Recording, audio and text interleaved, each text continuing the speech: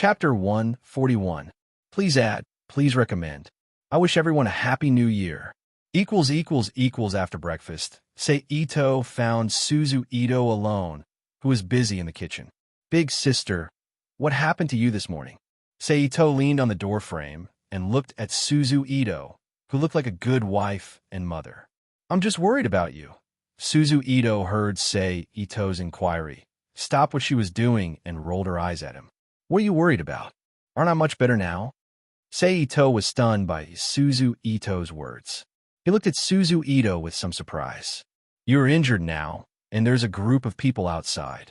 What if you encounter something when you go out, and the girl named Yi can't handle it?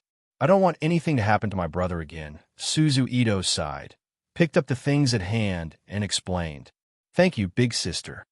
Sei Ito listened to Suzu Ito's explanation, and a feeling of gratitude surged in his heart.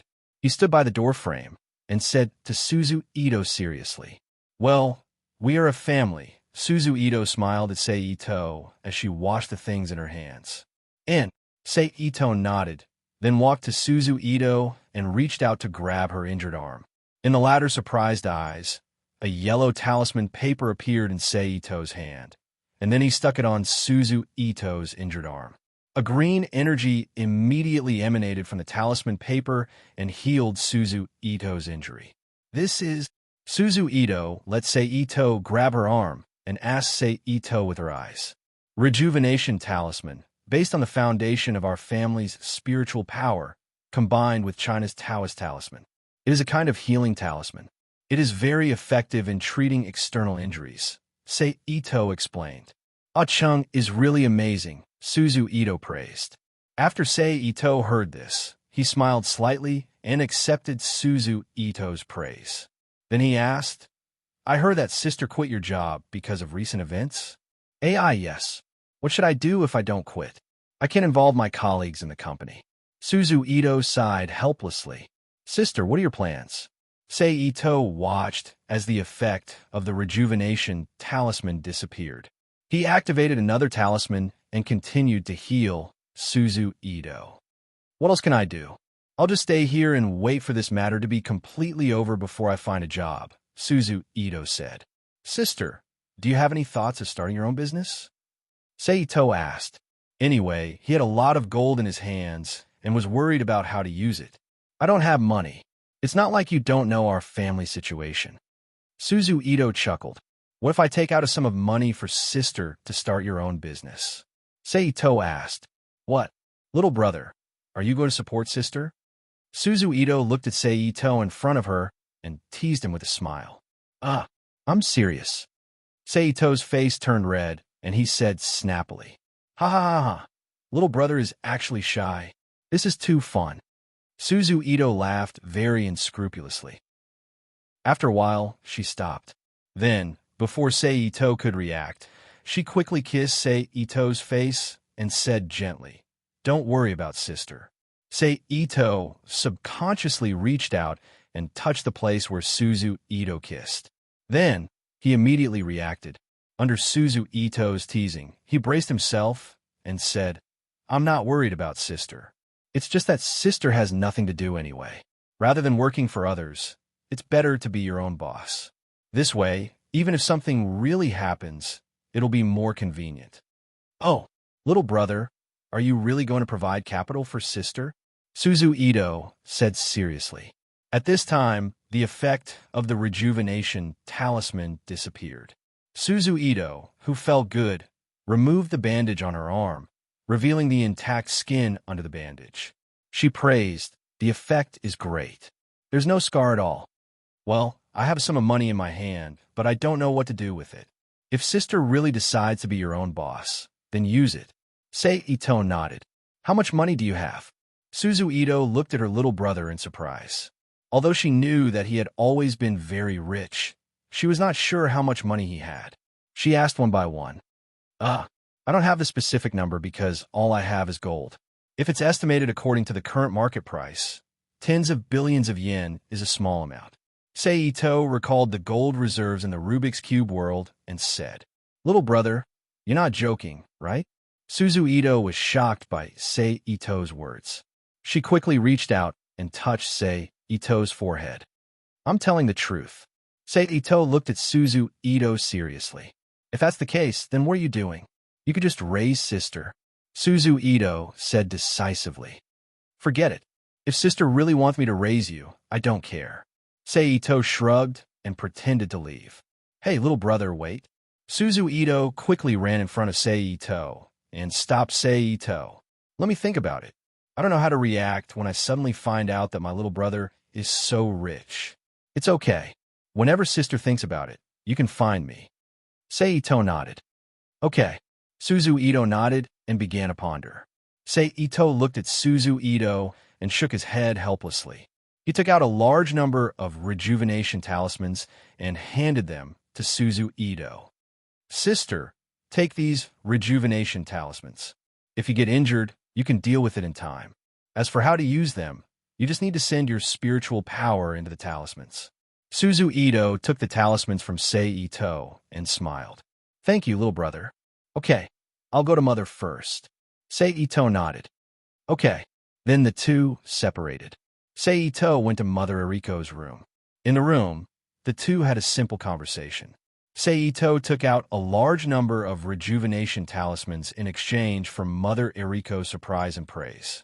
Then Eriko took Sei Ito to Don Ito's room and discussed the issue of rejuvenation talismans. After half a day, the three finished discussing and decided to use the rejuvenation talismans to improve the Ito family's connections.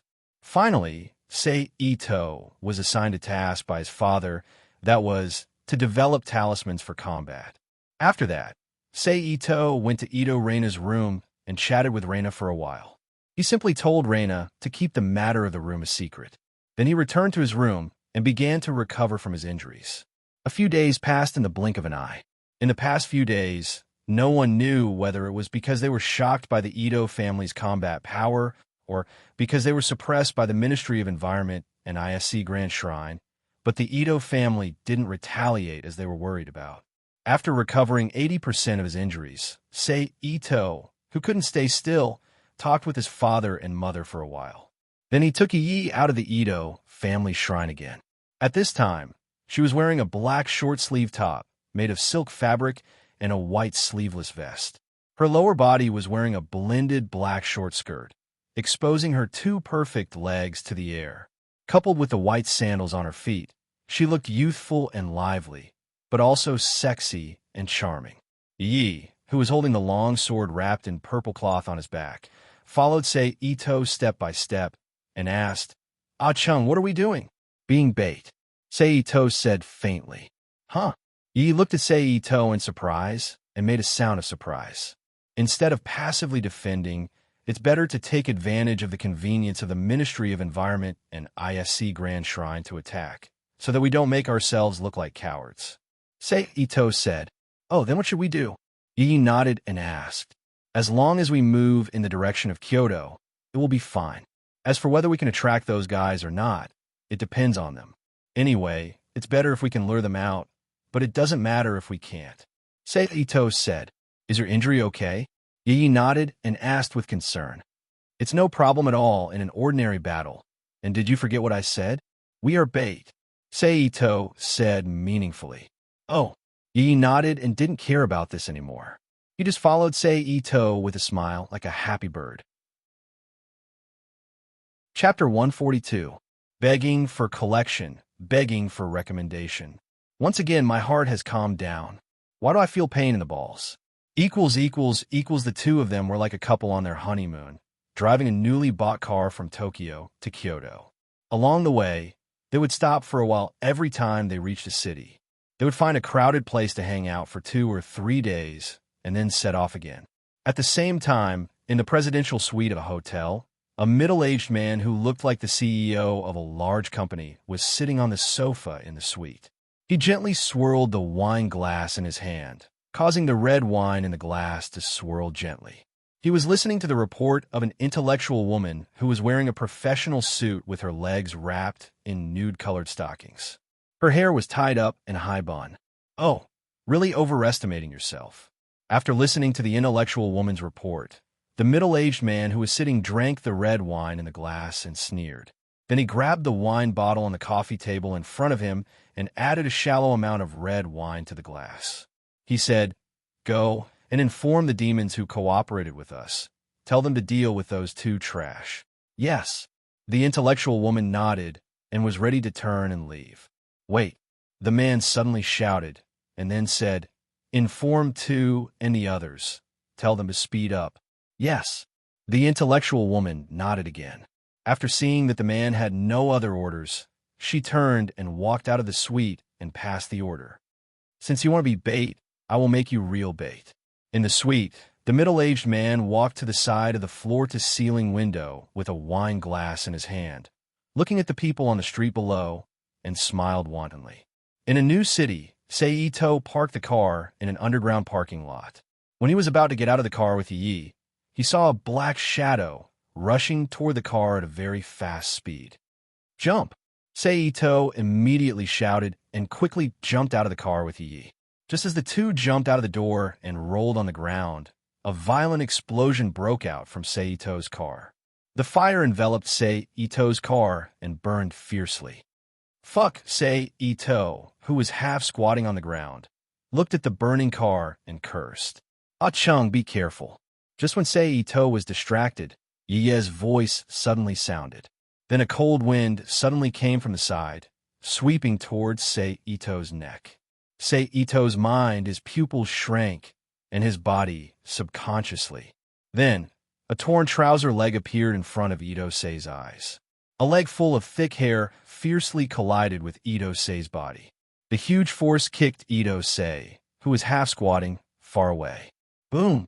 After Ito-sei's body flew out for a distance, he slammed into a sports car on the side, making a loud noise. Cough, cough, cough. Seito fell from a car. He covered his waist with one hand and looked at the person who attacked him. He saw a man with beast-like eyes, a mouth full of fangs, a face full of hair, a thick body, arms that reached his knees, and a back that was slightly arched like a monster. He was staring at Seito with a bloodthirsty look. Behind the man, there was a guy who looked slightly different from him, but was also not human. He was fighting with Yi. "Why did you attack us?" Seito asked. "Roar." The man answered with a bestial roar. Then, his body turned into a black shadow and quickly rushed in front of Seito. A pair of sharp claws slashed at Seito. Seito lowered his body and dodged. His hands were pressed against the monster's chest. The energy in his body quickly flowed into his palms and suddenly burst out. Bang! A dull sound came from where the palms met the chest. The monster-like man paused for a moment and spat out green blood. Then, he took a step forward and clawed at Seito. Creak! The sharp claws pierced through the metal of Seito's sports car and left a few long marks. F***CK. Seito could only curse in a low voice when he saw this. He diverted a portion of his energy to his back and slightly raised his body an inch before leaning back. Boom!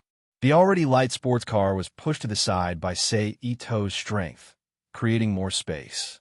Seeing this opportunity, Seito tapped his feet and ran out from the side. He waved his hand and took out the short alchemy sticks. He combined them into a long stick and spun it around his waist. Then, he held it in his hand and pointed it at the monster-like man. Cold energy came out of the long stick and froze the ground between the two. Roar! The monster man roared, grabbed the deformed sports car with his claws, and threw it at Ito-sei fiercely. F***CK. Seeing the change in front of him, Seito cursed loudly. The energy in his body flowed from his arms into the long stick and wrapped around it. Then, as Seito spun it, he swung it with all his might. Boom! The long stick and the sports car collided, creating a violent explosion. The sports car was broken in two from where Seito's stick fell and exploded in midair. In the intense flames, the monster-like man's shadow rushed out and threw a punch at Seito. Seeing this, Seito took advantage of the momentum and swung the long stick down. He exchanged blows with the monster-like man. Bang! Bang! The monster-like man's fist and Seito's stick fell on the two people, creating a dull sound of collision. Sei Ito, who was hit by the punch, retreated. His face turned pale, and he spat out a mouthful of blood uncontrollably. Similarly, the monster-like man, who was hit by the stick, didn't feel good either. The cold energy invaded his body and froze half of his arm, causing him to lose control of his frozen arm. The two people looked at each other and took a deep breath. Just as they were about to fight again, they suddenly heard a scream not far away.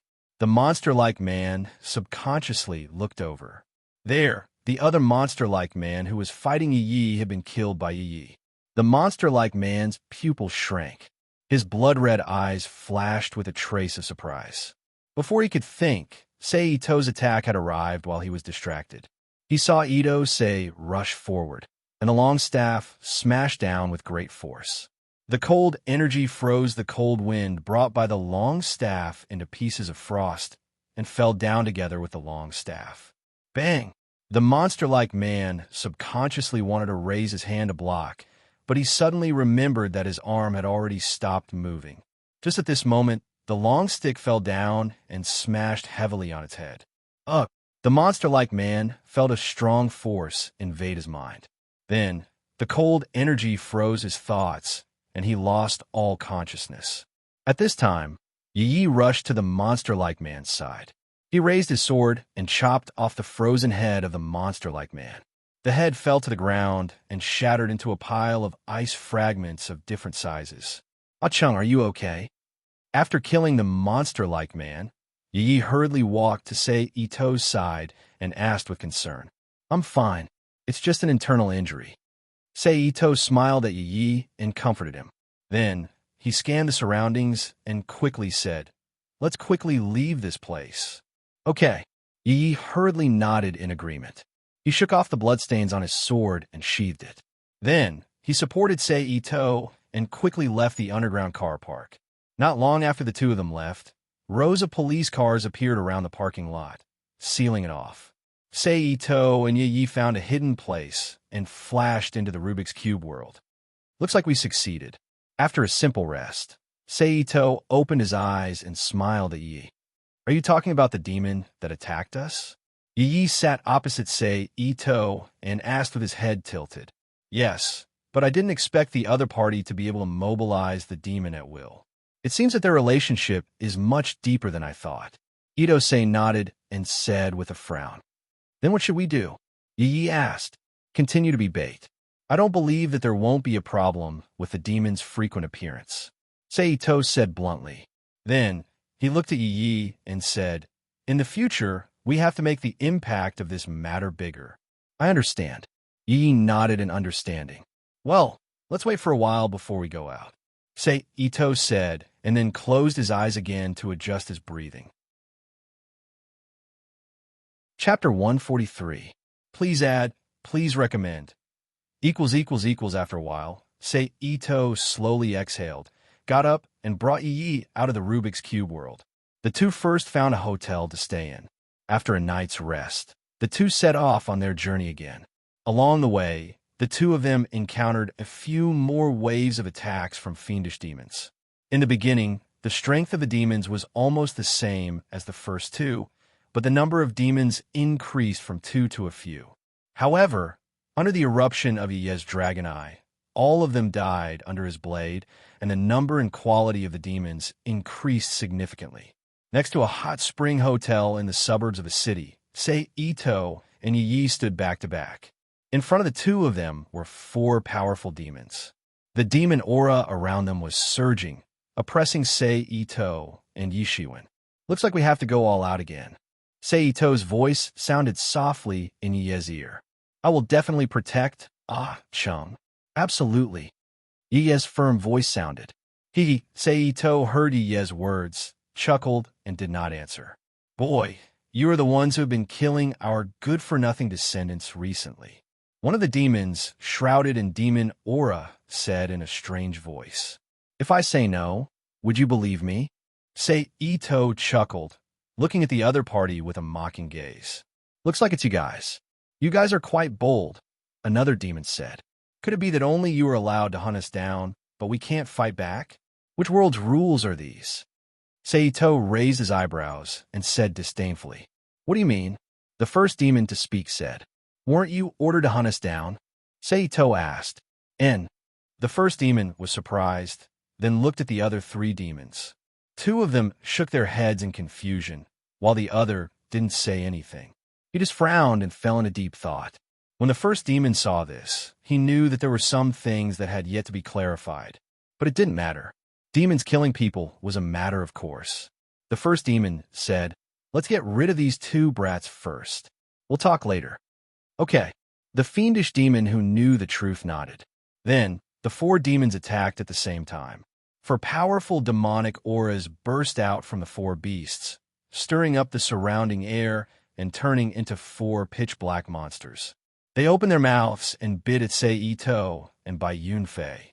When Seito and Yi saw this, they activated the energy in their bodies at the same time. One of them wielded a staff, while the other wielded a saber, and they began to fight the four monsters. Boom! The two of them collided against the four monstrous beasts. The unique nature of the collision caused a shocking sound to erupt, causing cracks to appear on the ground. Seito and Yi's faces turned pale from the huge impact. They both took a few steps back. Then, one of the monstrous beasts stomped lightly on the ground and shot out from the flying rocks. It turned into a thin black stream of light and quickly rushed in front of Seito. It bypassed Seito's staff and slammed into Seito's chest. At the same time, Yi was also inflicted with a few bloody wounds by another monstrous beast. His wounds rapidly withered under the effects of the green glowing monstrous aura. Just like that, Seito and Yi used all their skills to block the attacks of the four monstrous beasts. Large patches of withered wounds appeared on their bodies. Under the influence of the monstrous aura, it became increasingly difficult for them to defend. Just as Seito was about to risk being exposed and bring Yi into the Rubik's Cube world, a black figure suddenly rushed out from a distance. The saber in its hand emitted a silver-white light as it instantly slashed towards one of the four monsters. Boom! The monster reacted quickly. It gathered its chi and turned around almost immediately. It raised its arm to block the saber light. A huge explosion sounded from where the two collided. Just as everyone thought that the black figure's attack had failed and was about to retreat, the saber flashing with silver light suddenly lit up. The silver light flowed like mercury and quickly rushed to the monster's arm. It turned into a silver-white flame that instantly burned. A large amount of black monstrous aura was used as fuel by the flame. It quickly spread to the monster's entire body, Old Skinner. One of the other three monsters shouted when he saw the monster's entire body on fire. No, I'm not going to die. The Old Skinner in the flames coldly replied. The monstrous aura on his body suddenly erupted and pushed the silver-white flame away. However, the flame did not extinguish as expected. It continued to burn like maggots. Not good. It's the bright peacock flame. Another monster saw the characteristics of the flame and quickly shouted. As he spoke, his body unconsciously took a step back. It was obvious that he was afraid of the flame. What? How can it be? The face of the monster that warned the Old Skinner changed. The black figure that emitted the bright peacock flame turned around and quickly rushed to the side of Seito and Yi. The long saber in his hand flashed with a silver-white light again. He quickly slashed out a few times and cut the four monstrous aura monsters into pieces. They were still burning in the air with the silver flame. At this moment, Seito and Yi finally saw the person who came. They simultaneously let out a sigh of relief and called out, Mother! Auntie, we can't stay here for long. Let's go, Eriko said in a low voice. She took out a solid black bead the size of a ping-pong ball and threw it to the side of the other three monsters. In an instant, a violent explosion accompanied by a large amount of silver-white light appeared, blocking the vision and movement of the monsters. At the same time, Eriko led Seito and Yi into the surrounding forest and disappeared. After the three of them disappeared, the silver light suddenly flashed and also disappeared into the air. Asshole, they ran away. The leader of the monsters cursed in a low voice. He then gathered with the other two monsters and looked at the old Skinner, who was still trying his best to fight against the bright peacock flame. "What should we do?" asked the monster that was closer to the old Skinner. "You know the characteristics of the bright peacock flame. Without help, it's a vicious flame that won't stop until the target is burned to ashes." "What do you think we should do?" asked the other monster. "Are we just going to watch the old Skinner get burned to death?" said the monster angrily. "We have no choice. If it was in the past, we might be able to find the people of ISC Grand Shrine or other temples that worship Mama Yuri to get rid of the flame, but now," said the monster calmly. He was not angry. "Sigh, it's all for the prosperity of the monsters," said the leader of the monsters. Then he asked the calm demon, "What did those two brats mean? Don't you know? Recently, the organization called the Dark Peacock Flame has asked our kids to kill 2 people. "I think it's the 2 of them," said the calm monster. "Since when can they order us monsters around?" The monster that was still angry at the old Skinner asked angrily again. "How would I know?" The calm monster retorted and did not say anything else. "Forget it. We'll deal with this when we get back. Let's find a way to bring the old Skinner back first. Who knows when the people from the Environment Department will be here," said the leader of the monsters with a frown. As soon as he finished his sentence, the sound of a helicopter's propeller came from the sky. Oh no! The 3 monsters' expressions changed. They immediately gathered their monster aura and turned into a few monsters. 3 of them carried the 3 humans, while the rest rushed to the old Skinner's side and dragged him away by force. They quickly disappeared on the spot. Chapter 144. There may only be 2 updates today, because I just found out that I completely forgot the plot of Alchemy. I basically forgot the story except for the characters in it. So I need to fill in the gaps now, Sai. Please add, please recommend, == after running for a distance in the forest, he noticed that there were no pursuers behind him, so he found a relatively wide, open space and stopped. "Mother, why are you here?" After catching his breath, Seito looked at his mother in surprise and asked, "It's because you made too much noise." Mother Eriko reprimanded in a bad mood. "Sai." Seito sighed with some frustration.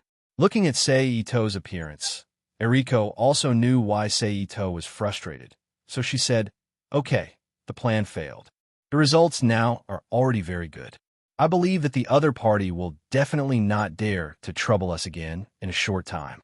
But if we don't find them completely, I always feel uneasy." Seito listened to Eriko's words and sighed. "That's enough. Don't be so stubborn.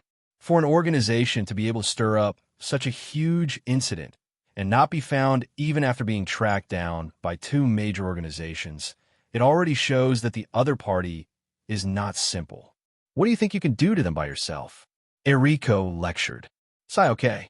Seito thought about it and felt that he really seemed to have walked into a misunderstanding. So he agreed with Eriko's words and said helplessly, Then are you going back with me, or what?" Seeing Seito accept the result of the failure of the plan, Eriko's gaze moved between the 2 for a moment and asked, "I'm a little depressed, so I'm going to go outside to relax." Seito said, "That's good. You 2 be careful. Don't cause any more trouble," Eriko said worriedly. "We know." Seito nodded. "This is for you. You can use it to escape from dangerous situations in the future."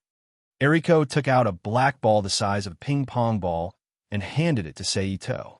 "What is this?" Seito took the ball and carefully examined it. Although he had already seen the effect of this trick, he still asked curiously.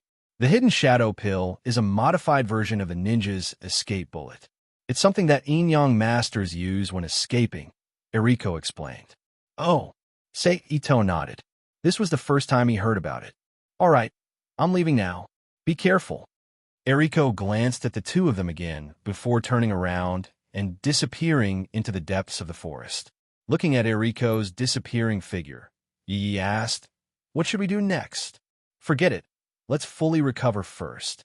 Seito waved his hand and put away the ball. He turned around and walked out of the forest while saying, "Remember to come the day after tomorrow or the day after tomorrow. There will be an AKB48 concert nearby. Let's go and join the fun." "Eh?" Concert? Yi, who was following behind Sei Ito, said in surprise. In a world of heaven under heaven, although there were entertainment and celebrities, Yi, who had always been cooped up at home, had never heard of them, let alone come in contact with them. Well, since we have nothing to do, let's just relax. Sei Ito replied without turning his head. Then the two of them stopped talking and quietly walked out of the forest. They walked along the road in the direction of the city. A few days later, after a short period of rest and listening to an AKB48 concert, the energetic Sei Ito and Yi once again embarked on their journey.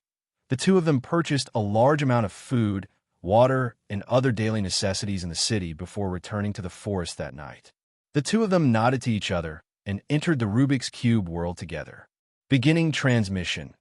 In the Rubik's Cube world, following a sudden kacha sound in the void, a huge black copper appeared in the sky.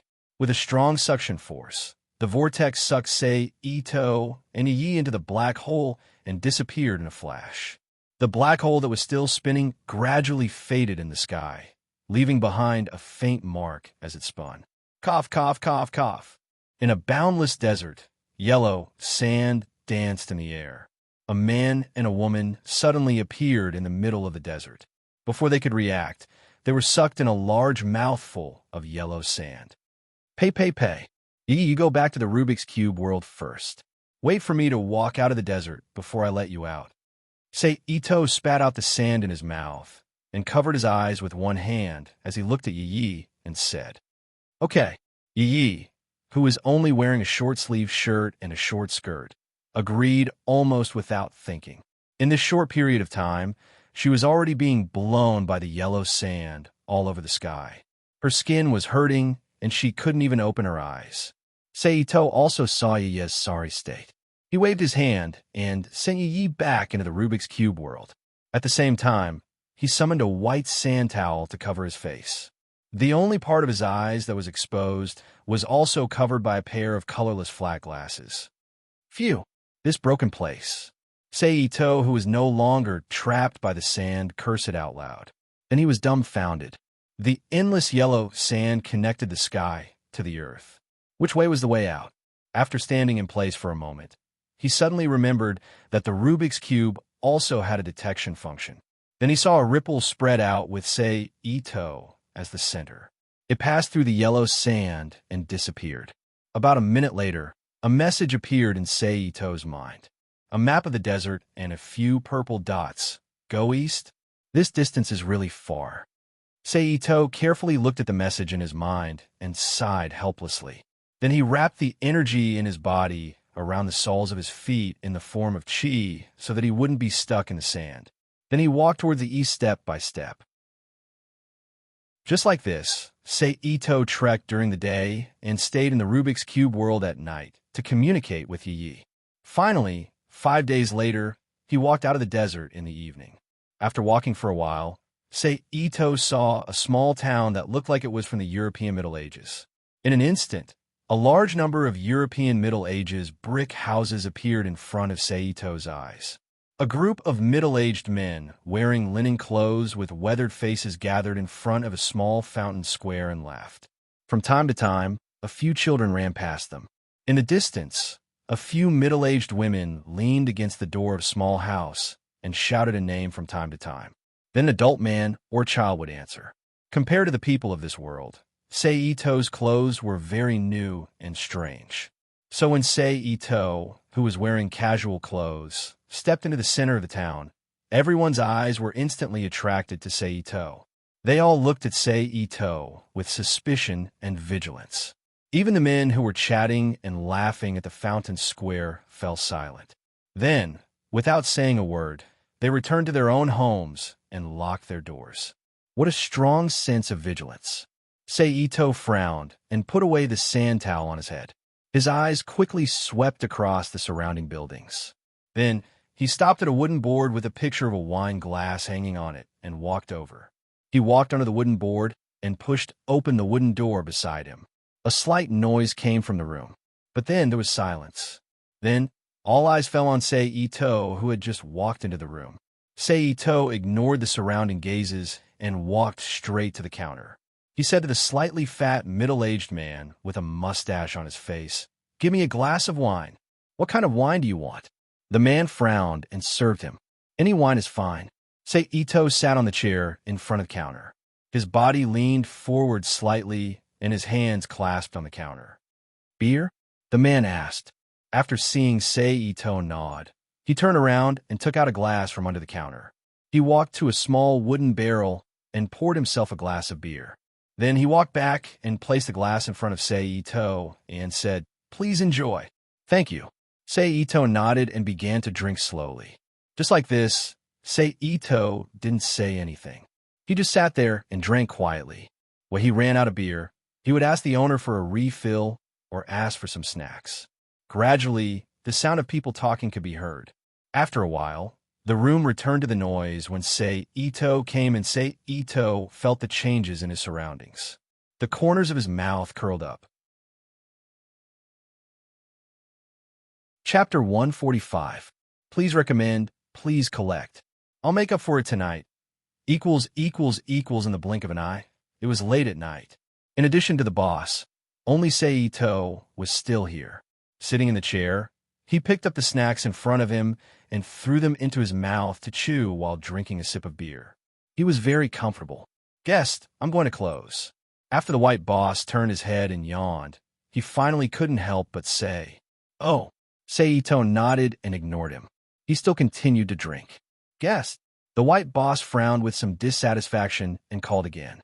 "You answer a few questions for me, and I'll leave after I finish." Ito looked up at the white boss in front of him and said. The white boss frowned and said with dissatisfaction, "What questions? Where's this place? What's the nearest city? How far is it? Also, tell me something I need to pay attention to." Ito said faintly. Hearing that Ito only asked some simple questions, the boss was secretly relieved. His tone was also a little better as he said, "This is the border town of Ilbesu.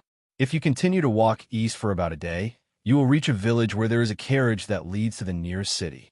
If there's something you need to pay attention to, be careful of the soldiers in blue skin. They're a group of greedy demons." Especially when talking about the blue-skinned soldiers, the white boss's face flashed a look of disgust. After a pause, the boss continued, "In addition, be careful of the guys who claim to be the alchemists of the country. They're all the dogs of the army. It's not illegal to kill people." "I know." Ito nodded and took out a small golden bean used in the heavenly sword world from space and threw it in front of the white boss, saying, "This is for your drink." "This is too much." The white boss's eyes flashed with a greedy look as he stared at the golden bean on the counter. "Then give me the money in your hand, and then find me a set of clothes here," Ito said faintly. Good. When the boss heard Ito's request, he immediately agreed. He quickly took out a large amount of copper coins and a handful of banknotes from under the counter and threw them to Ito.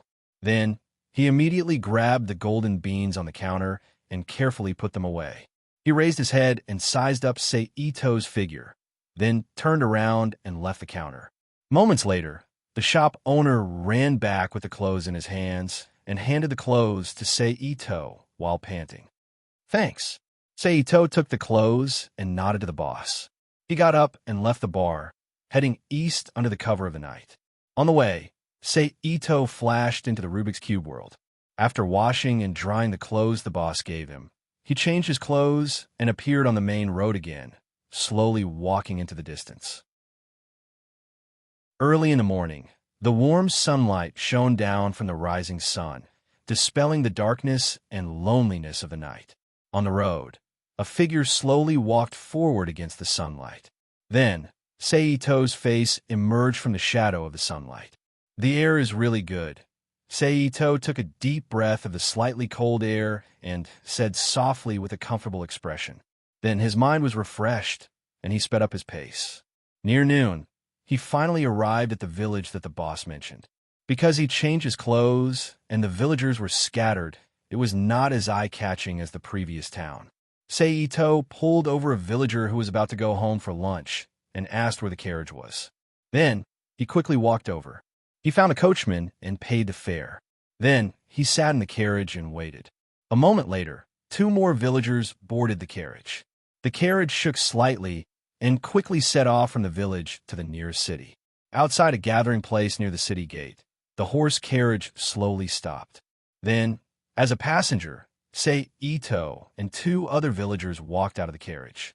After nodding to the 2 villagers as a farewell, say Ito quickly walked into the city.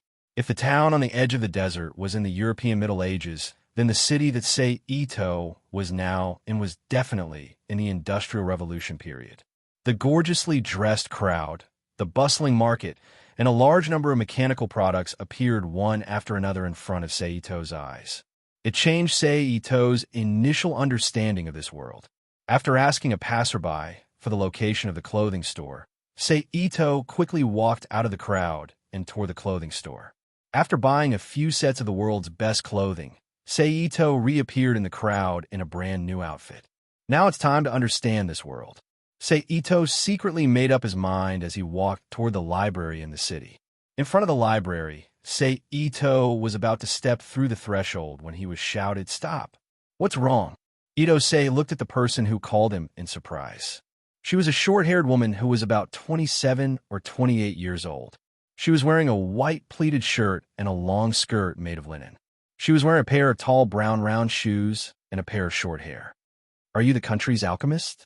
The short-haired woman walked in front of Ito and stopped an arm's length away from him as she asked with a frown. "No." Ito shook his head. "Then do you have the approval from the military?" The short-haired woman asked again. "No." Ito still shook his head, but the surprise in his heart was even stronger.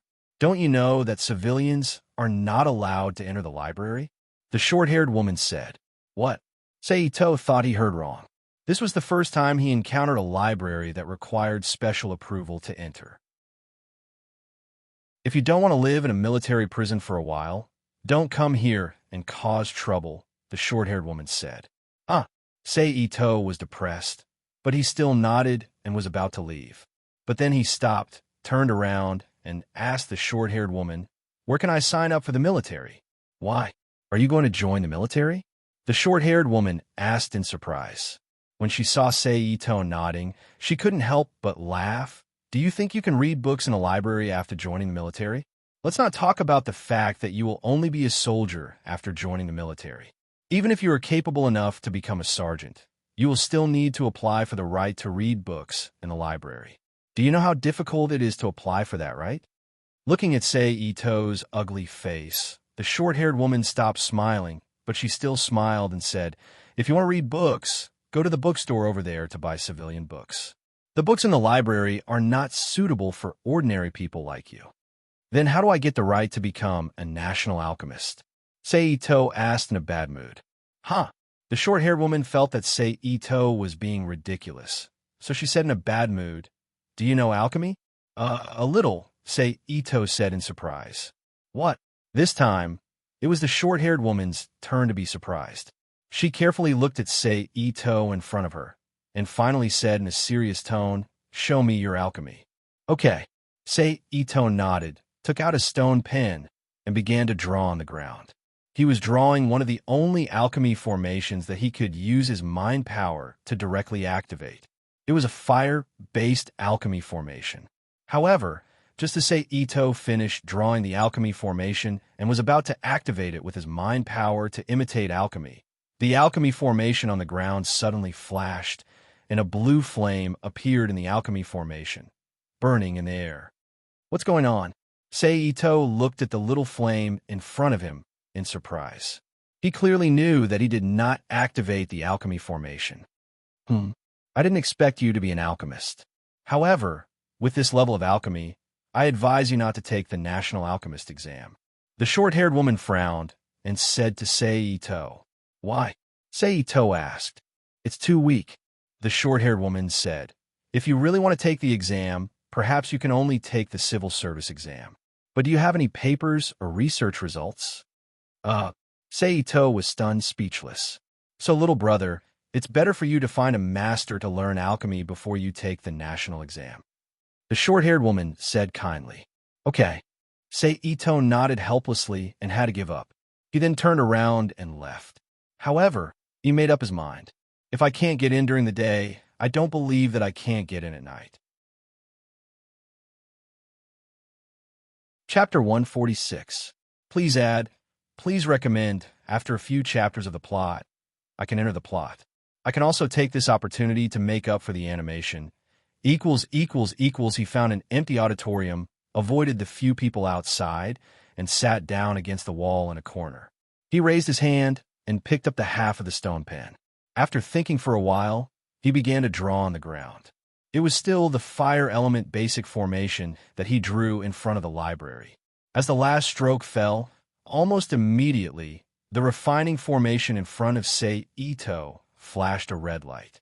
A blue flame appeared in front of Seito. Seito stared at the flame in front of him for a long time. The stone pen in his hand moved again and drew another basic formation beside him. Similarly, after the last stroke fell, the basic formation flashed a blue light.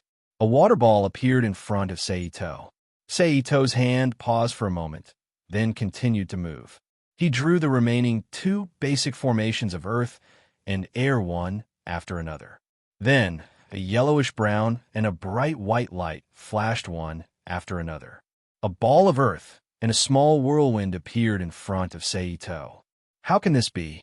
Seito looked at the four materials in front of him and was puzzled. He waved his hand to erase the four formations in front of him and began to draw again. But this time, he didn't draw the basic formation of the four elements. Instead, he drew the simplest metal conversion formation. After a while, when Seito wrote the last character, a blue and white light flashed on the refining formation. Then the ground under the refining formation began to sink. A lump of earth suddenly appeared in the refining formation. It turned into a lump of metal and fell to the ground, making a clank sound. What the hell is going on? Seito felt a little puzzled.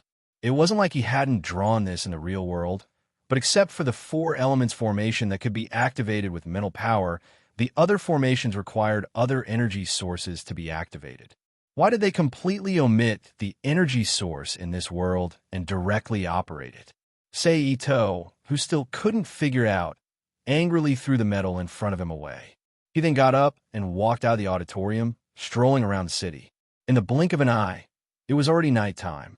There were basically no pedestrians on the streets. A black shadow passed through the city at an extremely fast speed. It quickly arrived near the library and stopped. Two people.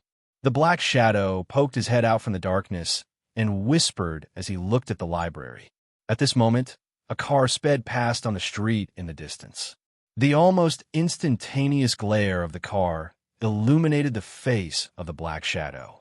It was Seito, who had been rejected by the library in the afternoon. Seito sealed his aura and used a special footwork to quickly rush out of the corner. He came to the wall of the library like a gust of wind. He pressed his hands against the wall and climbed up like a lizard. Arriving at the top of the wall, he used the vibration force to break the latch on the window. Then, he quickly entered the library through the window. Turning back to close the window, he began to examine the environment of the library.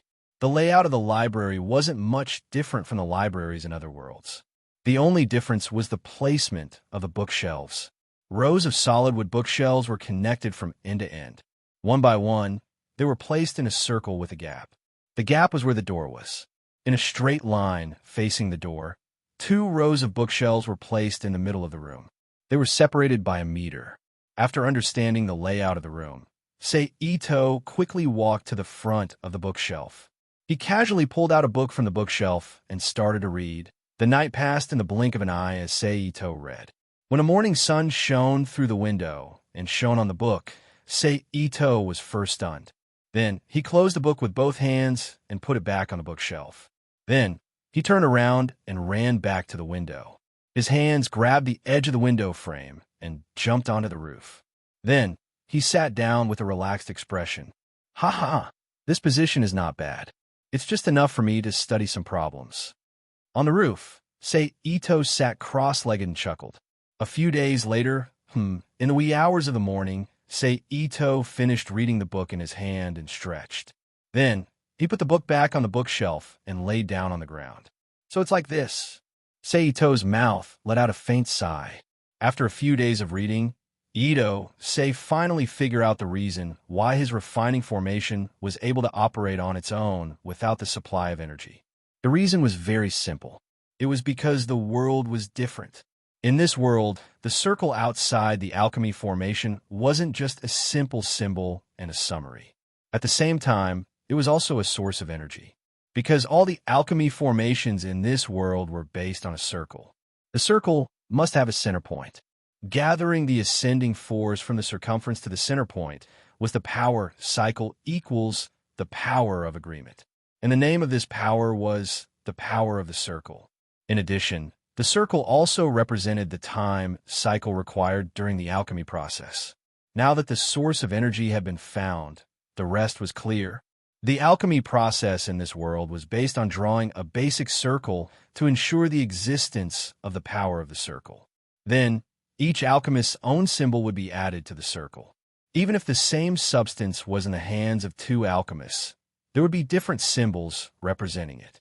Finally, both hands would be placed on the alchemy formation to convey their thoughts and obtain the final result they wanted. In other words, the symbols added to the alchemy formation in this world were more like a semi-finished product. For example, if the result was an item made of ice, the symbols would represent the water and the cooling process. The alchemist's thoughts would be shaped to obtain the result. But in the alchemy of the main world, the symbols directly describe the result.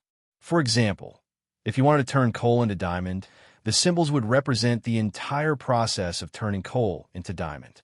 The alchemy of the main world is more inclined towards manufacturing, while the alchemy of this world is more inclined towards application.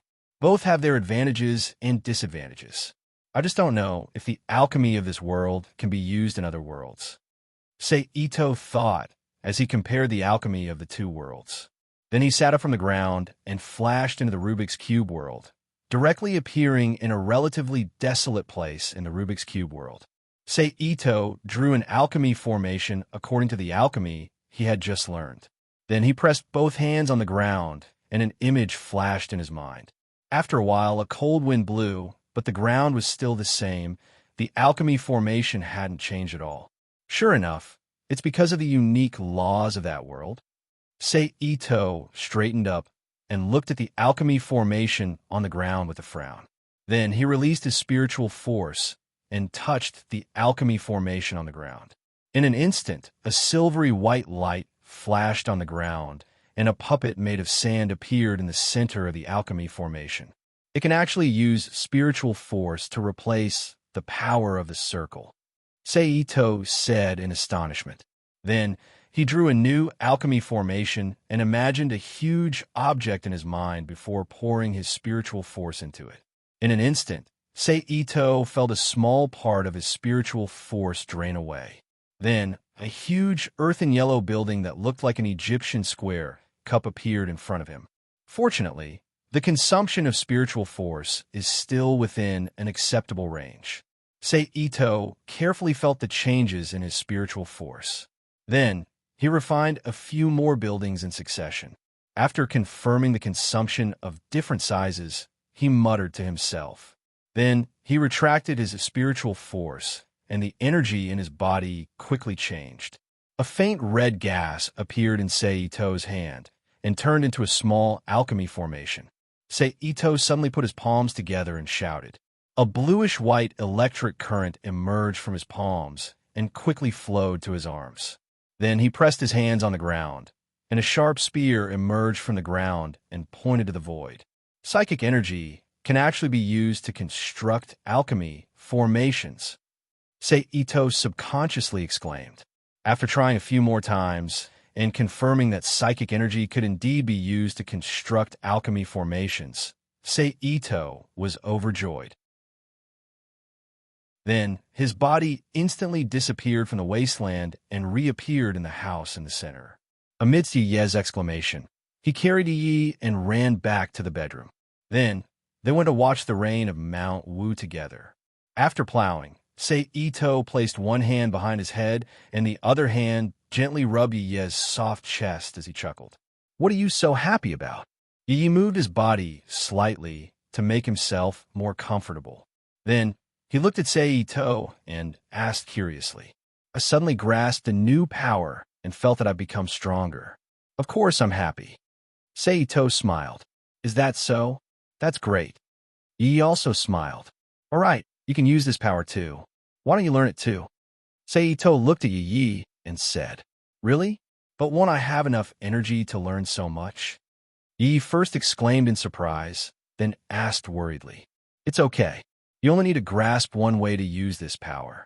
It won't affect you much. Also, aren't you also cultivating the cultivation method for cultivating your chakra? Don't you feel that your spiritual power has increased? Seito first explained to Yi, then asked doubtfully. I didn't notice. Yi said in surprise after hearing Seito's explanation. It's fine if you didn't notice. Anyway, it won't affect you from learning the new power. Seito said.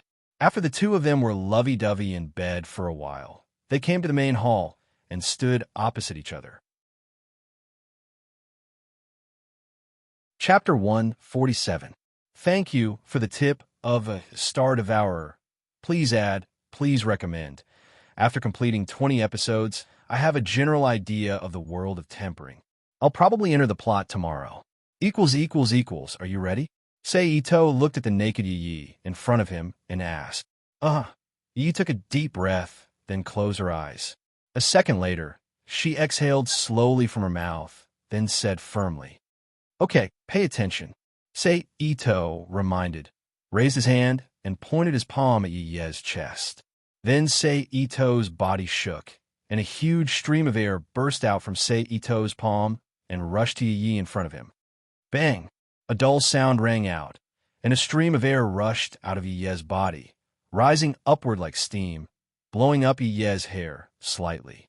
Concentrate. Imagine the layer of air outside sticking to your body like your clothes. When the air appeared on Yi's body, Seito stepped aside and said softly. Almost as soon as his voice fell, the air on Yi's body immediately stopped emitting, like a layer of film covering her body.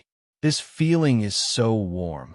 After waiting for a while, Yi slowly opened her eyes, gently stroked the surface of her body, and murmured, When I first got this power, I was like you. Seito said with a chuckle, then began to explain with a serious face. This power is called mind. In fact, it is essentially the same as air. It is the life energy in the body. More than half an hour later, Seito told all the information he knew about mind from Shisaw. I see. Yi nodded, looked at Seito, and asked, This is the new power you mentioned? Yes and no. Seito shook his head and said, For you, mind is also a new power, but it's not the kind I'm talking about. If you want to use the new power I'm talking about, you must have the foundation of mind. So your goal now is to master mind as soon as possible and achieve fine control. Okay. Yi nodded seriously. Well, I believe you can do it. Seito reached out and rubbed Yi's head, looking at the latter's kitten-like expression, and chuckled. Then the two took a bath together, and after a simple meal, Seito flashed out of the Rubik's Cube world. He raised his head and looked at the sky that was already starting to brighten. He quickly jumped out of the window and disappeared in a flash. Riding a coal-powered train, Ito-sei moved towards the central city. This time, he was going to get the qualification of National Alchemist, and then enter the library to learn more about alchemy, improve his combat power, and complete some new ideas about the Rubik's Cube world. The train continued to run and finally came to a stop with a long whistle. Seito, who had been on the train for 3 days, got off the train with a sore body. He walked out of the train station with the crowd and took the city bus to the National Alchemy Association Center. Who is it? In front of the National Alchemy Association Center, Seito was stopped by the guard at the gate. My name is Seito, and I'm here to apply for the National Alchemist Qualification Certification. Seito said, Do you have proof? Hearing Seito's explanation, the guard attitude was much better, but he still asked cautiously, What proof? Seito asked with a frown. Do you think the exam can be held at any time? If you don't have proof, you have to go to the office on the left to apply. Then, the higher-ups will conduct a simple investigation on you. After the investigation, They will arrange a date for you. Finally, they will summon you to take the exam. This process will take at least 2 months. The guard patiently explained. Seito couldn't say anything. He just thanked the guard and turned to the office on the left. In front of the office, Seito gently knocked on the door. Come in. Inside, a refreshing male voice came from behind the door. Seito pushed the door open and walked in. You are. In the room, a white man with short hair and wearing a blue uniform who looked like he was in his 20s asked doubtfully. I'm here to apply for the National Alchemist qualification. Seito walked to the desk and said, Oh, fill out the form first. The man nodded, took out a stack of forms from the drawer, and handed one to Seito. Thank you. Seito took the form and said. He pulled out a chair and sat down and began to fill out the form. The content of the form was nothing more than name, gender, age, hometown, and so on, so it was filled out quickly. Done. Seito looked at the form in his hand again and handed it back to the man. Let me see. Ito say, 18 years old. He's really young. He's only a few years older than the Elric brothers. He's another genius. The man looked at Ito Sei's form and sighed. There are alchemists younger than me? Seito asked curiously. Well, some time ago, there were 2 teenagers who passed the alchemist qualification certification and got the title of Steel. I remember they were called Edward Elric and Alphonse Elric. The man didn't care at all. Oh, I really want to meet them. Seito said. Then there might be a chance. The 2 brothers are now studying in the big library. If they haven't left when you become a national alchemist, you might be able to meet them. The man said, How long will it take for me to be notified? Seito said, It depends on the situation. After all, talents are valued everywhere. I believe it won't be long. The man pondered. Okay. Seito nodded, got up and shook hand with the man. Then I'll take my leave. Well, don't leave the central city for a while. Also, find a place to live as soon as possible. Come to me and let me know. Of course, if you have something to do and need to leave the central city, it's the same. The man advised. Okay. Seito agreed and then left the application office. After walking out of the office, Seito stood at the door and thought for a while. Then he walked toward the residential area in the city. Now, finding a place to stay was a top priority. After arriving at the residential area, Seito began to look at the houses one by one like a worker handing out flyers on the streets. Fortunately, there were empty houses in this world.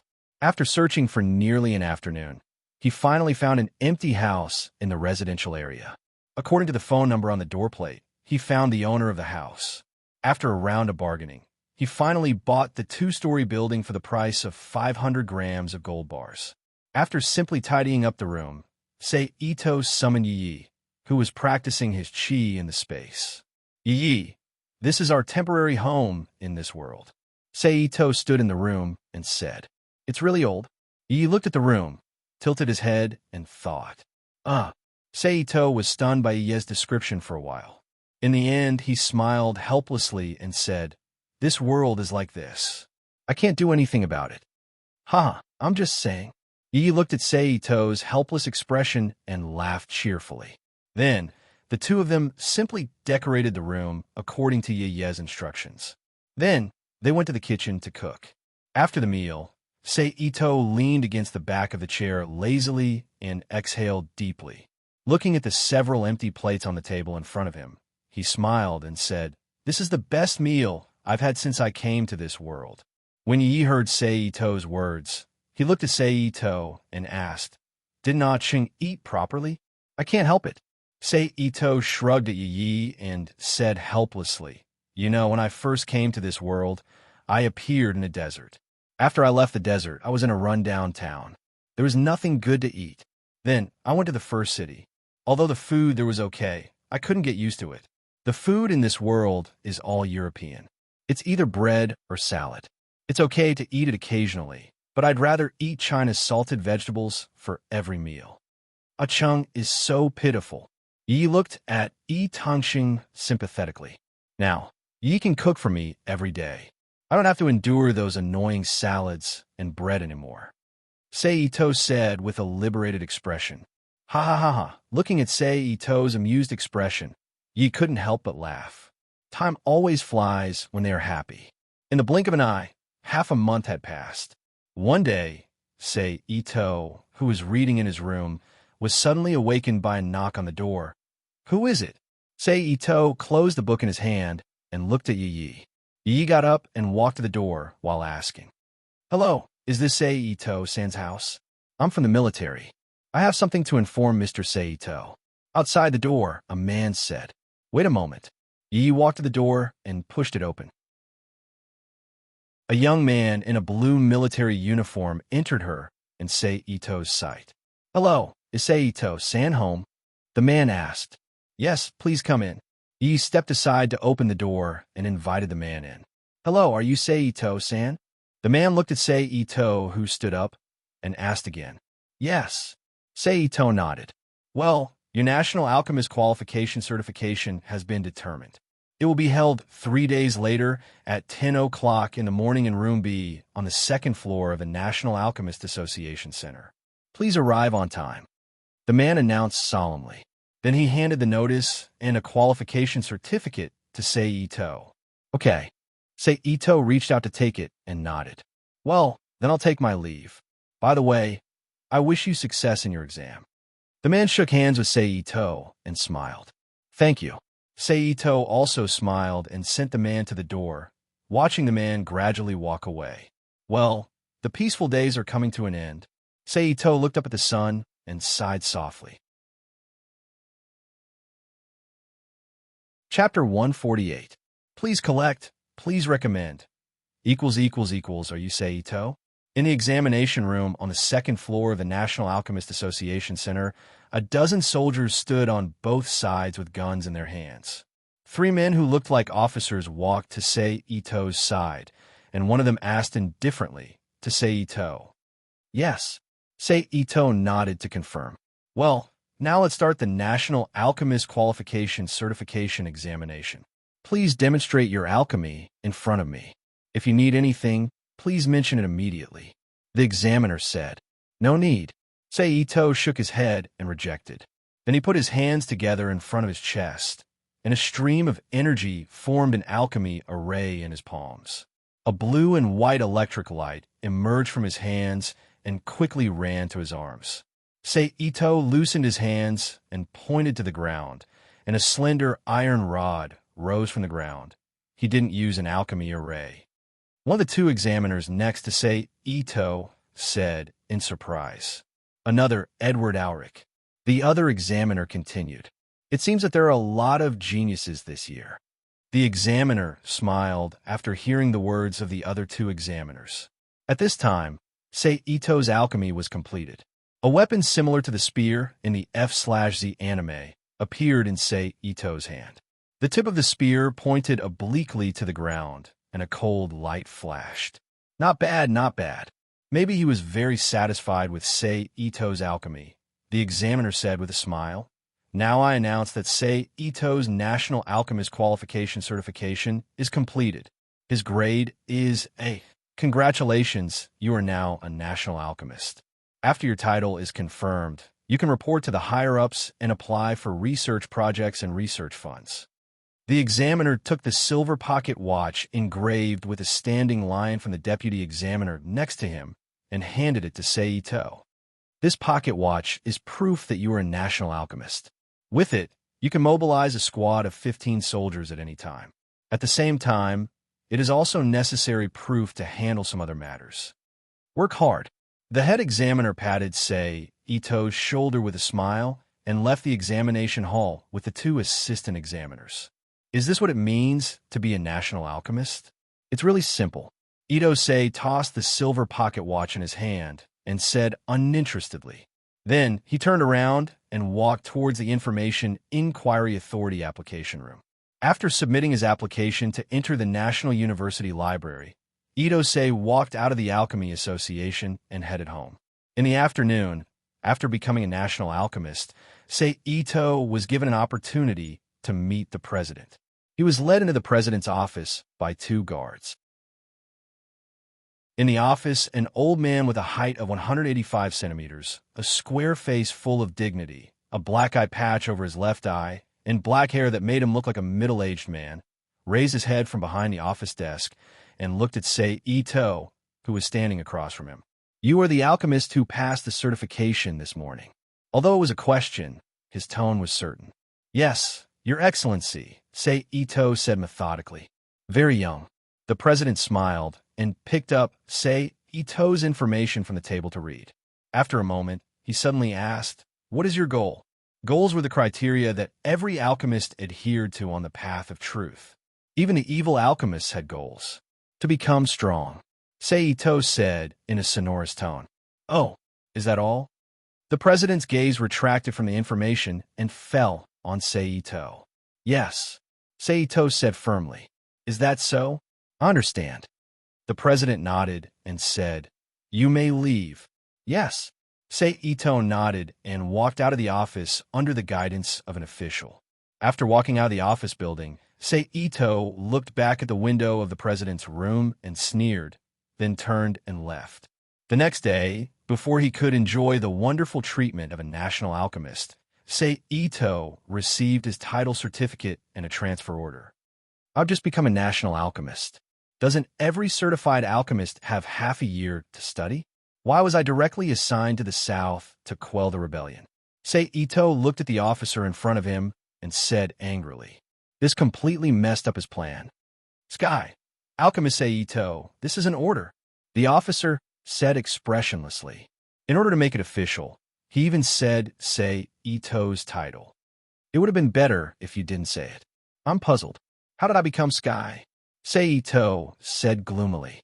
"This is the title that the president arranged for you," the officer said. "Huh." Sei Ito sneered and didn't refute. "I have conveyed the order. Please leave for the South as soon as possible to quell the rebellion." The officer saluted Sei Ito and said, "I understand." Sei Ito shouted angrily, slammed the door, and left. "Old bastard." On the way, Sei Ito angrily cursed and then walked home with his head down. "What's wrong?" At home, looking at Sei Ito's angry face, Yi asked with concern. "The president, that old bastard, actually transferred me to the South to quell the rebellion," Sei Ito still said with some anger. "How could this be?" After listening to Sei Ito's words, Yi put down the work in his hand, walked quickly to Sei Ito's side, sat down, and asked in surprise, "How would I know? I only met that old bastard once." Sei Ito said with some depression. "Then what should we do now?" Yi asked helplessly. "Just do it," Sei Ito said angrily, leaning his body on the sofa and lying on his back. Seeing this, Yi hurriedly got up and went behind Sei Ito, pressed his hands on his temples, and gently rubbed. After a while, Sei Ito reached out and grabbed Yi's hand and said, "Okay, don't be busy." "Okay." Yi nodded and followed Sei Ito's arm to sit down next to him. He leaned his head on Sei Ito's chest and closed his eyes to rest. "I might have to let you stay in the Rubik's Cube world for a while." After a while, Sei Ito sighed helplessly. "It's okay. That way I can follow Ah Chung." Yi rubbed his head against Sei Ito's brother and said, "Okay." Sei Ito responded and didn't say anything else. The next morning, Sei Ito put Yi into the Rubik's Cube world. After going downstairs to the military headquarters, he found the officer of the army that was being transferred to the South. After a few simple greetings, he set off with the army to the South. First, he took the military train from the Central City to the Southern Command. Then, he rested for a day in the Southern Command before taking the train to the nearest control point in the rebel city. He also rested for a day before being transported to the front line. It's been a long journey. When he arrived at the frontline barracks, Sei Ito, whose body felt like it was falling apart, held his waist with one hand as he complained in a low voice. "Newcomer?" At this time, a man about the same height as Sei Ito and with a face full of stubble, who looked to be in his 30s, came to Sei Ito's side with a cup of hot drink and looked at him as he asked, "Yes, hello. My name is Sei Ito. You are?" When Sei Ito saw that someone had come, he hurriedly stopped what he was doing and extended his hand in front of the other party as he introduced himself. My name is Charles Bradley. I'm a body refiner.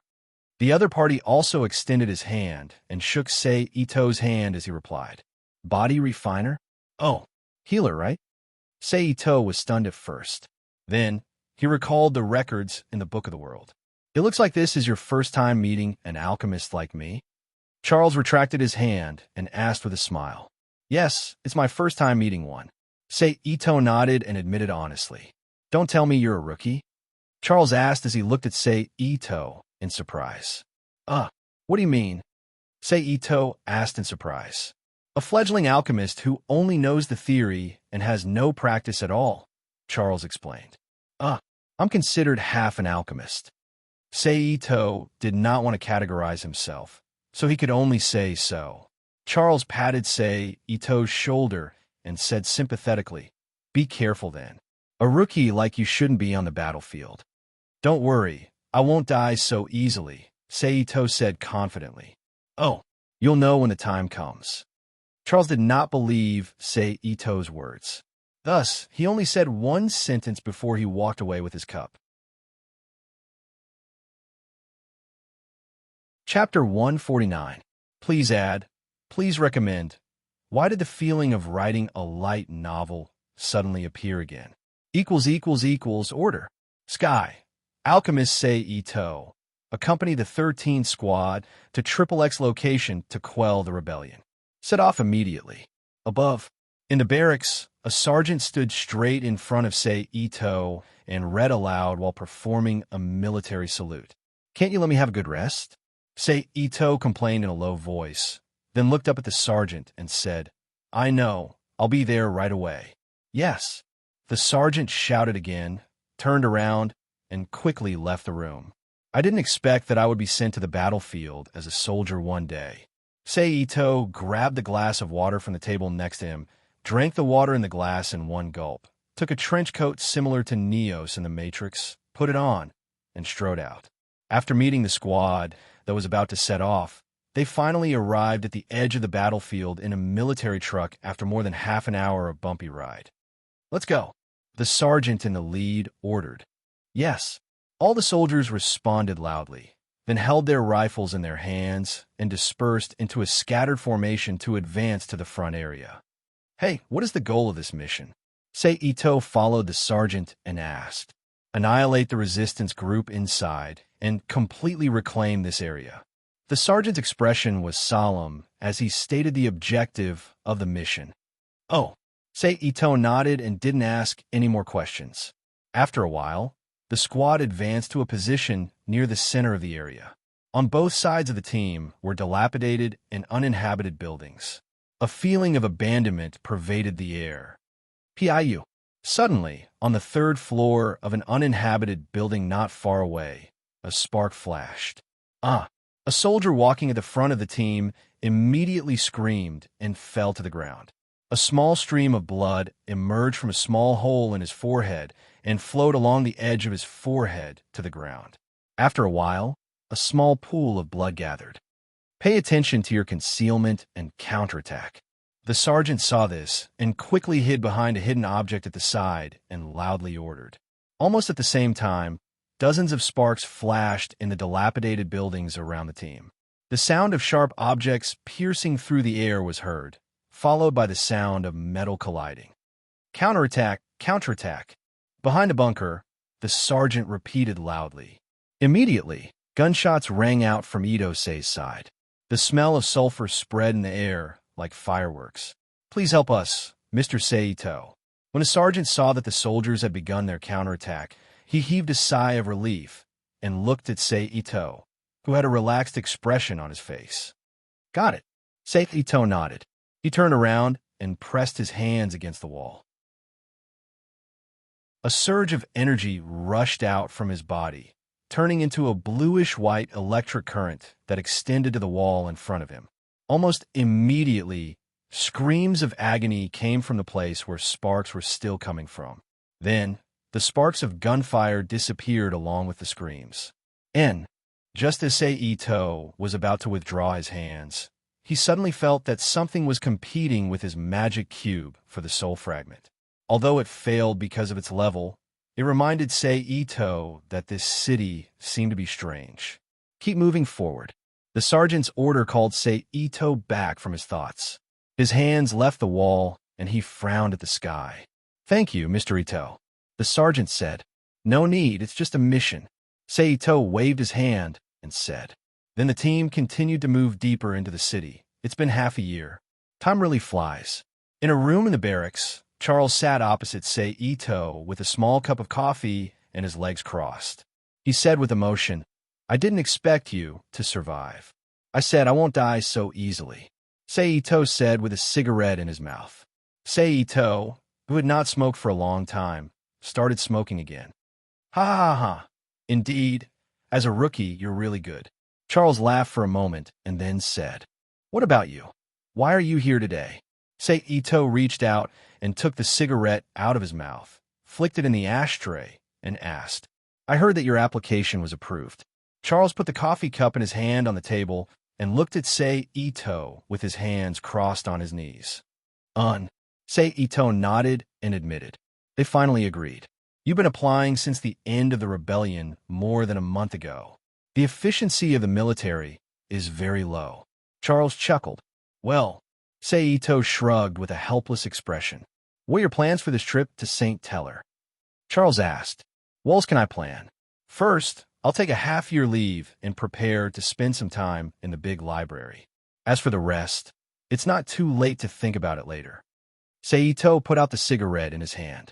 You're still as diligent as ever, Charles said with emotion. Ito smiled softly and ignored him. When are you leaving? Charles asked after a smile. The day after tomorrow. There's still some things to hand over tomorrow. Ito said. Then let's have a drink together tonight. We haven't had a drink together for a long time.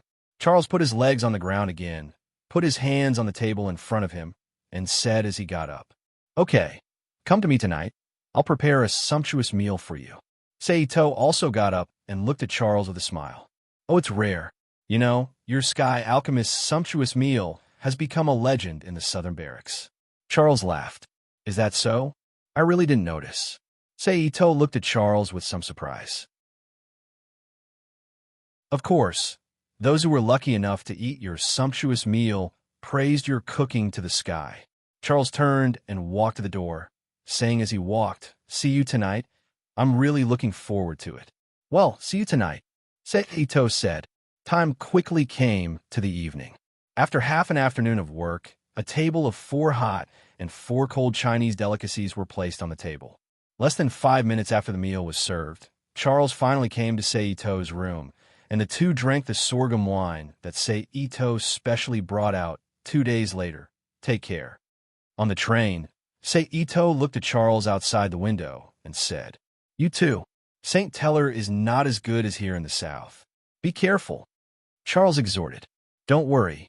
Ito said. Oh, that's true. Charles laughed self-deprecatingly. Just as he was about to say something, the train station's bell rang violently. The two looked at each other, smiled, and waved to each other, and then Charles became farther and farther away, and smaller in Ito's sight. Central City, I'm back again. On the train, Ito looked at the scenery outside the window and said, Has the human body been refined? After a long journey, with a long whistle, Ito set foot on the land of St. Teller, Central City again. First, he took a ride to the military to register, then went to the Information Inquiry Authority registration office to get a certificate, and then returned to his home in the city. Ito waved to summon Yi, looked at Yi and said, You're finally back. Yeah. Yi checked the dust in the room, patted his forehead and said, It seems that I need to clean up. Let's do it together. Ito looked at Yi and chuckled. Okay. Yi was shocked and put his hands together. Then the two rolled up their sleeves and began to clean. Early the next morning, after enjoying a delicious breakfast, Ito came to the National University Library with the permit. Under the guidance of the library staff, he walked to the alchemy information area and began to read. Ito was no longer the rookie from more than half a year ago. After more than half a year of fighting and learning in the South battlefield, Ito had a clear understanding of this world's alchemy. So he didn't just grab a book and read it like he did in the beginning, but he checked it selectively. Most of them were relatively taboo information for alchemists. In this way, 3 months passed in the blink of an eye as he went to the library to look up information during the day and went home to accompany Yi at night. On this day, Sei Ito carried a basket of apples in his hand and was walking home in high spirits. Suddenly, a long warning whistle sounded on the street in the distance. Then the sound of gunfire was heard, and someone shouted in the distance, "Don't let him escape." Chapter 150. Please add, please recommend. It was just the day before yesterday, and today I have bloody stools, sh*t, the pressure suddenly increased. Equals at this time. A middle-aged man wrapped in a black trench coat suddenly ran out. After glancing at Sei Ito, he immediately ran past him without looking back. Stop! Later, 2 gendarmes in black military uniforms chased out of the alley, shouting as they chased. Then the 2 saw Sei Ito standing on the side. They looked at each other and stopped at the same time. They raised their guns and questioned Sei Ito. "Who are you?" "Really, I haven't had a gun pointed at my head for a long time." Sei Ito raised his hand to cover his face and said helplessly with self-deprecation. Then he took out the silver pocket watch from his pocket and showed it in front of the 2 and said with a serious face, "I'm the national alchemist Sei Ito. This is my proof." "Sorry." The 2 gendarmes immediately saluted and apologized. "It's okay. Can you tell me what's going on?" Sei Ito smiled at the 2, took out 2 apples from the basket, and threw them to the 2, and asked, "Thank you." The 2 gendarmes hurriedly took the apples thrown by Sei Ito. They first thanked him politely, then explained to Sei Ito, "We are chasing the former national alchemist who betrayed us, Isaac Mako." "Oh, that's it. Then you go ahead, I won't bother you." Sei Ito nodded, then turned around and was ready to leave. "That." The 2 gendarmes looked at each other, and one of them said hesitantly, "Your Excellency, can you help us catch Isaac Mako?" "Hey, isn't that your mission?" Sei Ito looked at the 2 in surprise. "But as a national alchemist, isn't it your obligation to help us catch criminals?" The other gendarmes said, "Is it? But at the same time, didn't you say that it's all voluntary?" Sei Ito shrugged at the 2 of them and said, "Also, if you don't hurry up and chase after him, you might be charged with negligence." The 2 of them were stunned at first. Then they reacted and shouted as they chased after Isaac. "Heck, come out." Sei Ito watched the 2 gendarmes walk away. He stood there for a moment, then suddenly shouted into the void, "How'd you know I was still here?"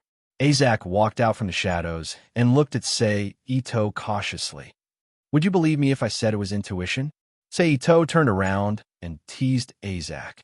Ignoring the anger in his eyes, he asked, "What? Are you going to attack me?" I haven't fallen to the point of attacking unrelated people," Isaac said as he shook his cape and turned to run in another direction. Sei Ito watched Isaac disappear and laughed in boredom. He took the apple and walked home. The next day, inside Colonel Mustang's office. "Are you this guy, Alchemist Sei Ito?" Mustang sat behind his desk with his elbows on the table. He crossed his hands and rested his chin on the back of his hands. His eyes were sharp as he looked at Sei Ito in front of him. "Yes, Colonel," Sei Ito replied. "I have a mission for you." Mustang leaned back in his chair and placed one hand on the armrest of the chair. He picked up a hard folder with the other and handed it to Sei Ito. "Capture the former national alchemist Isaac Mako. This is his information. I seem to remember that I'm still on vacation." Sei Ito didn't take the folder. He only frowned and said, "That's right, but this is an order from the president." Mustang looked at Sei Ito with a faint smile. "Of course, you're not the only one participating in this mission. The Steel Alchemist will be participating as well. The Steel Alchemist Edward Auric, who is younger than me and is known as a genius." Sei Ito raised an eyebrow and took the folder from Mustang. "That's right. I hope you can work together when the time comes," Mustang said. "I'm looking forward to it." Sei Ito responded indifferently and began to look at Isaac's information. After a while, he looked up and handed the folder back. "I'm done," Mustang said. "Yes. If there's nothing else, I'd like to go carry out the mission," Ito said. Go ahead, Mustang said. Goodbye. Ito nodded and turned to leave. Sky, huh? It's really fake. Mustang waited until the office door was closed before he got up from his chair and walked to the window. He looked out at the scenery outside. The blonde female adjutant beside him looked at Mustang with confusion. Nothing. Mustang smiled cunningly. The president, huh? What do you want? Ito walked out of the office and frowned in deep thought. Boom! In a certain alley, a ball of fire rose with black smoke. It's you? Isaac said as he looked at Ito, who walked out from behind the ball of fire. Well, I had no choice. An old bastard ordered me to capture you, so I had no choice but to come. Ito sighed helplessly and said to Isaac, Old bastard. Isaac repeated with a head full of question marks. Oh, it's the president. After Ito explained, he waved his hand and pressed on the wall. Immediately, countless bricks and stones rose around Isaac and attacked his body. How was this possible? He didn't use a formation. Isaac shouted in shock and jumped back. A blue and white light flashed on his right arm's metal gauntlet. A stream of water rose from the ground like a sharp sword and sliced into the distance. Ito dodged to the side, avoiding the high-pressure water arrow, and quickly rushed towards Isaac. Isaac wasn't discouraged when he saw the water arrow dodged. The formation in his hand flashed, and another high-pressure water arrow that almost covered the entire alley shot towards Ito. Ito's eyes narrowed and stopped abruptly.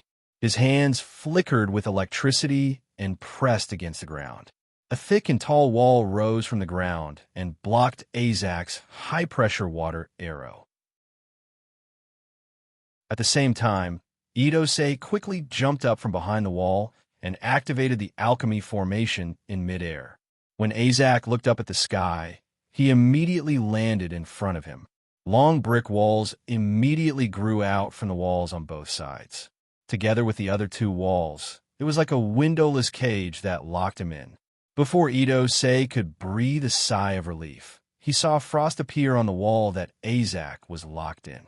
Under the bombardment of Isaac's iron fist, the wall instantly shattered into countless pieces and scattered to the ground. Ito frowned and appeared in front of Isaac in a flash. Before Isaac could react, he threw out a punch. Cough!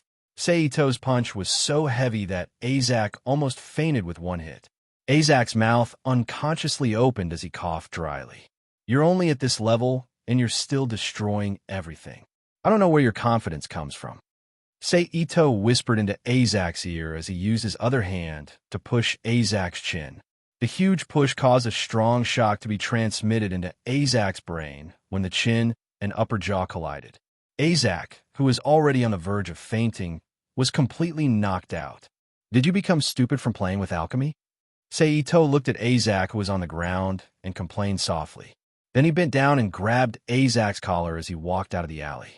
Sir, not long after Ito walked out of the alley, a few military police ran to Ito's side and saluted Ito. I'll leave him to you. Ito threw Isaac to the ground and said coldly. Yes. The military police responded and went to the side to inform the military police to send people to transport the goods. Just as they were informing the military police, a golden-haired boy in armor and a red trench coat ran over. When he saw Ito, he unconsciously walked over and looked at Ito with a serious expression. Hello. A slightly immature male voice came from the armored man. Hello. Ito nodded in return, then looked at the two and said, Are you the Isaac brothers? Are you the Sky? Alchemist Ito? Edward asked in return. It seems that we have a lot to discuss. Ito said coldly. Ah, Edward responded. After the military police took Isaac away, the three of them walked towards Ito's house. Chapter 151. Please add, please recommend. In Ito's house. Ito, Edward, and Alphonse sat at opposite ends of the coffee table. Yi placed 3 cups of hot tea in front of the three of them, then turned and went back to the bedroom. I heard that you can use alchemy without the formation, right? Edward was a child after all. so he couldn't keep his cool. Not long after Yi left, he asked, Say Ito picked up the teacup in front of him, took a sip, and said, "What do you mean, sort of?" Edward said with dissatisfaction. "You want to know?" Say Ito looked at Edward's eyes, which were flashing with eagerness, and smiled faintly. "Then tell me why you can refine the formation without formation, brother." Alphonse shouted anxiously. Edward frowned and pondered for a moment, then said, "Okay." Then he took off the red coat on his body, revealing the black clothes inside and the mechanical right arm hidden under the red coat. Then he began to talk about his past. "Because I violated a taboo?" Say Ito muttered to himself after hearing Edward's words. Then he looked at Edward and said, "Since you are so sincere, then I will tell you my secret." Under Edward's gaze, Say Ito told him the method of constructing the formation with mental strength. This was also a choice after careful consideration. For Edward and the others, mental strength was much easier to understand than reading. How is it possible? Mental strength. Edward muttered to himself in a daze. Why is it impossible? Souls have also been proven in alchemy. Isn't your brother the best evidence?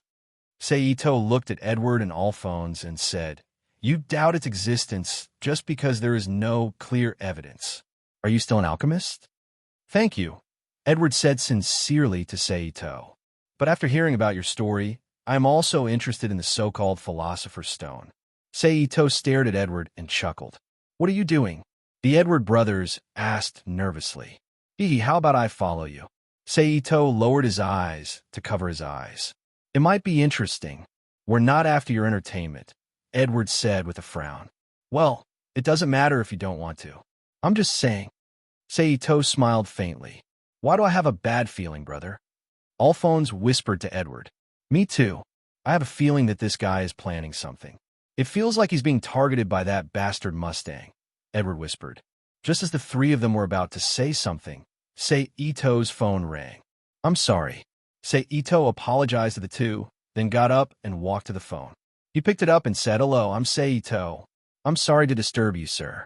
It's like this. The former national alchemist, Azak, who you just arrested, escaped during the transportation. So, please arrest him again. Also, the president's latest order states that if he resists, he could be killed on the spot." A female voice said from a phone. "Got it. I'll go now." Seito hung up the phone and said to the Edward brothers, "Let's go. We have something to do again." "What's wrong?" The Edward brothers stood up from their seats and asked. "Azak escaped during the transportation," Seito said as he grabbed the black windbreaker from the hangar. "What are the people from the military police doing?" Edward said unhappily. "Okay, let's go," Seito said as he walked to the front door and prepared to leave. "Be careful," Yi, who came out of nowhere, said to Seito. "Don't worry, I'll be back soon." Seito turned his head and smiled at Yi, then left the house with the Edward brothers and searched the streets. "We can't keep searching like this. I'll go over there, you guys go over there. We'll split up and search," Seito said. "Okay." The Edward brothers looked at each other and nodded. Then the three of them split up and began to search the streets and alleys. Suddenly, Seito, who was searching in a certain street, suddenly stopped and looked up at the sky in the distance. He said unconsciously, Hey, is it necessary to make it so hot?" In the sky in the distance, red lightning struck the ground vertically. A large amount of water vapor was extracted and then turned into a huge ice wall that pushed toward the government building in the city center. "It's that guy." Seito's body quickly turned around and finally saw the culprit of this incident, Azak, on top of a huge moving ice wall. Then, with a shake of his feet, a light flashed and an earth wall pushed Seito's body into the air as he chased after Azak. Along the way, Seito performed a few more refinements before he finally caught up to Azak. He flipped over the earth wall under his feet and jumped onto Azak's ice wall. "Hey, can't you stop? You're going to pass by my house. If you destroy my house, you will get mad," Seito said as he walked toward Azak. "You again," Azak said as he pressed his hands on the ground and turned the ice wall between him and Seito into a few sharp swords that pierced toward him. Seito's feet flashed, and the ice wall under his feet suddenly rose up and collided with Azak's attack. At the same time, he stomped his foot, shattering a few pieces of ice. He pressed one hand on the ice and pushed with great force. The ice was shot out, disintegrating into countless tiny ice beads in the air, shooting towards Azak. "You're still too inexperienced to play with ice in front of me." Azak laughed coldly. His hands activated the refinement array, and another ice wall blocked Seito's attack. At the same time, a thick ice pillar shot out from the ice wall and rushed towards Seito. Seito flipped over and jumped up from the ice wall under his feet, allowing the ice pillar to smash it into pieces. His feet stood on the surface of the ice pillar again and attacked before his opponent could dispel the refinement array. Visible water flowed inside the ice pillar and exploded the outer layer of ice towards Azak. "Ah!" Azak screamed as the water sprayed all over him. "Does boiling water feel good?" Seito laughed as he picked up another piece of ice and threw it out in the light of the alchemy array. The ice turned into a long spear in midair, fiercely piercing into Azak's shoulder, nailing him to the surface of the ice. Seeing this, Seito didn't stop. He knew that ice couldn't trap Azak at all. Then, he quickly picked up more ice cubes and ran towards Azak while refining the ice cubes around him into long spears to shoot at Azak's body. When Seito arrived in front of Azak, Azak was completely covered in blood. His limbs were bleeding profusely and stained the ice wall under him. Seito reached out and grabbed Azak's head in his hand. He lifted him up high and said, "Do you know that the old bastard just gave the order to kill you? But I don't want to listen to him and kill you. What do you think I should do with you?" "Ha ha!" Azak heard Seito's words and laughed despite his injuries.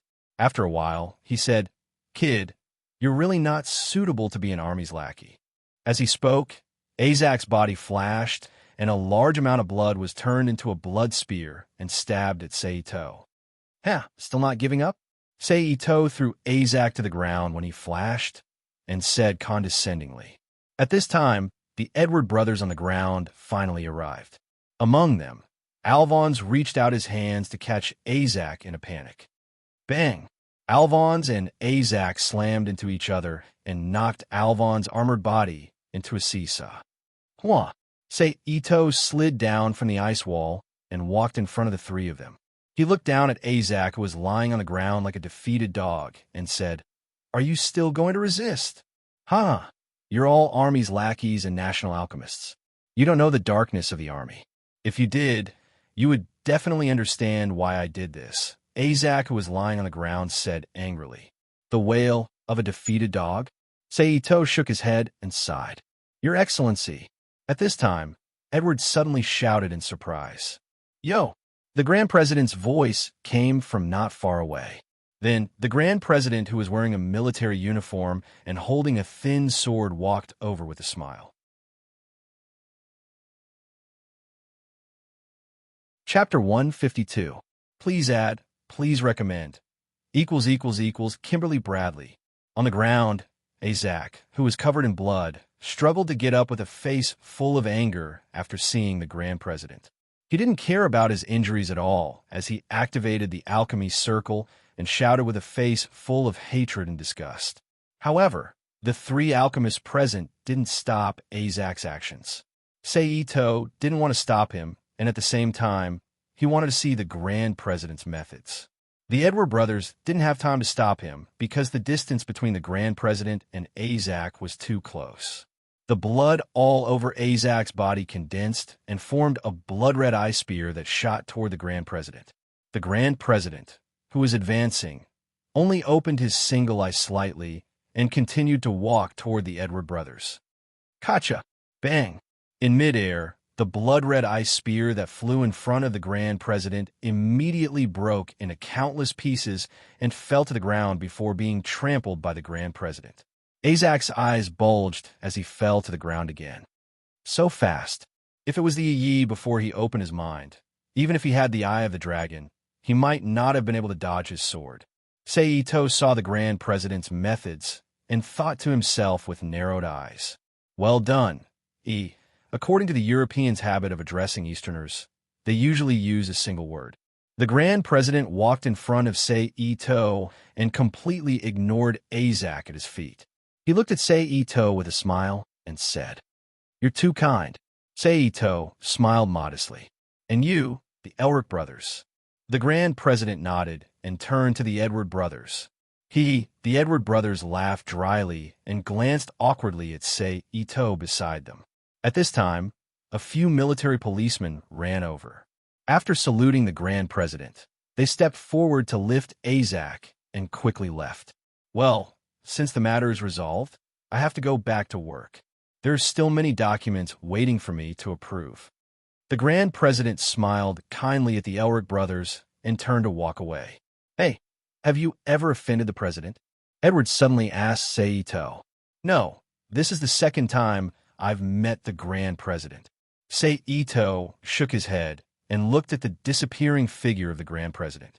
"Really?" Edward looked at Sei-Ito suspiciously and said, "Maybe it's just my imagination." "Brother," Alphonse called out in a low voice. "Thank you for your concern, Steelforge." Sei-Ito patted Edward's head. "Hey, don't slap people's heads," Edward shouted as he slapped Sei-Ito's hand away. "Ah, little guy." Sei-Ito chuckled. "Don't call me little brat," Edward yelled at the top of his lungs. "Whatever, but if you get any news about the Philosopher's Stone, can you let me know? I'm really interested in that thing." Sei-Ito looked at the Elric brothers and said. When he heard about the Philosopher's Stone, Edward's emotions immediately calmed down. He looked at Alphonse and said, "Okay, but I won't give you the Philosopher's Stone. Of course, if I really want it, I'll get it with my own ability." Sei-Ito's eyes flashed as he smiled. "Also, you can call me Edward." Edward nodded, then walked away with Alphonse. Edward's voice came from midair. "Oh, Edward." Sei-Ito chuckled and walked toward his home. In Colonel Mustang's office, Edward and Alphonse were sitting on the sofa and talking to Mustang. "This is all the information you want about that guy." Mustang threw a hard folder on the desk and said, "Sei-Ito." Edward got up and picked up the hard folder from the desk. He stood in front of the desk and read it. "What a strange name. Is he from the East? Doesn't exist in his hometown? First appeared in the border town of Ishabar sealed area. 19 years old. At the age of 18, he was qualified as a national alchemist and was given the title of being able to refine magic arrays. Later, he was specially sent to the south to quell a rebellion. In half a year, he participated in more than 30 battles and destroyed more than 100 enemies. Good friend in the army, Charles Lidley, currently living in St. Teller XX residential area, number 87. Rumor has it that he has a girlfriend, but there's no proof. How is it? Did you see anything?" Mustang said with his elbows on the table and his hands crossed to cover the lower half of his face. "Mysterious guys are everywhere, and that girlfriend." Edward stopped when he mentioned Yi because he had no impression of Yi. "Alphonse, do you remember the woman you saw at Sei-Ito's house?" Edward turned to ask his brother. "You mean that one?" "I remember. She was a beautiful woman with long brown hair. She looked very quiet, but there was always an indescribable feeling about her." Alphonse lifted his armored head slightly and raised his right forearm's index finger to the sky as he recalled. "Is that so? It seems that this woman is not simple either," Mustang said. "By the way, what's with this title?" Edward asked as he went through Yi's appearance in his mind, then pointed to a part of the information. "That's the title designated by the president. The specific meaning is unknown," Mustang said. "Is that so?" Edward nodded and handed the information back to Mustang. Mustang put down his hands and took the information with one hand. He threw on the table and asked, "Why are you suddenly interested in him?" "It's nothing. I just want to know more." Edward smiled and then called out to Alphonse, "Let's go." Bang! The sound of the door closing was heard. "Sei-Ito, huh? Maybe he'll be a good chess piece." Mustang picked up the Sei-Ito information board again and turned his chair half a circle with his movement. He faced the wall and said softly, "Ring, ring, ring, ring." In Sei-Ito's house, the phone suddenly rang. Yi got up from the room, picked up the phone, and asked, "Hello, this is the Ito family. Help me find Sei-Ito." On the phone, a slightly thick and hoarse male voice said, "Okay." Yi held the phone in his hand, covered the barrel with one hand, and shouted, "Ah, Chung, there's a call for you." "Who is it?" Seito walked out of the bedroom and asked while holding Yi's waist. "I don't know," Yi mouthed, then handed the phone to Seito. "Hello, this is Seito," Seito said. "Yo, Ah Chung, it's me, Charles." There was a burst of hearty laughter on the phone. Then Charles spoke. "Why did you think of calling me?" Seito leaned on the edge of the phone table, one hand on his chest and the other holding the phone. "I just got news. I think you'll be interested," Charles explained. "Oh," Seito responded in a low voice and waited for the other party's news. "In Lior in the East, there's an archbishop who is said to be able to violate the rules of equivalent exchange, and I heard that the other party can resurrect the dead. How about it? Are you interested?" Charles laughed. "Yes, I'm really interested. But how did the news from such a remote place reach your ears?" Seito asked in confusion. "I have no choice. I have a friend's family there, because someone in his family died some time ago. He got the news when he went back to pay his respects. Because he wasn't sure about the resurrection of the dead, he called me to ask if it was possible. You know, if I really dared to touch the taboo back then, I wouldn't be like this now. So I could only tell him that I don't know," Charles said. "Is that so? You didn't call just to ask if I was interested, right?" Seito teased. "Well, I'm a little worried about that guy, and I can't ask for leave, so I can only ask you," Charles said with a sigh. "Well, tell me the name and address of that person, and I'll go and take a look for you," Seito agreed. "Thank you," Charles said gratefully. "You're welcome. I'll learn a lot from you in the Southern Front. According to the rules of equivalent exchange, I owe you a lot," Seito laughed. "Okay, I'm hanging up," Charles also laughed. "Well, don't always deal with the dead. You're already in your 30s. Go find a girl," Seito said and immediately hung up the phone. "Are you going out again?" Yi, who heard the whole conversation, asked. "Yes, it's just a private matter. You can come with me," Seito laughed. "That's great," Yi said happily. "Hee, then let's go and rest. We have to take the train early tomorrow morning." Seito stepped forward and carried Yi in his arms. He quickly walked into the bedroom as the latter exclaimed. Then, a series of soul-stirring sounds came from the room.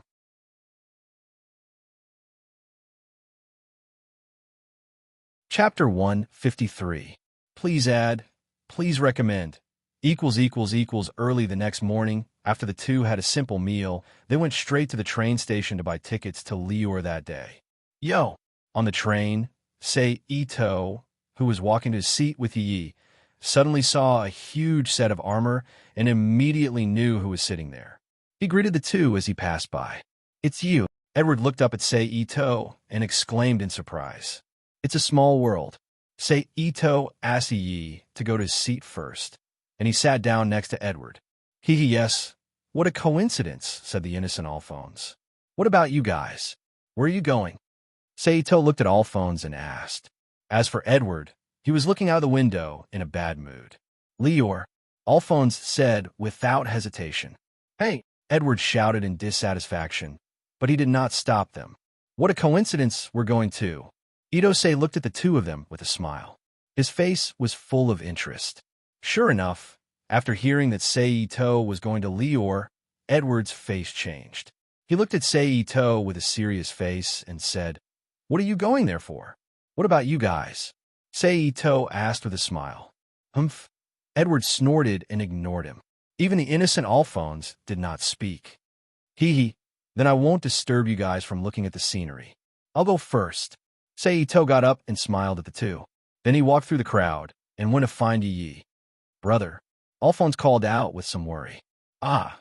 Edward grabbed his hair a few times in annoyance and said, "I don't care. If there is really a sage stone there and he wants to take it, we will stop him." "Okay," said Alphonse. On the other side, "You seem to be paying a lot of attention to those two youths." Yi, who had just sat down, said to Seito, "Well, the power of the world on those two fellows is unbelievably dense." Seito smiled at Yi. "Is that so? Are you going to make a move on the two of them?" Yi frowned as a look of hesitation flashed across his eyes. Although Yi had acted decisively in the Heavenly Reliance world, he did not hesitate to kill people in the Origin world. However, they were all adults, and Heavenly Time was a brutal Mongolian, so there was no psychological pressure to kill them. However, the Edward brothers were different. They looked like youths, and they were good youths. Yi really couldn't do it. Don't worry, the world has already been opened. Although it still needs a lot of power of the world, it also needs a lot of other construction materials. You know what I want to build the world into, so I won't make a move on them for the time being. As for the future, it depends on the situation, right? Seito looked at Yi's eyes and knew what she was thinking, so he patiently explained. And Yi nodded in understanding, put down her thoughts, and talked about other things with Seito. Woo! With a long whistle, the train started moving 1 day later. So this is Lior. It's so desolate. Yi hugged Seito's arm as they got off the train and looked at the dilapidated town and said, "The cities near the border are like this. The ones in the east are better," Seito explained. "Yo!" Seito shamelessly called out to the Edward brothers, who walked past them and obviously did not want to talk to them. Edward ignored him and walked on his own. His brother was embarrassed and stopped and said to Seito, "Hello." "Ha ha." Looking at the two brothers' behavior, Seito laughed unscrupulously.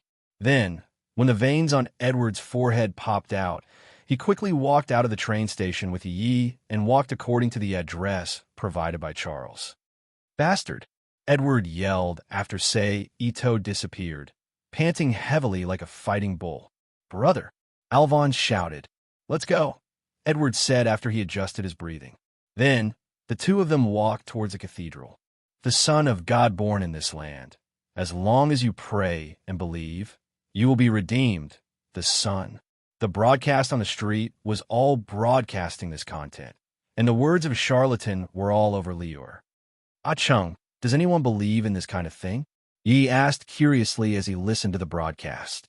"This is not the future. Most people in this era need faith, especially in the border cities, because wars are too frequent in this country," Seito explained as he walked. "I see." Yi nodded and continued to listen to the broadcast. "What's so good about this kind of thing?" Seito asked curiously about Yi's behavior. "It's very interesting, like a story." Yi looked at Seito innocently and defeated Seito. "Forget it. It's up to you. We'll be there soon." Seito shook his head helplessly and looked at the dilapidated house in front of him. "Oh," Yi responded and stopped talking. He just walked beside Seito. After a while, dang, dang, dang, Seito reached out and gently knocked on the wooden door in front of him. "Who is it?" An old woman's voice came from inside. "Hello. May I ask if Mark Thomas is home?" Seito asked. "Oh, wait a moment," the old woman said. After a while, the door in front of Seito was pushed open from the inside. An old woman with a stooped body, white hair, and a face full of wrinkles, who looked to be in her 70s or 80s, walked out. She looked at the two of them and said, "You are." "Hello. We were asked by Mark's friend to come and check on him. May I ask if he's home?" Seito looked at the old woman and said slowly, "Oh, I'm sorry. My grandson is not home now. Why don't you come in and wait for him? Maybe he'll be back soon," the old woman said apologetically. At the same time, she stepped aside and made way for the two of them to enter the house. Seito and Yi looked at each other and walked into the room one after the other. In an instant, the sight of the two of them darkened. Then, a foul smell from the room entered their nostrils. Then, the messy room appeared in front of their eyes. "Sorry, the house has been like this since Mary passed away." The old woman saw the state of the room and explained. Then, she walked to the side and prepared to pour water for Seito and Yuri. "No need to trouble yourself.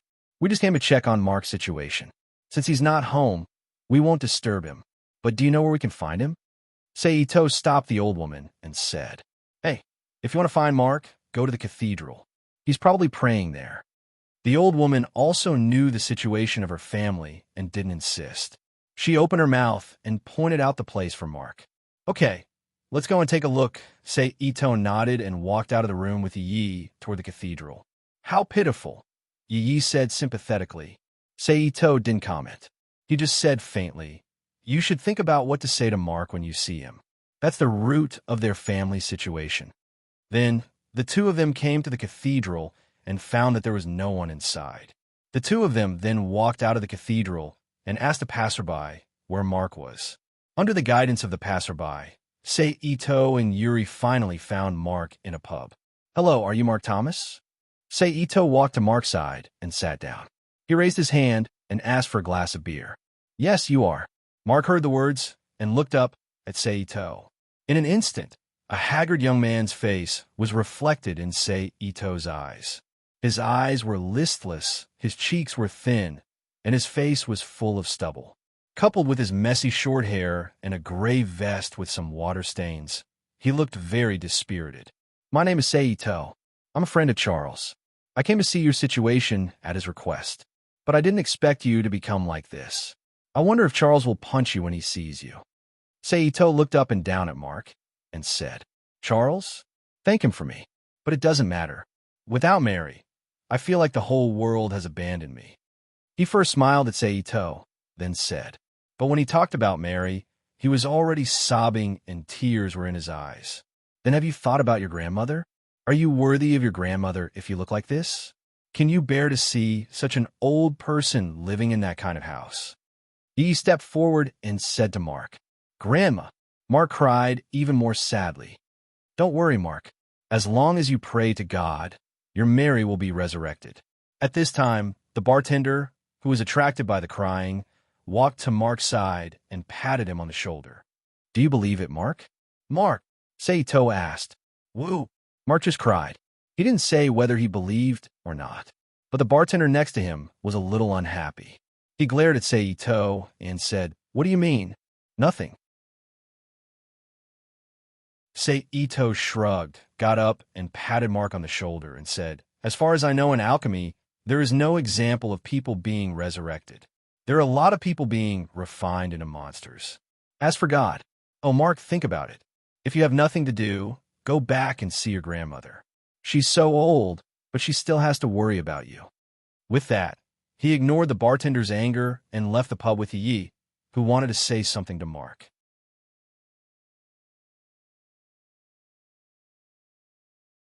Chapter 154. Please collect. Please recommend. Thank you for the 52005200520 tips. Every time I see a tip, I'm excited. Chong. On the way, Yi looked at Saito and shouted, "What's wrong?" Saito looked at Yi with a smile and asked, "Why don't you persuade him more? And what you just said doesn't sound like comforting." Yi said with some anger. Saito looked at Yi's cute appearance, and he couldn't help but reach out and pinch Yi's face. He explained, "You have seen Mark's appearance. That is the appearance of a person who has completely lost confidence in life. Maybe there's still a little fantasy in his mind about the so-called God. Since he has fantasies, then I will break that fantasy and let him be completely desperate. Only in this way can he be able to pick himself up again. As for asking him to care about his grandmother in the end, it is just to add a little motivation on the road to pick himself up again. As for whether it will succeed or not, it depends on his own will." And you only talked about alchemy.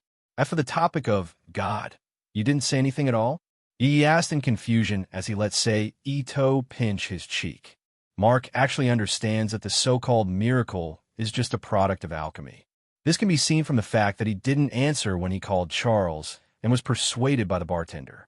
"I told him that alchemy can't resurrect people, just to annihilate that little hope." Saito loosened his pinched hand and smiled. "Oh." Yi nodded and looked up into the distance. Suddenly, he found that the two had returned to the cathedral. He asked in confusion, "What are we doing?" "Going to see God," Saito joked. "And I also want to see God." Yi laughed, and his dragon eyes flickered unconsciously. At this moment, the Edward brothers ran out of the cathedral, and a group of people chased after them with weapons. "Yo, it seems very happy," Saito greeted again. "Bastard," Edward yelled and took Alphonse and the girl in Alphonse's arms around Saito and continued to run into the distance. "Stop," The people who were chasing after him hurriedly shouted and quickly chased after him. Let's go. It'll be easier for us to meet God this way. Seito looked at the departing crowd and held Yiye's hand as they continued to walk towards the cathedral. The two of them quickly entered the cathedral, and the first thing they saw was a group of ordinary people who had been beaten up by the Edward brothers. Carefully avoiding the unconscious people on the ground, they walked through the door made by Edward on the wall and smoothly arrived at the basement of the cathedral. A bald man with a height of nearly 2 meters appeared in front of them. He was wearing a black Western-style cleric robe with a white scarf hanging around his neck. "Who are you people?" the bald man shouted. "Are you the archbishop of this place?" Seito asked, ignoring the other party's question. "That's right," the archbishop said proudly. "That means you found the right person." Seito nodded and looked at the archbishop in front of him again. Finally, his eyes stopped at the ruby on the archbishop's left ring and said, "That's it." The archbishop followed Seito's gaze and also fell on his ring. His right hand subconsciously covered his left hand, and he immediately reacted. He raised a short stick in his right hand, and a red electric light flashed in his hand. The short stick immediately turned into a 6-barrel machine gun. He pointed it at Seito and was about to pull the trigger. At this time, Yi, who was beside Seito, suddenly moved. His fast-moving body created a gust of wind that blew at the corner of Seito's clothes. Yi's figure immediately appeared in front of the archbishop. The long sword that had appeared in his hand unknowingly cut the refined object in the archbishop's hand into two. At the same time, he twisted his body and placed the sword on the archbishop's neck. "It's best if you don't move. Your refining technique is definitely not as fast as his sword," Seito said as he walked toward the archbishop. "Bastard, who are you people? Are you the army's lackeys? Or are you in cahoots with the steel alchemist?" The archbishop's expression changed as he said angrily, "You don't need to know who we are. If you're willing to cooperate, I won't do anything to you." Seito walked in front of the archbishop and reached out to grab his left hand. "Ah, what a stupid person," the archbishop said as he was about to release his refining technique to attack Seito. However, Seito was faster than him. The dagger in his hand flashed and disappeared, cutting off the archbishop's left wrist. It fell into Seito's hand. "Ah!" The archbishop was attacked by a great pain and screamed at the top of his lungs. Yi took a step back, and the archbishop immediately grabbed his arm and knelt down. "Is this the sage stone?" Seito took the ring off the archbishop's left hand and held it in front of his eyes to observe. He only felt a kind of soul-like energy fluctuation coming from the sage stone, and the disorderly spiritual fluctuations inside were surging chaotically. This is soul material, and it was directly refined when he was alive. Seito's expression changed as he subconsciously muttered to himself. Although Seito also collected soul energy, he collected the soul fragments of the dead. Even if he did it himself, he would only absorb the soul fragments after killing the other party. He had never done such a thing before, and the Rubik's Cube did not provide the ability to absorb the souls of living people. At the same time, a series of images were extracted from the depths of Seito's memory. The Sage Stone, the Edward brothers, the Armored Man, the title of Steel. After all, many of the memories from the 8 years in the Heavenly Sword world had become blurry. If he did not use the Sage Stone to stimulate him, he did not know when he would be able to remember these things. It seems that after returning to the main world, I really need to look for some information.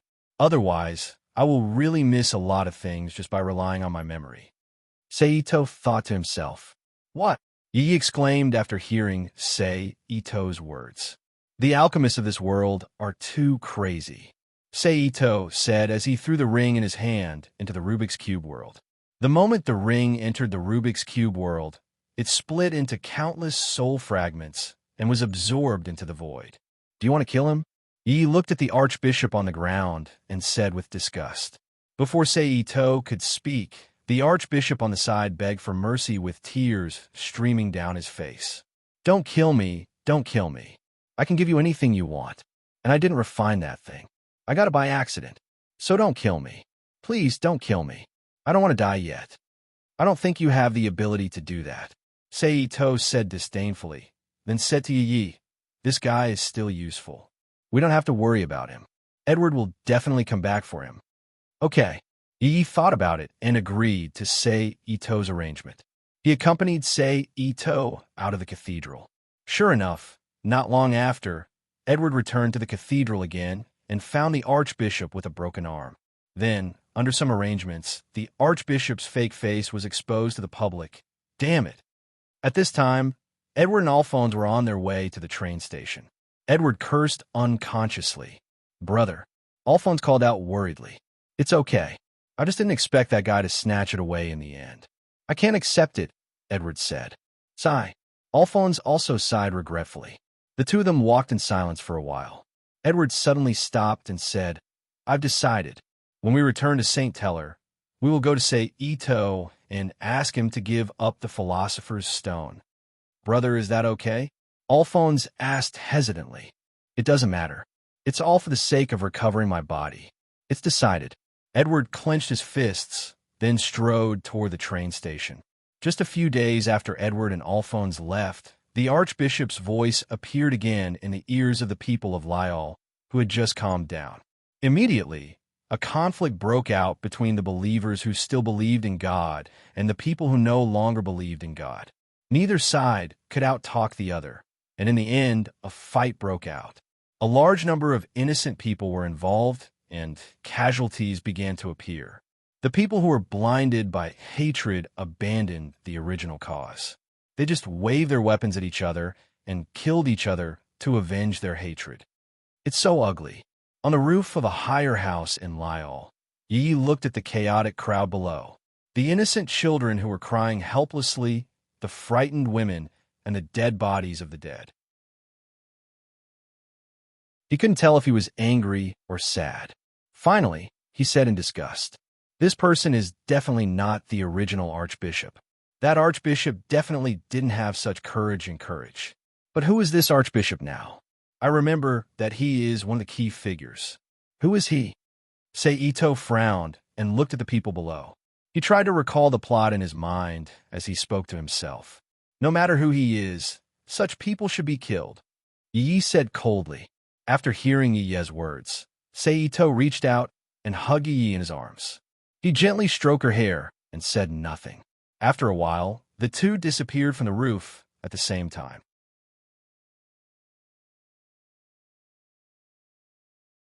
Chapter 155. Please add, please recommend. Also, the word Sagestone was not typed wrongly. It was specially typed that way. Where are we going?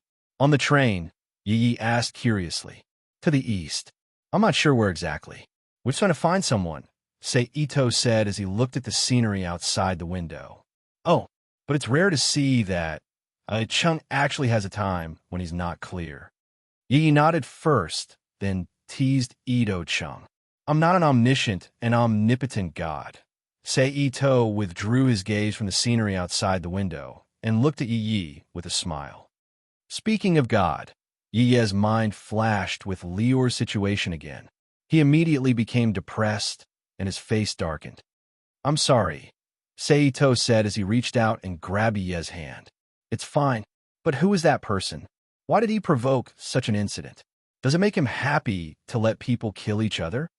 Yi looked up at Seito and said, when he mentioned that person, his face was filled with disgust and killing intent. I can't remember who it is. I only know that it's a relatively important character in this world. I believe we'll meet him sooner or later, Seito said. Yi nodded and didn't say anything. He held Seito's hand tightly and turned his head to look at the scenery outside the window. The train quickly entered the east. After entering the east, Seito bought a train ticket to Edward's hometown. Then on the journey, every time they passed by a town, he would get off the train and ask the people in the town if there was a skilled doctor. After passing through 4 or 5 towns, Ito-sei's hard work paid off. He finally got the result in this town. Then, under the guidance of the villager, he and Yi stopped in front of a small building. Dr. Liu is up there. You can go up. The enthusiastic villager smiled at the two, then grabbed the farming tools and turned to leave. "Thank you," Say Ito shouted at the villager's back. The villager waved his hand indifferently and continued to walk without looking back. "Let's go up," Say Ito said to Yi, then stepped on the stairs in front of him. Dang, dang, dang, dang. Say Ito reached out and knocked on the door. "Coming." A deep voice sounded from the room. With a creak, the door was pushed open from the inside. Then, a man with graying sideburns who looked like a village teacher walked out. "You are?" The person held the door handle and looked at the two of them in confusion. "Hello, Dr. Liu, I have something to ask you." Ito-say looked at him and said, "Oh, come in then." Dr. Liu nodded and let go of the door handle. He turned sideways and let the two into the room. Then, he reached out and closed the door again. "What can I do for you?"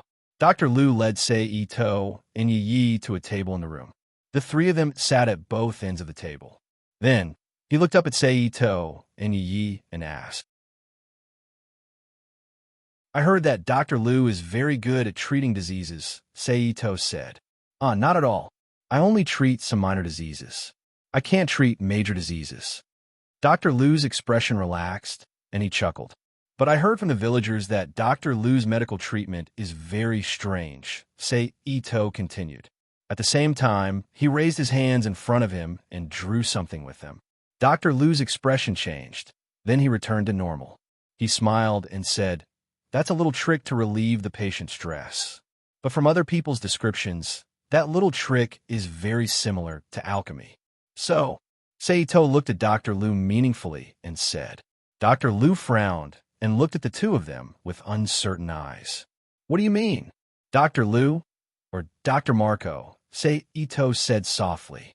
Although Sei Ito's words were soft, the content of his words was no less than a clap of thunder to Dr. Liu and Marco.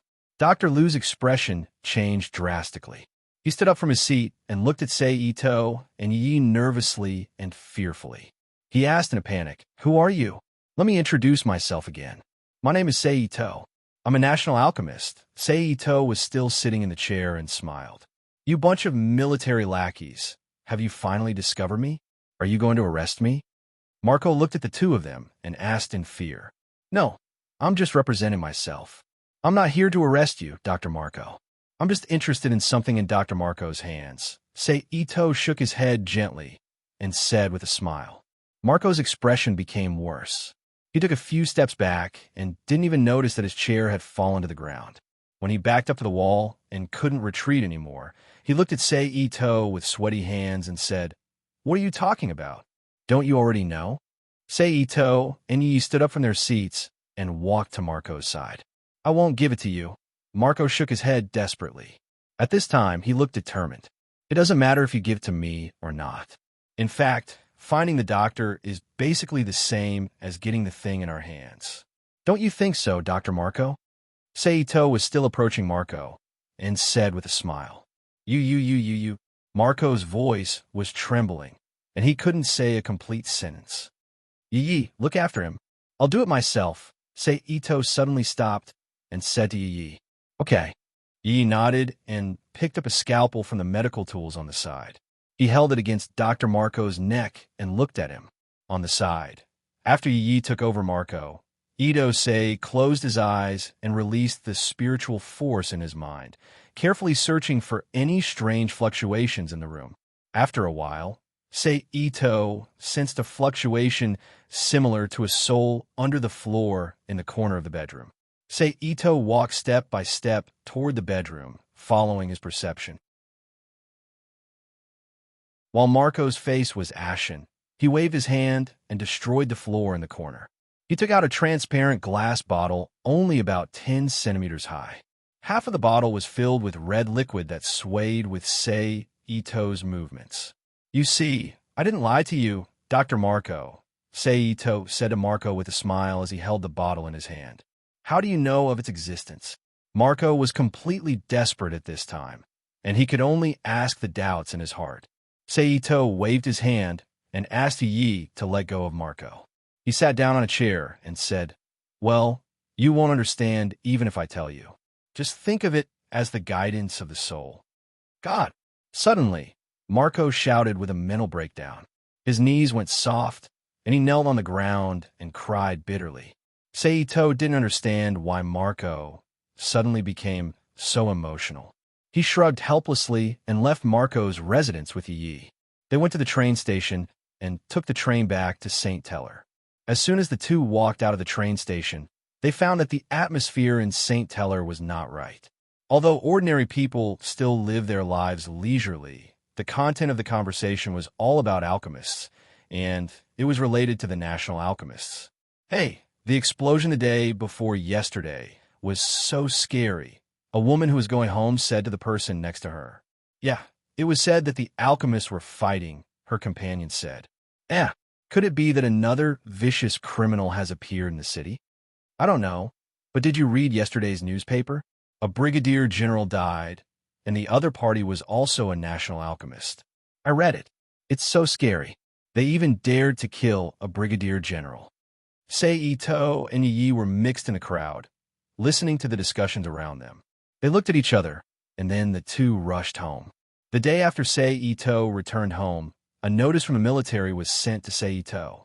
There were only 2 general points. First, be careful of the national alchemist assassins.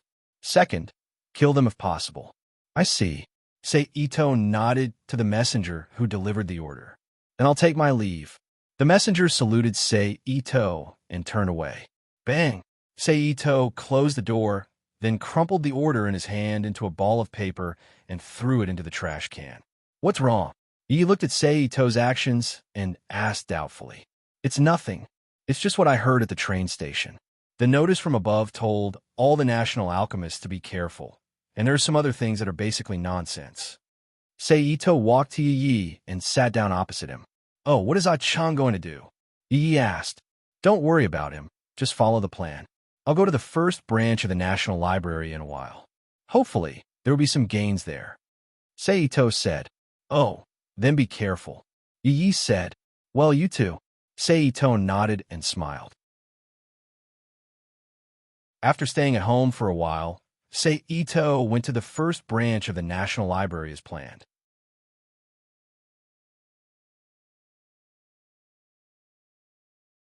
Chapter 156. Please add. Please recommend. My body is getting more and more uncomfortable. It seems that I have to go to the hospital. Blood in my stools is really stressful. He took a taxi to the first branch of the National University Library, showed the silver pocket watch of the National Alchemist, and was led to the experimental data area by a female staff member. With the help of the staff member, Seito began to search carefully. However, the amount of work was too large. In the end, he had to call more library staff and ask them to help find the materials left by Marco. Finally, with the help of 5 staff members, it took an afternoon to find all of Marco's materials. It seems that you need to prepare a room for me. Seito looked at the thick materials in front of him and said to the staff member, Okay. The staff member nodded and immediately found a reading room for Seito in the library and moved all the materials in. Marco's Common Recipes 1000. What bad name? Seito, who walked into the reading room, picked up the materials on the table and glanced at the title. He laughed and began to read word by word. I feel that I admire Edward a little. How do they translate such a thick material in 5 days? More than an hour later, Seito, who was a little dizzy, had to stop. He stretched out his hand and pinched the bridge of his nose. After more than 10 minutes, Seito, who felt a lot better, once again devoted himself to the translation work. Bang, bang, bang. The hardwood door was gently knocked, making a dull sound. Seito, who was translating, woke up. At this time, the staff outside said, Sir, it's time to close. I see. Seito put the book in his hand on the table, looked at the dim sky outside the window, and said, Sorry to disturb you. The other party apologized and turned away. Only the sound of footsteps that were getting lighter and lighter passed into the room, through the door, and into Seito's ears. He stood up and stretched his somewhat stiff waist. He frowned as he looked at the numerous books and materials in front of him. He helplessly shook his head, turned around, and walked out of the reading room. He left the first branch library and headed home. The sky gradually darkened, and the number of pedestrians on the streets had decreased due to recent events. Basically, apart from the main roads, there was not a single pedestrian on the other roads for a long time. On this deserted street, a tall, white-haired man wearing a yellow windbreaker and a pair of small sunglasses stood in the middle of the road, watching Ito approach step by step. "You are the nearest alchemist assassin," Ito stopped and said when he was about 5 meters away from the tall man. After waiting for a while, seeing that the other party did not intend to answer, he had to continue to ask in confusion, "Can you tell me why you are looking for me?" "All alchemists are sinners who blaspheme God, and you are also one of the sinners," the tall man said in a deep voice. "What an overbearing theory." Ito laughed disdainfully. "Sinner, accept your judgment." The tall man may have been provoked by Ito's ridicule. He suddenly shouted and rushed towards Ito. Ito's body did not move. Lightning suddenly flashed under his feet, and several earth spears protruded from the ground and quickly stabbed toward the tall man. The tall man's body was agile. He dodged the first earth spear, and the joints of his right hand slightly bent into a claw to grab another earth spear. A burst of blue and white lightning flashed, and the earth spear disintegrated into earth and fell to the ground. The tall man did the same and easily penetrated Ito's earth spear attack. He crossed less than 5 meters and rushed in front of Ito. His right hand reached towards Ito's head. Ito saw the hand coming, and his body slightly lowered. He quickly raised his left hand to block the other party's forearm, and his right leg stepped forward between the other party's legs. He stretched out his right hand to block the tall man's left hand and slammed him to the side. Bang! The tall man's body was immediately thrown to the ground by Ito, and the huge impact caused his body to bounce off the ground. The tall man pressed his hand against the ground. Lightning flashed, and the bricks on the ground shattered. The tall man waved his hand and swept them at Ito. Seeing the rocks flying toward him, Ito calmly took a few steps back. At the same time, an earth wall appeared between the two of them, blocking the rocks. The tall man had already gotten up from the ground and was looking at Ito with a serious expression. "Good reflexes," Ito praised. "Oomph." The tall man coldly snorted and ignored Ito. His right hand's 5 fingers moved unnaturally, and a blue light came out of his hand. The tall man once again rushed at Ito. Ito didn't use alchemy and quickly met the tall man. He dodged the other party's right hand and lowered his body. His shoulder caught the other party's right arm, and his hands pressed against the other party's chest. The energy within his body suddenly erupted. Bang! A muffled sound came from the contact between Ito's palm and the tall man's chest. The tall man's body instantly shot out like a cannonball. It wasn't until more than 10 meters away that he fell to the ground. He rolled a few times before lying on the ground, struggling with all his might. At this time, just as Ito was considering whether to grab the tall man and take him away, a fierce blue light suddenly burst out of the tall man's right arm. Then, there was a sudden roar and a huge hole appeared in the ground. The tall man and the bricks on the ground fell into the hole and disappeared. Ito walked to the edge of the hole and looked at the pitch-black underground passage. He shook his head with a smile and turned to walk back home. In fact, Ito could definitely catch up to the tall man if he wanted to, but what would happen if he caught up? It would be better to let the tall man escape. In any case, there would be opportunities to see him in the future. After returning home, Ito briefly explained what happened on the road. He told Yi to be careful of the tall man's right arm if he met him, so that he wouldn't be flustered if he didn't pay attention. The next few days were peaceful again. 10 days of peace passed in the blink of an eye. Ito, who was in a reading room in the first library, finally translated all the information in his hands. After quickly reading through the information, he threw the sorted information in his hands on the table. He got up and walked to the window of the reading room to look at the scenery outside. The sage stone is really refined from living people. I just don't know if the sage stone refining array in this world can also refine the pure soul power in the Rubik's Cube world into the sage stone. Thinking of this, Seito's mind moved, and his body immediately appeared in a desolate area in the Rubik's Cube world. He quickly drew a sage stone refining array on the ground. He extracted a small part of the soul power in the Rubik's Cube world and divided it into 5 smaller balls and placed them into the refining array. Then he pressed both hands on the ground to activate the refining array. Seito only felt the energy in his body stop for a moment. Then a large amount of energy poured into the refining array. At the same time, the refining array quickly flickered under Seito's energy supply. After a few seconds, it emitted a dazzling red light. He saw that within the 5 balls of soul power in the refining array, a wisp of energy was extracted and rose into the air before disappearing in a flash. And on the small platform in the center of the array, a red vortex suddenly appeared above. Drops of red liquid gathered at the bottom of the vortex. After a long while, the 5 balls of soul energy finally disappeared, leaving only a small, round drop of red liquid floating in the center of the refining formation, swirling in the air. Seito stopped the transfer of energy and felt the situation in his body. He found that in such a short period of time, nearly 1/5 of the energy in his body had been consumed. It seems that because there are no laws in that world to help, all the energy needed to refine the array is provided by me. Seito thought for a moment, then put it aside. He slowly walked to the red liquid and reached out to grab it. What pure energy! Compared to the sage stone in the steel refining world, it's a completely different quality. Seito felt the sage stone in his hand and exclaimed in a low voice.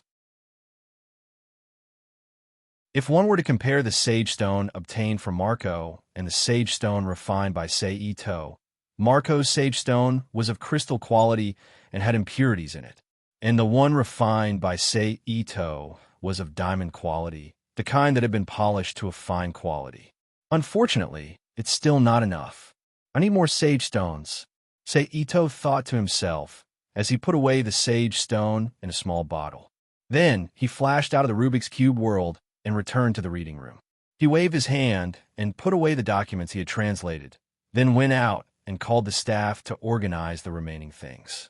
After saying goodbye to the staff, Seito turned and left the first branch, heading home.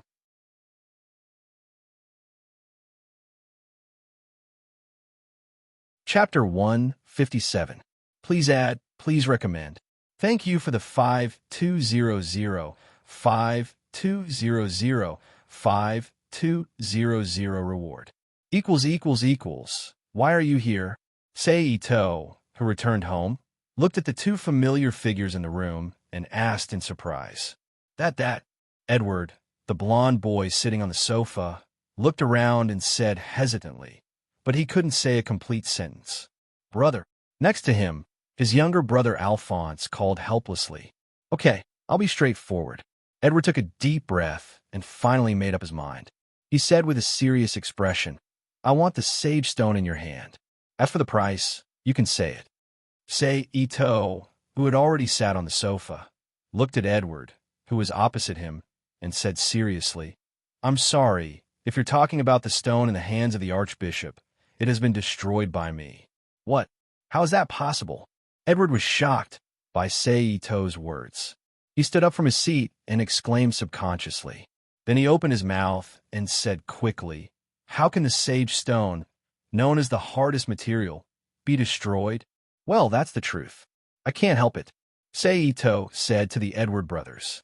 Edward stared seriously at Seito's face for a moment and finally sat down on the sofa weakly and sighed. Since you can destroy it, presumably that stone is not the real sage stone. In the end, it was still an empty joy. But I have one more thing to ask you. Immediately, Edward was shocked and looked at Seito with a serious face. You know Dr. Marco. What do you mean? Seito raised his eyebrows and asked. A few days ago, I met a doctor named Marco on my way back to my hometown because of the problem with the mechanical arm. I learned from him that something in his hand was taken away by a national alchemist named Seito. Edward looked at Seito and said, What do you want to say?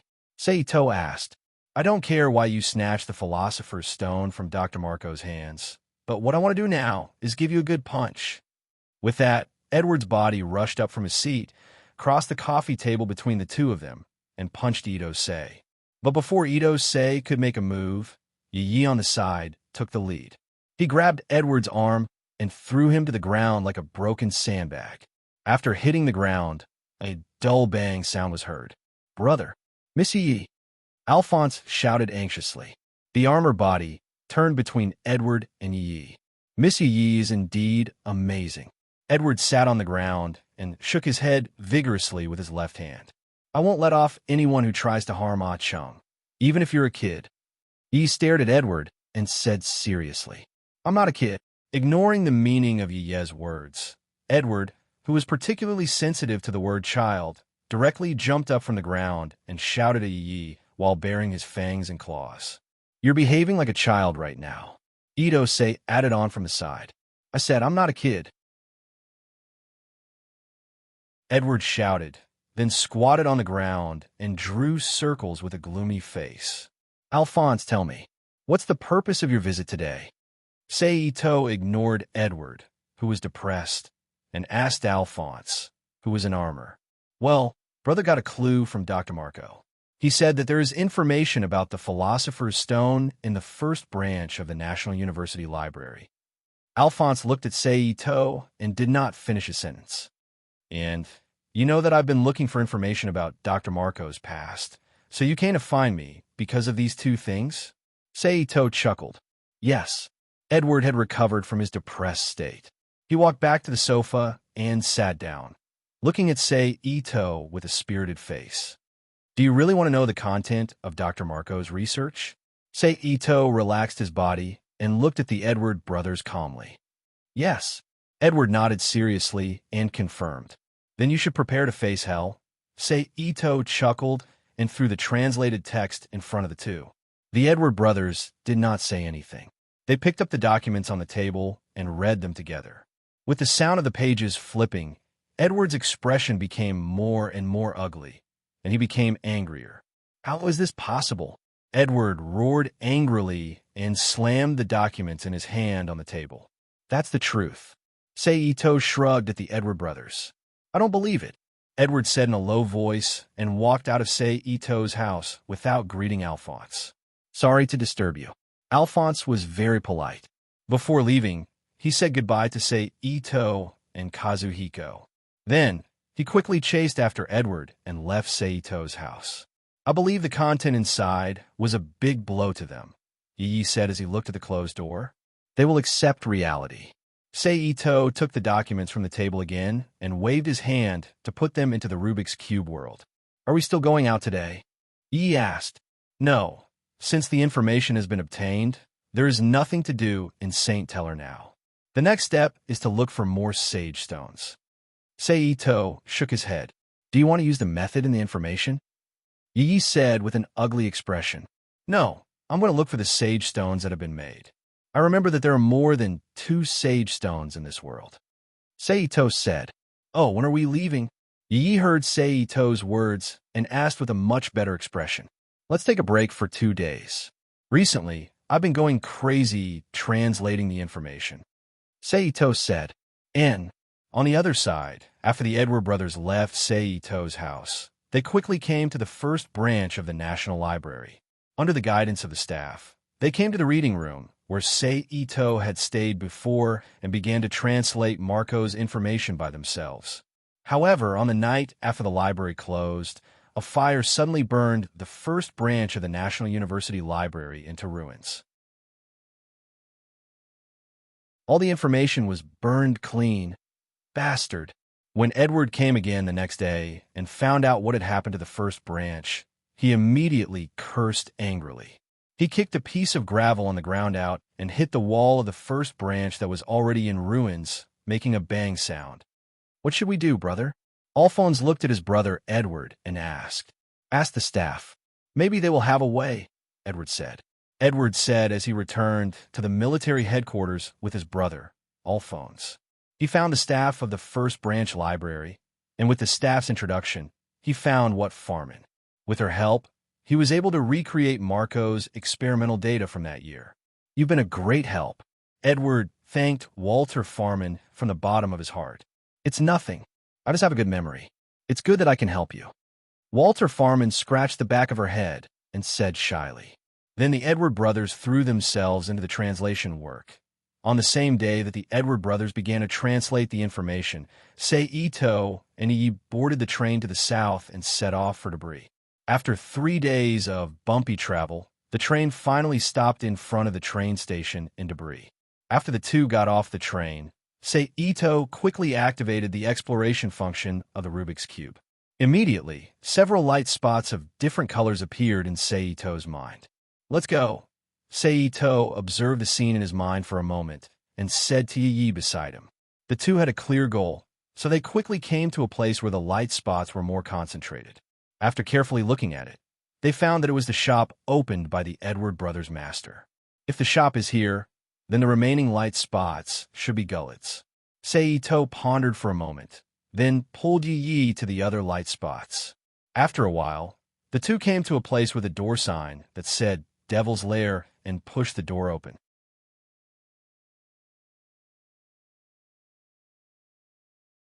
Chapter 158. Thank you for your comments in the book review section. It allowed me to discover many small details that I didn't notice. Thank you again. Thank you. I will try my best to solve these problems and make the content more reasonable. I hope that everyone will continue to actively comment and liven up the book review section.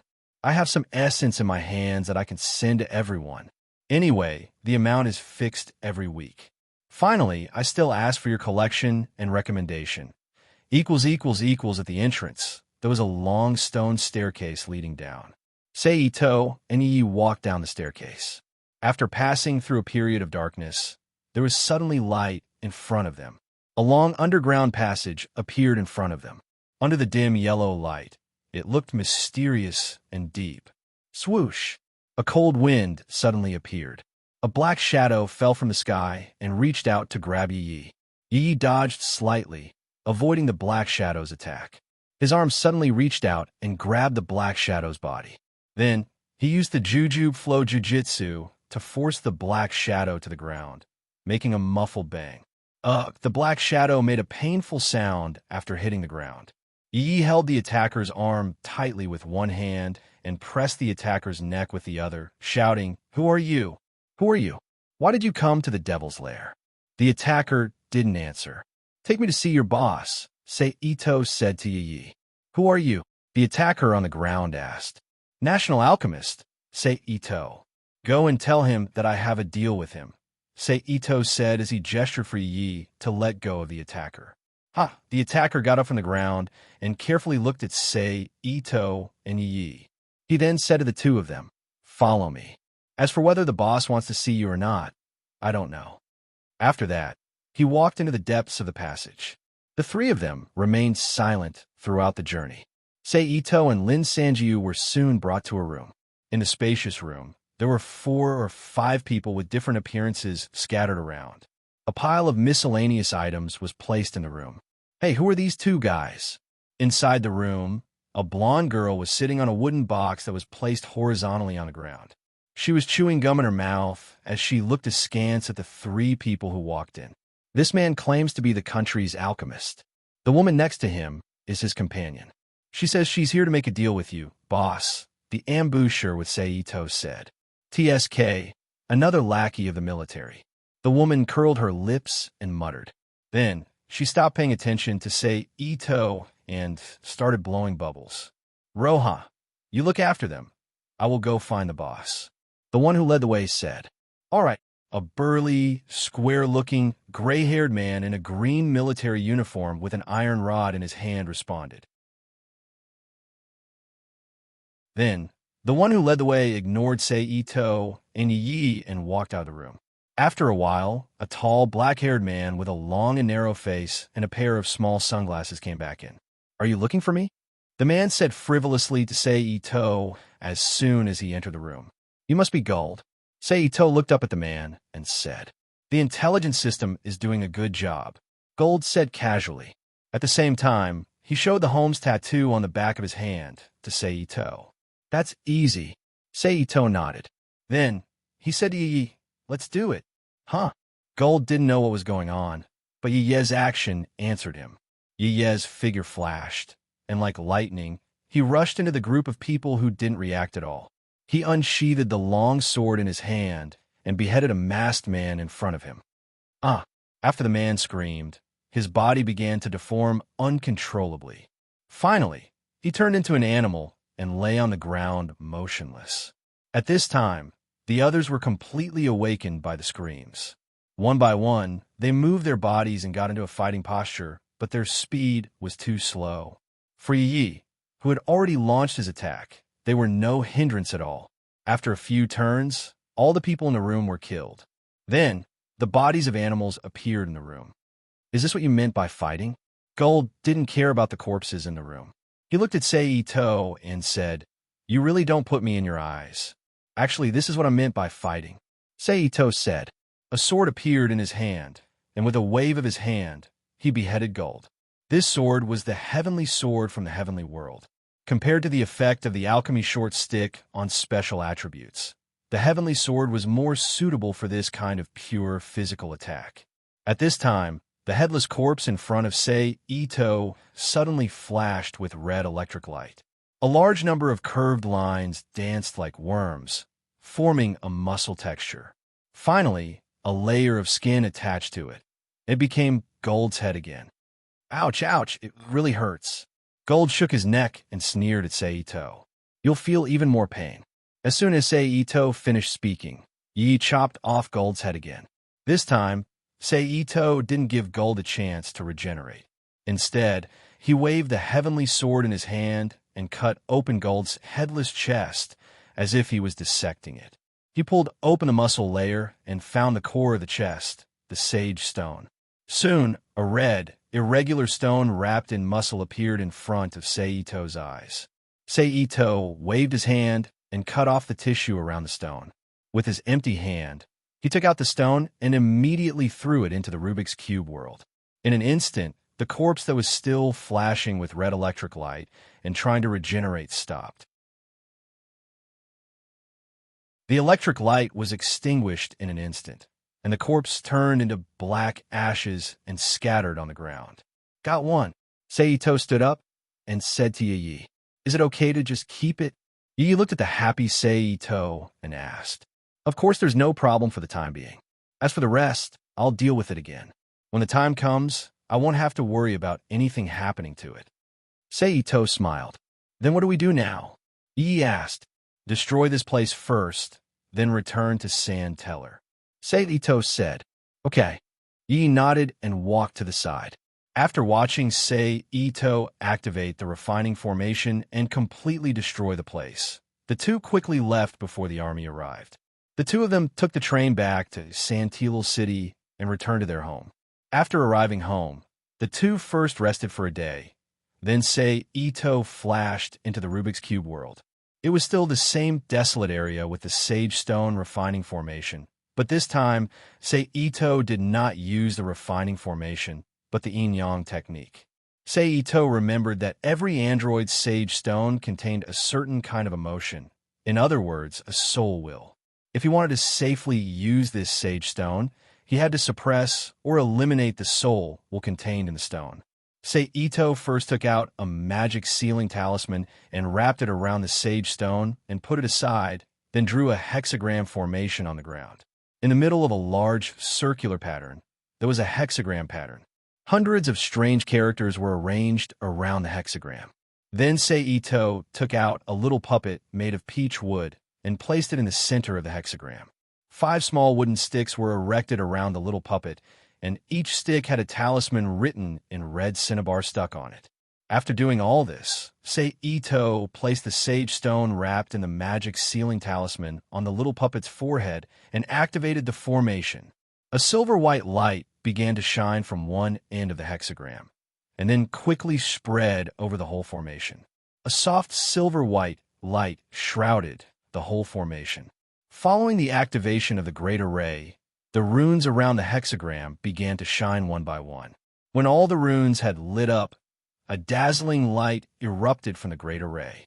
Next, The 5 talisman papers on the 5 small wooden sticks in the center of the great array spontaneously combusted without any fire.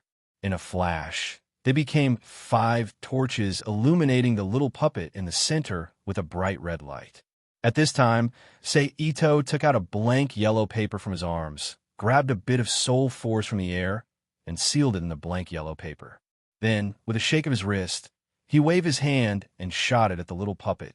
In fact, it would be best to use the relevant soul force as a catalyst, but Ito didn't have such conditions, so he could only use a blank soul fragment as a catalyst.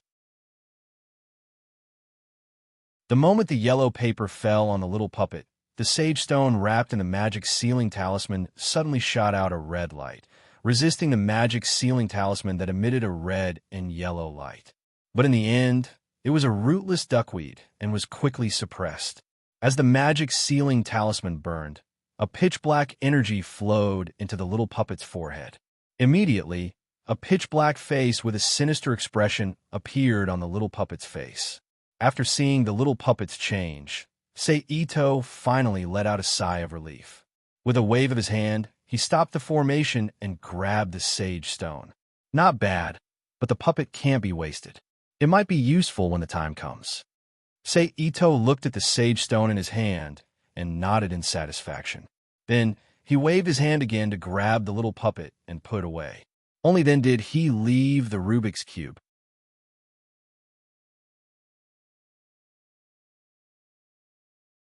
Chapter 159. Please add, please recommend, because I suddenly woke up in the morning, I was sleepy in the afternoon. My mind was in a mess, and I couldn't write much. I wasn't satisfied with what I wrote, so I could only write these 2 chapters. Thank you again. What's wrong, Yi? Ito, who had just walked out of the Rubik's Cube world, saw Yi hanging up the phone and asked. Someone just called and said that Edward was hospitalized. I hope you can go and see him. Edward seems to have something to tell you. Yi repeated the contents of the phone call. Really? Then I'll go and see. Ito nodded. Then this is the hospital's address and his ward number. Yi turned around and picked up a small piece of paper from the phone and handed it to Ito. Well, then I'll go. Ito took the paper and quickly glanced at it. He memorized the address on the paper, then grabbed his coat and left for the hospital. This is the ward of the Steel Alchemist. Edward Auric, right? In front of a ward in the hospital, Ito asked a male and female soldier who were standing guard outside the door.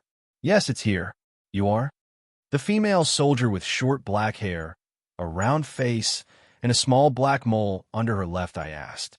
Tell him that Ito is here, and he will understand. Ito said, Please wait a moment. The female soldier nodded, turned around, and knocked on the door. After getting permission, she walked into the ward and quickly came out again. She said respectfully, You can go in now. Thank you. Ito nodded to her and walked past her. He pushed the door open and walked in. Who is that person? Beside the female soldier, a slightly skinny male soldier who had the same height as the female soldier and long blonde hair leaned over and asked in a low voice. How would I know? The female soldier replied snappily. Yo, I'm here. In the room, Ito greeted Edward with a smile, completely ignoring the 2 men in military uniforms and Alphonse. You bastard, why do I have the urge to punch you every time I see your smiling face? Edward said with a frown on his face. Well, who knows? Why don't you introduce these 2 to me? Ito replied to Edward shamelessly, then looked at the 2 officers on the side and asked. Damn it. Edward cursed under his breath, but he still introduced the 2 to Ito.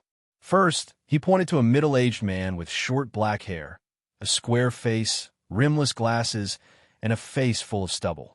This is Lieutenant Masseuse. When Edward introduced him, Masseuse nodded politely to Ito. His eyes were scrutinizing Ito. Then he pointed to another Caucasian man who was 2 meters tall, burly, bald, with only a small tuft of golden hair on his forehead. He had 2 beautiful golden beards on his face and said, This is Lieutenant Colonel Alex Louis Armstrong. Lieutenant Colonel Armstrong extended his right hand and said, Hello. Hello. Ito shook hands with Armstrong and nodded. After letting go of his hand, he greeted Masseuse. "This is Sei Ito, a national alchemist like me. He has the title of Sky," Edward introduced. "Now that the introductions are over, why did you call me here?" "I don't remember our relationship being so good that we could discuss things together," Seito asked. "Hey, you—" Edward was provoked by Seito's tone, and his tone immediately changed. Hey, let's get down to business," Masses quickly comforted Edward. Edward took a deep breath and calmed down. He pointed to a pile of papers on the small table in front of him and said, "Take a look at these first." Seito picked up the papers on the table and read them one by one. There was a sage stone array, Yaliba's tattoo, some inexplicable words, and a portrait of two people. "What's wrong?" Seito finished reading everything and threw them back on the table. "I want to ask if you found any special information in Dr. Marco's information," Edward asked seriously. "No. Didn't you read the information?" Seito asked. "This is the information I got from the Fifth Research Institute, according to Dr. Marco's instructions." "I thought you would know something," Edward said in disappointment. "The Fifth Research Institute that was destroyed 2 days ago." Seito looked at Edward in surprise. "Yes," Edward nodded and admitted. "You were there in person, and you only got this much information. How did you know that I, who didn't even go to the Institute, would know something that you don't?" Seito said to Edward in a mocking tone. Sure enough, Edward was about to go berserk again. Fortunately, he was calmed down by Alvons and Masseuse. "It seems that we can only investigate from other aspects. Maybe we can find something if we look through the criminal records of the military court." Matthias reached out and picked up the page with the drawing of Yalibos's case from the table. He examined it as he spoke. "I'll go down and investigate the people who studied the stone with Marco," Armstrong said as he picked up a piece of paper and looked at it. At this time, a few crisp sounds suddenly came from a door. Then, the door was pushed open from the outside without anyone's permission. The Grand President, Kimbra Bradley, walked in wearing a military uniform. "Sorry to disturb you," the Grand President said with a smile. The people who suddenly saw the Grand President walk into the room were all shocked. 2 officers even raised their arms mechanically and saluted. "President Kimbra Bradley." "I'll be quiet. You don't have to be so formal." The Grand President waved his hand and said, "Why are you here, Your Excellency?" Masses asked, "Why are you here to visit a patient?" The Grand President said, in surprise. Then, he raised the fruit basket in his hand and asked Edward, "Is honeydew edible?" "Yes, thank you." Edward was a little flattered and took the fruit basket with both hands. "You seem to have been investigating the higher-ups in the army recently, Major Armstrong." After the fruit basket was sent out, the Grand President did not leave immediately, nor did he inquire about the patient's condition. Instead, he asked Armstrong, "I'll know that. How did you know?" Armstrong was shocked at first. He did not know what excuse to use to hide it. In the end, he could only admit it honestly. "Don't underestimate my intelligence network," the Grand President said as he stared at Armstrong with his only eye. Then, he looked at Edward and said, "And you, Edward Auric, you're here for the Sage Stone, aren't you?" Then his gaze fell on Seito. "You too. You've been very active recently." However, Seito directly ignored the Grand President's gloomy gaze. He only lowered his head in silence. He did not speak, explain, and ignore the Grand President. In the end, the Grand President stared at Edward again and said, "How much do you know? Depends on the situation." As soon as the Grand President, Kimbra Bradley, said this, the pressure he exerted made the faces of everyone present, except for Seito, turn serious. Edward was so nervous that he did not know what to say. Suddenly, the Grand President laughed out loud. He patted Edward's shoulder and said, "I'm just kidding. Don't be nervous." Then, to everyone's astonishment, he said, "I also know that there are unstable elements within the army. I'm thinking of taking measures." He turned around and picked up the information on the table beside him and flipped through a few pages. The list of people who studied the Sage Stone. These people's whereabouts are unknown. Just a few days before the Fifth Research Institute was destroyed. The enemy is always ahead of us, and the current situation is that even my intelligence network is unable to grasp their scale purpose, and even the extent of their infiltration. In other words, it will be quite dangerous to continue investigating, Masseuse said. While Lieutenant Colonel Seuss, Lieutenant Colonel Armstrong, Brother Edward, I think you are all trustworthy people. As soon as he said this, the atmosphere immediately changed. Everyone's gaze fell on Saito. What is the Grand President trying to say? Saito raised his eyebrows and said, Your Excellency Saito, the alchemist of sky, can you explain to me your origins and the reasons for your actions? The Grand President said with his hands behind his back. He opened his only eye and stared intently at Saito. At the same time, Armstrong, who was next to him, quietly walked behind Saito, ready to attack at any time. The Edward brothers were a little confused. They stood behind the Grand President with Masseuse and watched quietly.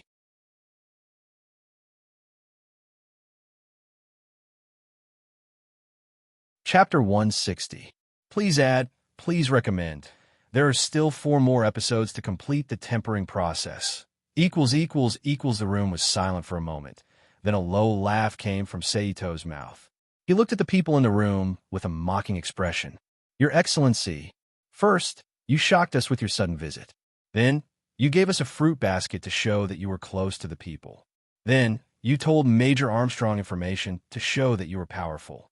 Finally, you used your identity as the president to say ambiguous words to create pressure. Saito narrated Kimbra's actions after he entered the ward in a different way. Rather than pressure, it was more like a test.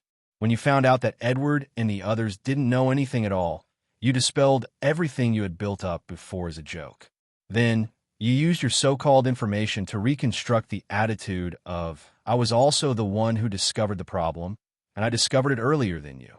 Then, you talked about the danger to create the hidden message that we were all on the same side. Finally, you used your so-called trust to amplify this message and isolate me. Saito continued. Then I want to ask, as the president who did all of this, what is your purpose? Are you really trustworthy? Saito raised his right hand and pointed at Kimbra's face as he questioned. In an instant, the atmosphere in the room changed again. The feeling of everyone targeting Saito disappeared, but there was also no sense of trust. At the same time, President Kimbra was also counted as a target of distrust by the other 4 people in the room. But in the end, he was still the president. That kind of suspicion was much, much lower than Saito's sharp-tongued kid. The president's expression didn't change. He still stared at Saito with his only open eye. I was just stating the facts that they ignored. Saito put down his hand and raised his eyebrows slightly. He looked at the president provocatively and said, Then, Your Excellency, can you explain the problem just now to me? Humph. The Grand President snorted coldly. He gradually retracted his gaze from Saito and swept his gaze over Edward and the others in the room, who had been silent since their conversation. In the end, he seemed to sigh as he said, Sigh, has the military's problem become so serious? Even the words of a president like me are being doubted? Your Excellency, Major Armstrong opened his mouth and shouted, but then he found that he didn't know what to say, so he could only close his mouth again. Masseuse, on the other hand, didn't say anything at all. He just remained silent at the side. The Edward brothers were baffled. They didn't understand why things had turned out this way.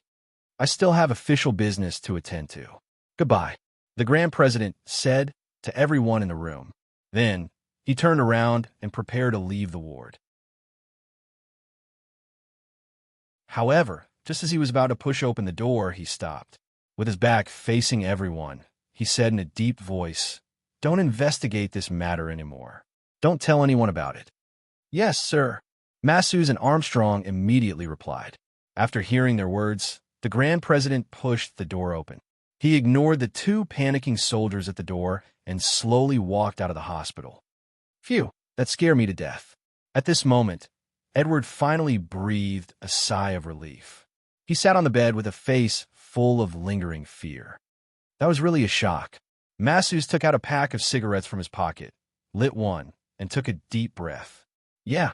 Armstrong also breathed a sigh of relief and said in a relaxed manner, Saito sneered.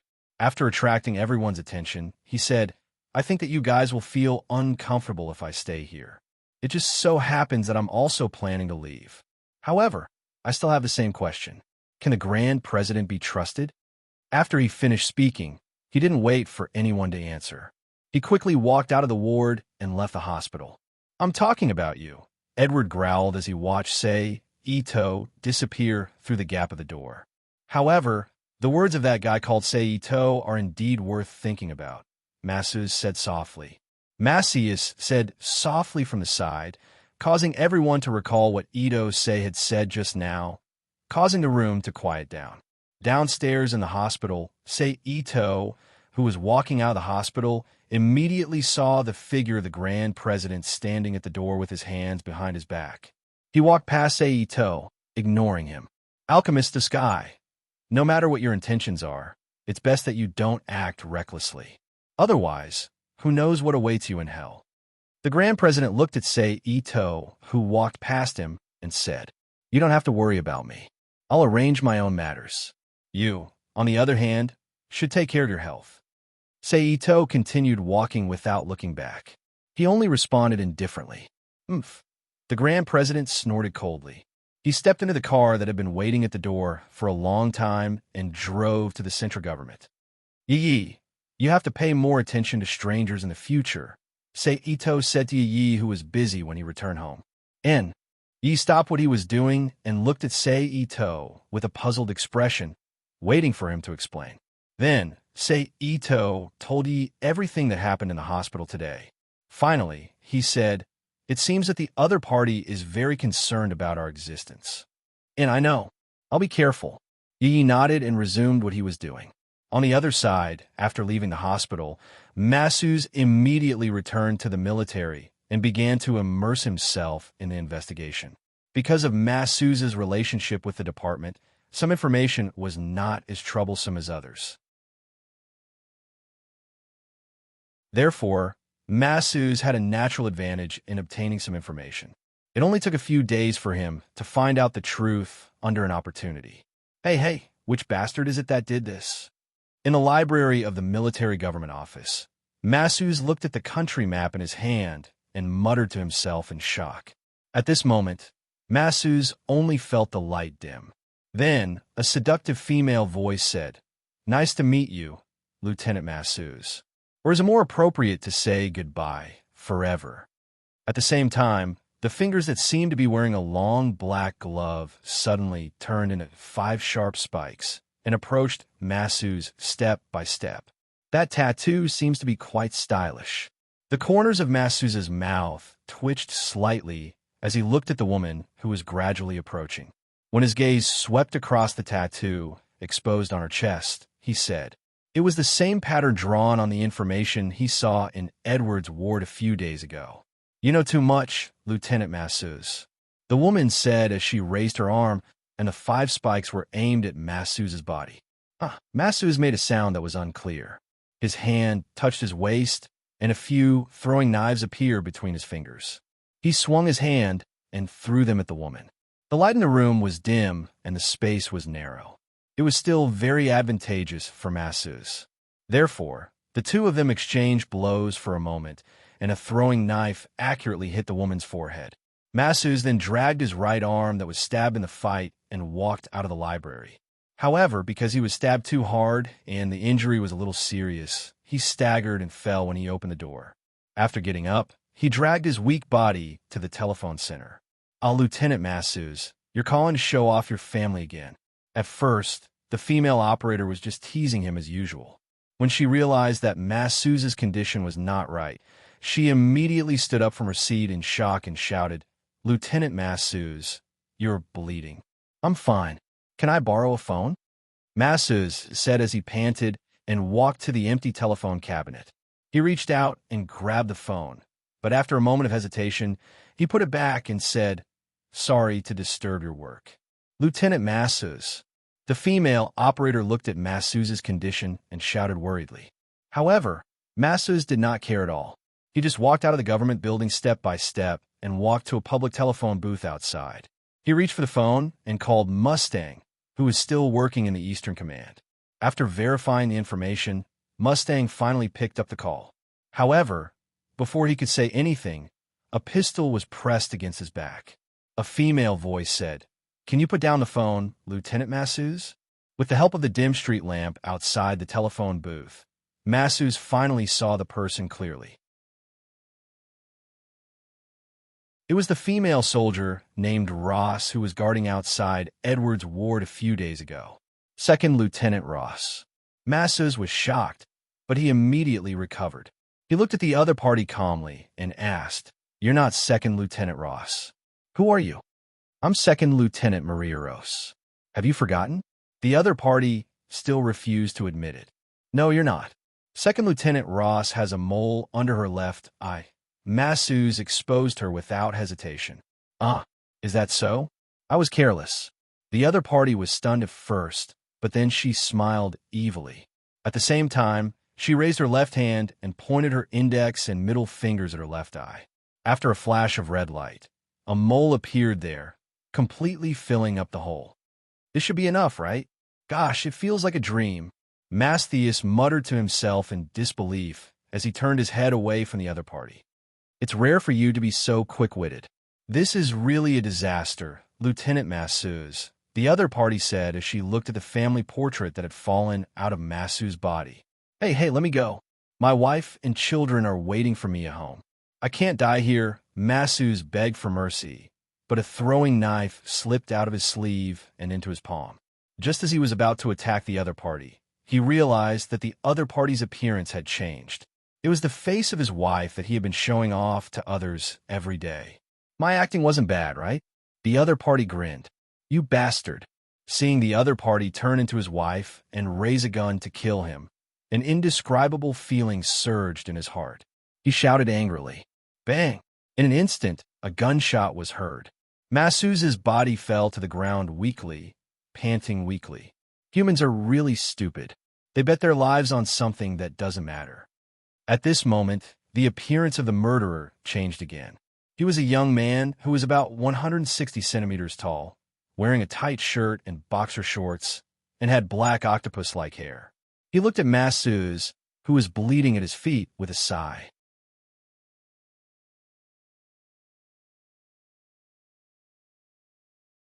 Chapter 161. Please add, please recommend.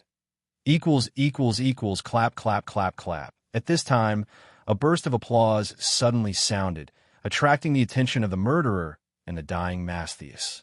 Under the shadows of the street lamps, a man's figure gradually appeared, and his face was completely exposed under the light. "It's you," Mastheus said weakly, his voice full of surprise. "So it's you, Sky, alchemist Seito." The murderer straightened up and looked up at Seito with an evil smile. "You are Enby, right?" Ito Sei looked at the murderer. He tilted his head and thought for a while. Then, he remembered the name of the murderer. Then, he asked with certainty, "Oh, you know me?" Enby looked at Seito with some surprise. "Well, you can say so." Seito nodded. "But why are you here?" Enby was more concerned about this question, so he asked one by one. "Me? I followed him here." Tungching pointed at Mastheus on the ground. Enby looked at Mastheus, who was about to die, then looked at Seito and said, "You want to kill him too?" "No, I'm just following him." Seito chuckled. "Following?" Enby asked curiously. "Yes, following. Because I want to use him to lure you out, Enby." "Enby." Ito Sei shifted his gaze from Mastheus to Enby and said with a smile, "Me? Why? And how did you know I was going to kill him?" Enby looked at Seito strangely and asked, "Because I need the sage stone." Without waiting for Enby's response, he rushed in front of Enby, grabbed his arm, and threw him to the ground. Bang! A dull sound came from the ground, and then a human-shaped dent appeared on the cement ground. "Your body is really heavy," Seito said. "Bastard." Enby struggled to get up from the ground, but how could Seito let him do as he wished? He smashed Enby's head with all his might, causing Enby's head to sink deeper into the ground. His other hand pressed against the ground. After a flash of light, Enby's four limbs were immediately restrained by a thick metal that suddenly appeared. Only his head could be held up by his neck. Bastard! Enbai cursed angrily. The muscles on his body began to swell. After a few seconds, he turned into a six-legged giant lizard with dark green skin. Under its neck, a large number of human skulls were gathered. Voices of different genders, ages, and languages came out from the skulls. They were like the wails of the dead, disturbing one's eardrums. How evil! Sei Ito, who had retreated a distance when Enbi transformed, said as he looked at the ugly head under Enbi's neck. Go to hell. How dare you hurt me? After the transformation, the voice sounded like countless people overlapping at the same time, and it sounded a little distorted. At the same time, Enbai opened his mouth wide, and his tongue lashed out like a long whip. Looking at the tongue that was flying towards him, Sei Ito waved his hand and took out the heavenly sword. He poured his energy into it, and his body flashed. At the same time, a cold light flashed. Enbai's tongue was immediately cut in half. The tongue that fell to the ground instantly turned into black smoke and dissipated in the air. Ah, it hurts! Enbai cried out in pain. He lifted his huge foot and stomped over. You don't learn your lesson. Sei Ito mumbled. He nimbly escaped from the range of the huge foot. He then jumped onto the back of the foot and slashed with the heavenly sword in his hand. A large amount of blood immediately gushed out and sprayed onto Sei Ito's face and body. You bastard! Go to hell! Enbai swung his foot and threw Sei Ito off the back of his foot. At the same time, he whipped his tail at Sei Ito, who was in midair. Sei Ito forcefully twisted his body in midair and took Enbai's whip head-on. Sei Ito, who was in midair, was immediately sent flying by the huge force. He crashed into a nearby building and stirred up a cloud of dust. How is it? Do you know how powerful I am now? Enbai said proudly. This level of attack is really too weak, Sei Ito said disdainfully as he propped himself up in the cloud of dust. You idiot, Enbai muttered angrily. He didn't wait for the cloud of dust to disperse and whipped his tail again. I wonder which one of you is the idiot. There was a flash of lightning in the cloud of dust. A huge stone wall blocked Enbai's path of whipping. Enbai's tail whipped the wall violently and made a loud boom. At the same time, Sei Ito used the cloud of dust as cover and quickly arrived at Enbai's right hind leg. He quickly slashed with the heavenly sword. Boom! Because of the sudden attack and the fact that he was using his hind leg as a support, Enbai's body uncontrollably sat down. When he hit the ground, there was a loud bang. Sei Ito quickly jumped onto the center of Enbai's back and stabbed the heavenly sword in his hand. He quickly drew a circle about the width of an arm and pulled out the piece of flesh as if he was pulling out a cork. Ah! Sei Ito did the same. While the red lightning healed Enbai's body, he quickly dug out a few more pieces of flesh. Finally, after a piece of flesh was dug out, Enbai's internal organs appeared in front of Sei Ito's eyes. A sage stone that was much smaller than Enbai's body was faintly discernible in the organ. Seeing this, Sei Ito didn't hesitate. He waved his hand and took out a few metal balls from his space. Under the light of the refining formation, they turned into 4 thin and sharp spikes and pierced into the huge wound that Sei Ito had created. They stood erect like a support frame. What are you doing? Enbai shouted in fear when he felt the situation on his back. I told you I want the sage stone, Sei Ito replied. He immediately jumped into the wound and cut off the muscle tissue that appeared at any time. He smoothly reached the area near the organs. Then he aimed at the sage stone and rushed over. No, Enbai shouted in fear. He didn't care about anything else as he turned back into his human form. Then he roared and tried to run away. You can't run away. Although Sei Ito was a little flustered by Enbai's sudden transformation, it didn't cause any trouble. When his feet touched the ground, he suddenly charged toward Enbai. Enbai, who was running away, felt Sei Ito chasing after him. His arm instantly turned into a sharp weapon and attacked Sei Ito. Sei Ito directly swung the heavenly sword in his hand and clashed with Enbai. When Enbai retracted his attack in pain, he quickly caught up and kicked him to the ground. Don't kill me. Don't kill me. I don't want to die. Enbai frantically crawled up from the ground and said as he ran, Do you still think humans are stupid? Saito said as he rushed to Enbai's side. He swung his sword and cut off Enbai's legs. Then, he cut off Enbai's hands as Enbai recovered. Finally, he cut off Enbai's head. Looking at Enbai's body that was still trying to recover, Saito didn't hesitate to stab his sword into Enbai's chest. Found it. In the cut muscle, the core of the sage stone appeared in Ito-sei's eyes. Saito muttered. He waved his hand and cut off the tissue around the stone. He quickly put the stone into the Rubik's Cube world. Enbai's body that was trying to recover immediately stopped working. Then, like an object that was burned to ashes, it slowly turned into black smoke and dissipated into the air. Phew!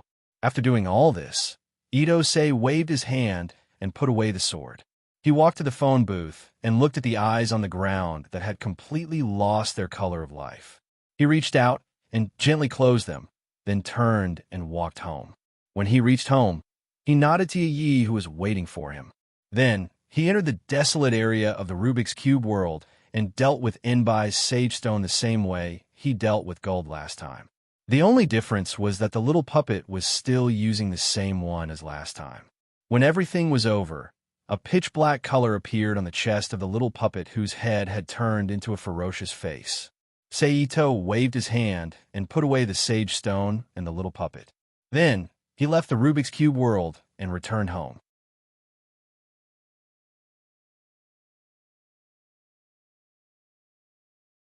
Chapter 162. Please add. Please recommend. I forgot who asked me to play Lance's game. I forgot the time. I just finished one chapter, and I guess I can only update twice. Lance's game is really time-consuming. Somewhere underground in Sandplow, Central City.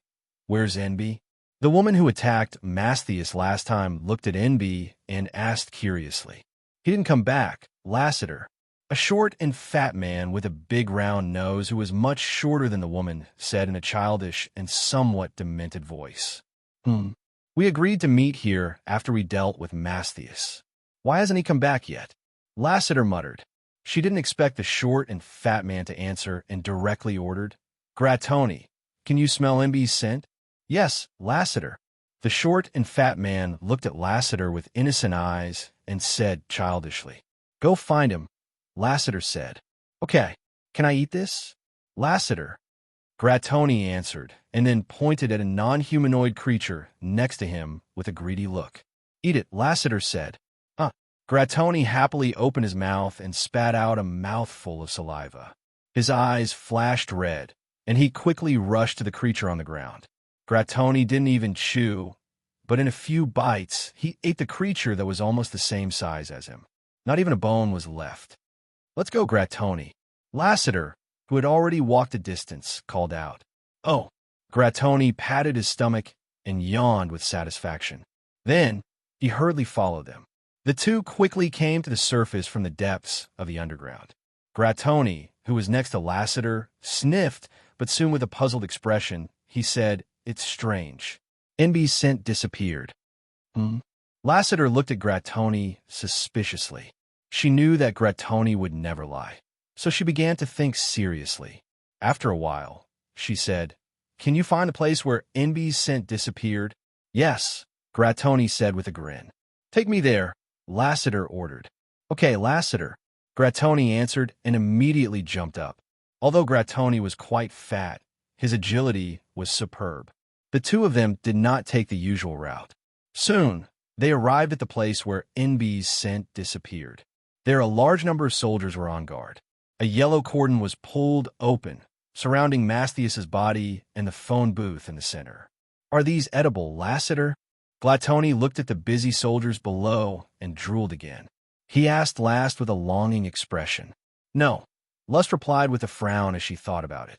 After a while, Lassiter, who still had no clue, had to return to the original place with Grattoni, who was drooling all over the floor.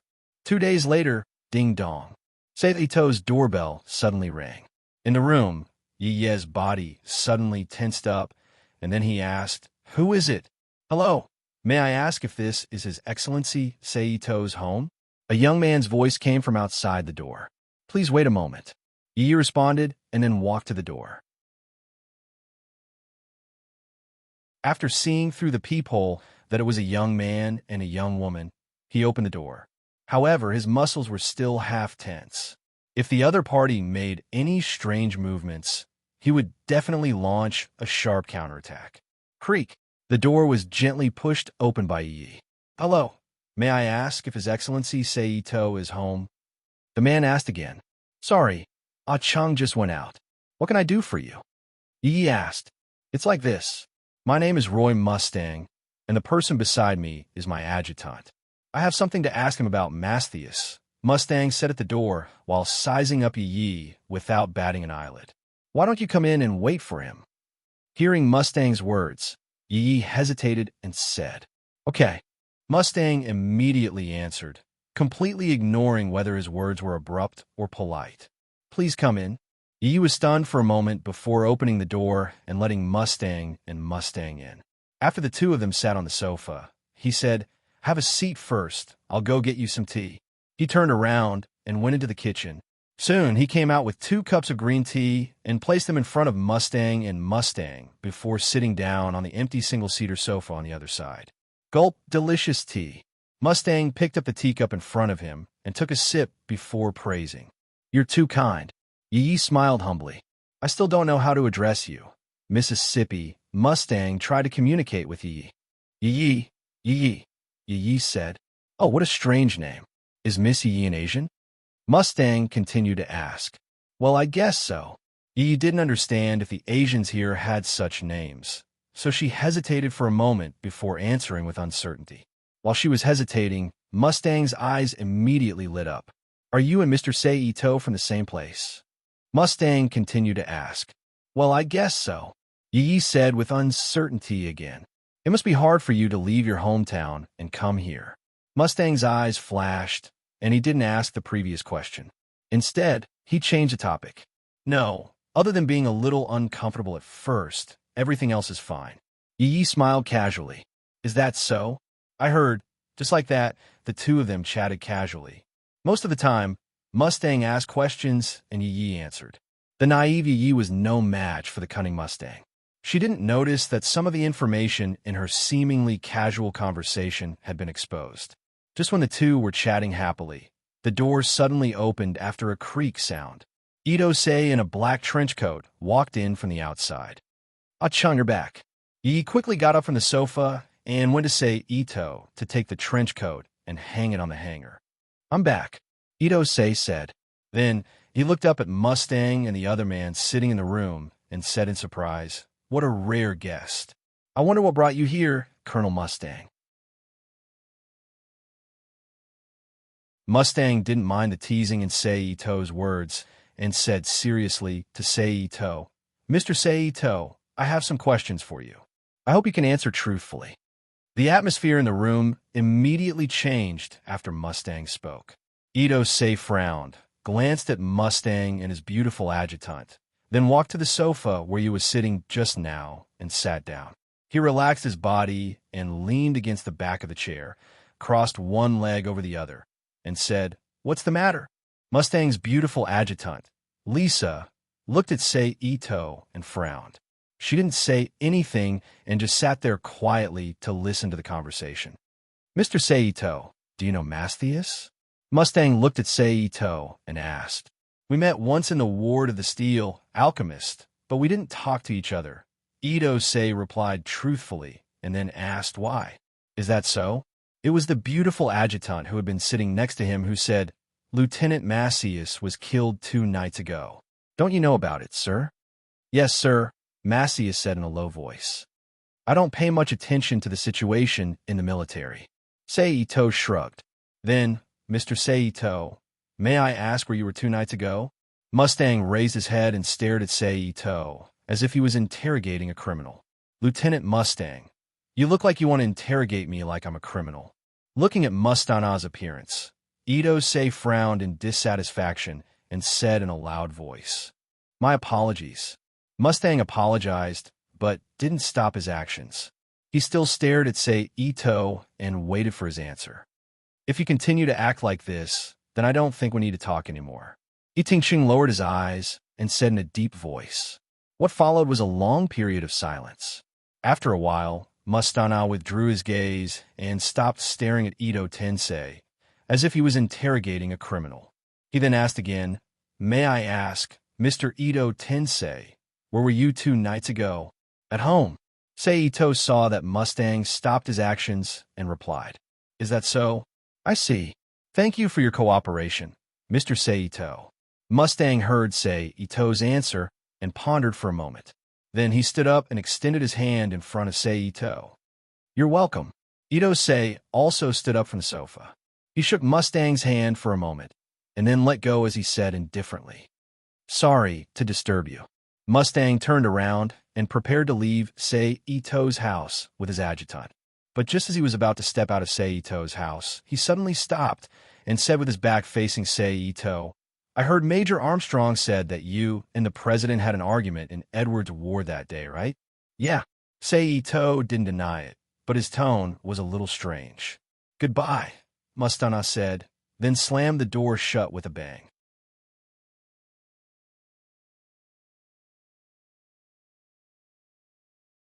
Chapter 163. What's going on? Yi looked at the closed door and asked in confusion, "Do you still remember the sage stone that I brought back 2 days ago?" Seito lowered his body and sat back on the sofa. He looked at Yi and asked. After seeing Yi nod, he continued, "The original owner of the stone killed a soldier named Mastius that night, and that soldier was a close friend of Colonel Mustang who just came. Then why did he come this time?" Yi opened his mouth to ask, at the same time thinking, "Well, who knows? It has nothing to do with us anyway." Seito shrugged. A few days passed in the blink of an eye. "Excuse me, are you the national alchemist, Seito?" One day, Seito, who was looking for information in the library, was suddenly approached by several armed gendarmes. One of the gendarmes said to Seito, "It's me." Seito closed the book in his hand, turned to look at the burly white man standing in front of him, and nodded. "We suspect that you are related to the death of Brigadier General Mastius. Can you come with us?"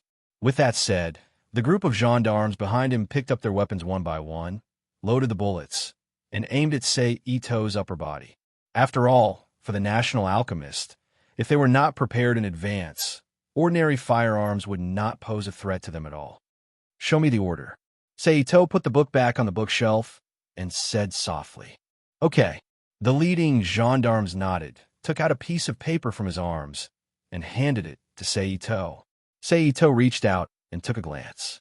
It was nothing more than what the gendarme said just now, and at the bottom was the words permitting the investigation and the signature of the approver. "Kim Bradley?" Seito muttered in a low voice that no one else could hear. He then handed the order back to the other party and said, "Okay, thank you for your cooperation." The leader saluted and led Seito out of the library under the watchful eyes of the crowd. Although he said so, none of the other gendarmes put down their guns. They still held their guns and pointed their muzzles at Ito-sei, looking nervous. After leaving the library, they got into the military police's car and quickly returned to the central government. Seito was escorted to an office by the military police. The interrogation will begin now. At this time, Seito was sitting alone on one side of the table in the office. 2 armed military policemen pointed their guns at Seito. 3 soldiers in military uniforms sat across from him. One of them was in charge of questioning, another was in charge of taking notes, and the last one was in charge of supervising the entire process to ensure the accuracy of the interrogation. "Do you know the late Brigadier General Mastius?" the chief interrogator asked with a dignified face. "I met him once, but I can't say I know him." Seito replied. "Do you know Major General Armstrong?" the chief interrogator asked. "Same as Mastius. I met him once, but I can't say I know him." Seito said. "Where were you on the night of XX 1914? "At home." "Is there anyone who can testify?" "My girlfriend, Yi." "What about other witnesses?" "No." "Then do you have any explanation for the content of this photo?" The chief interrogator took out a photo from a document bag and threw it in front of Seito. Seito picked up the photo and saw an English word written in blood in the photo. Around the English word was the phone booth that Seito was familiar with when Mastius died. Seeing this, Seito frowned and then relaxed. He threw the photo back on the table and said, "I don't know what you mean. Your alchemist title seems to be." The chief interrogator said, "Yes." Seito nodded, then looked up at the chief interrogator and said, "Don't you think it's ridiculous that my title refers to me? That's why we asked you to come here." The chief interrogator said in a low voice. Obviously, he was a little dissatisfied with Seito's attitude. Seito sneered and said, "Well, let's continue. What else do you want to ask? Are you sure you were at home on the night of X month X?" The chief interrogator asked again. "Yes. Where would I go if I wasn't at home in the middle of the night?" Seito spread his hands and asked, "Well, that's all we want to ask. Of course, you need to stay in the detention center for a few days and wait for the results of our investigation." The chief interrogator and two other officials said as they stood up, "Can I make a phone call?" Seito frowned. "No." The chief interrogator refused directly. "Okay." Seito nodded and did not insist. At this time, a military policeman came over with a pair of iron handcuffs in his hand and was about to handcuff Seito. I said, "I'm now under investigation. Why are you using this kind of thing on me now?" Seito said as he moved his hands to avoid the military policeman's outstretched hands. "Because you're a national alchemist, which is a dangerous person. This is a measure that has to be taken," the official who had been silent explained. Ito-say sneered and let the gendarmerie handcuff him with a wooden board that could prevent him from putting his hands together. Under the guidance of the gendarmerie, he walked into the prison inside the central government building. Bang!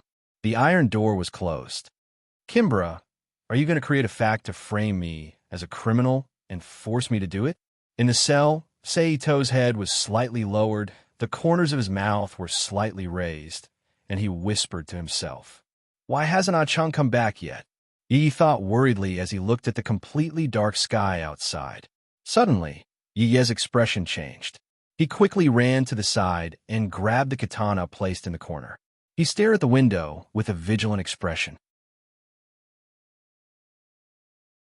At this time, a pair of flashing red eyes appeared in the dark, and a somewhat round figure broke through the window from outside.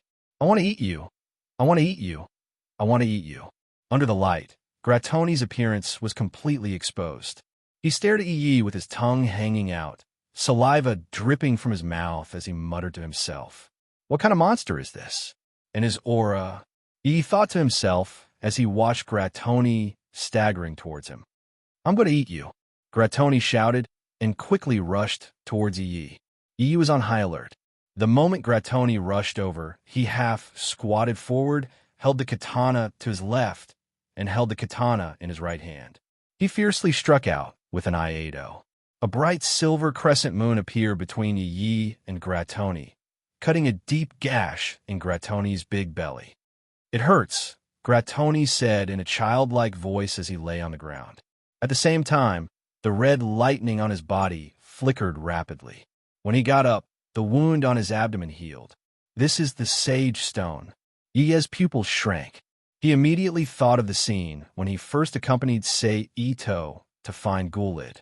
"You're an early riser?" Yi asked. "Yes." Grattoni put his right index finger in his mouth and sucked as he spoke. "Why did you attack me?" Yi quickly asked when he realized that Grattoni had answered his question so easily. "Because Raz said he wanted to take you back," Grattoni answered like a child. "Who's Raz?" Yi continued to ask. "Raz is Raz," Grattoni replied and rushed towards Yi again. Yi quickly jumped to the side and dodged Grattoni's attack. At the same time, he turned around and slashed at Grattoni's back. As the red lightning flashed, he quickly turned around and rushed to Grattoni's side and slashed down with his katana. "I thought it was easy to kill Ah-chung, but I didn't expect it to be so troublesome. Where's Ah-chung now? Why isn't he back yet?" Yi quickly fought Grattoni while he worried about Seito. After a while, Yi found that he couldn't kill Grattoni in a short period of time. So he stabbed Grattoni's head with his sword. When Grattoni didn't respond to the treatment, Yi kicked Grattoni's stomach and sent him flying. Then Yi jumped out of the window that Gratny crashed into. The moment Yi jumped out of the window, 5 cold lights appeared in the night sky. If you think this website is good, please remember to help promote this website. This website.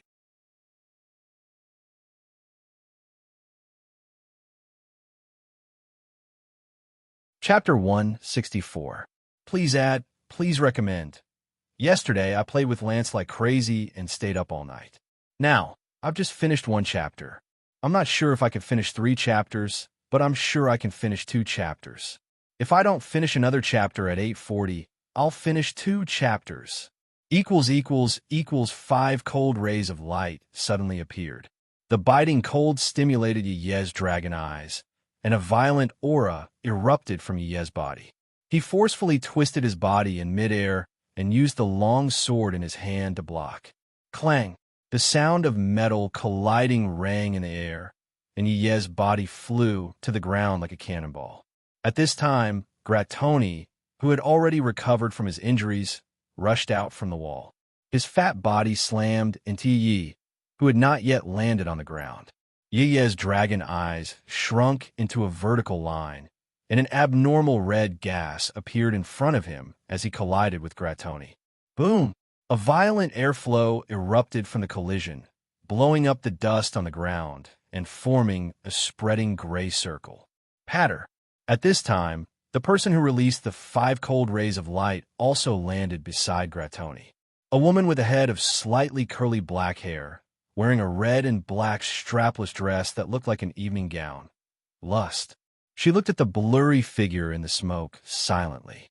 Suddenly, 2 beastly eyes lit up in the smoke. Then, like a hurricane, the black shadow brought up the dust around it and attached itself to its body like ribbons. It quickly swooped down in front of the 2 androids. The long blade in its hand instantly slashed out a silver crescent moon in front of the 2 androids. Feeling the horror of the silver crescent moon, Lust's figure retreated and quickly dodged Yi's attack. However, Gratoni was slow and didn't react. Yi's sword slashed through his body, and if it wasn't for his big belly, he would have been cut in half. His body followed the movement of the blade, and the scabbard in his other hand smashed into Gratny's face, which didn't even have time to react. Gratny was sent flying. At the same time, with his right foot as the axis, he rotated his body and rushed towards Lust again. Clang! Clang! Both of them reacted very quickly. The long blade in Yi's hand clashed with Lust's sharp claws, creating a crisp sound that echoed in the night sky. However, compared to Yi's martial arts mastery, Lassiter, who relied on her face to make a living, was much weaker.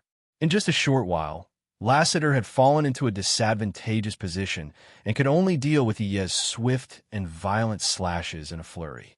If it weren't for the sage stone desperately repairing her body, she would have been riddled with scars by now. With another slash, Lassiter, who was forced into a corner, quickly shouted, "Gratoni!" Due to the distraction, one of Lust's arms was instantly chopped off by Yi, turning into black ash and disappearing into the air. At the same time, red lightning bolts danced around the severed arm as a new arm grew. "Come, Lassiter," Gratoni called out in a calm and childish voice. Like a wild beast, he jumped high into the air and rushed towards Yi. Feeling the huge shadow in the air, Yi's footsteps paused, and his body quickly withdrew from the shadow's range. Boom! With a loud noise, a large amount of smoke and dust was stirred up and shrouded the 3 of them like a fog. 3 vague shadows stood quietly in the black fog. At this time, the short and fat shadow suddenly moved and rushed to the side of a figure holding a long blade without slowing down. Just as it was about to attack, the figure holding the long blade instantly moved. The long blade fiercely chopped off the arm of the short and fat shadow. It hurts." Gratoni's voice came from the smoke. Yi, who was wielding a katana, didn't stop. He used the katana to perform a set of wudong sword techniques. Although it looked a bit out of place, Yi paid special attention to certain moves that were compatible with the katana, and the power didn't weaken at all. After a while, Grattoni's body flashed with lightning and didn't recover. So scary, Grattoni said as he retreated. Grattoni, retreat. Lassiter shouted from the other side. Got it, Lassiter, Grattoni shouted, then turned his back to Yi and started running. In a dragon-eye state, Yi was like an emotionless fighting machine. He instantly followed up and slashed Grattoni's back again and again. Ah, it hurts, Grattoni shouted as he ran. Ah, it hurts. Bean-sized tears flowed out of his small eyes. Seeing this, Lassiter had to stop and quickly came to Grattoni's side. She waved her hand to block Yi's attack and helped Grattoni escape.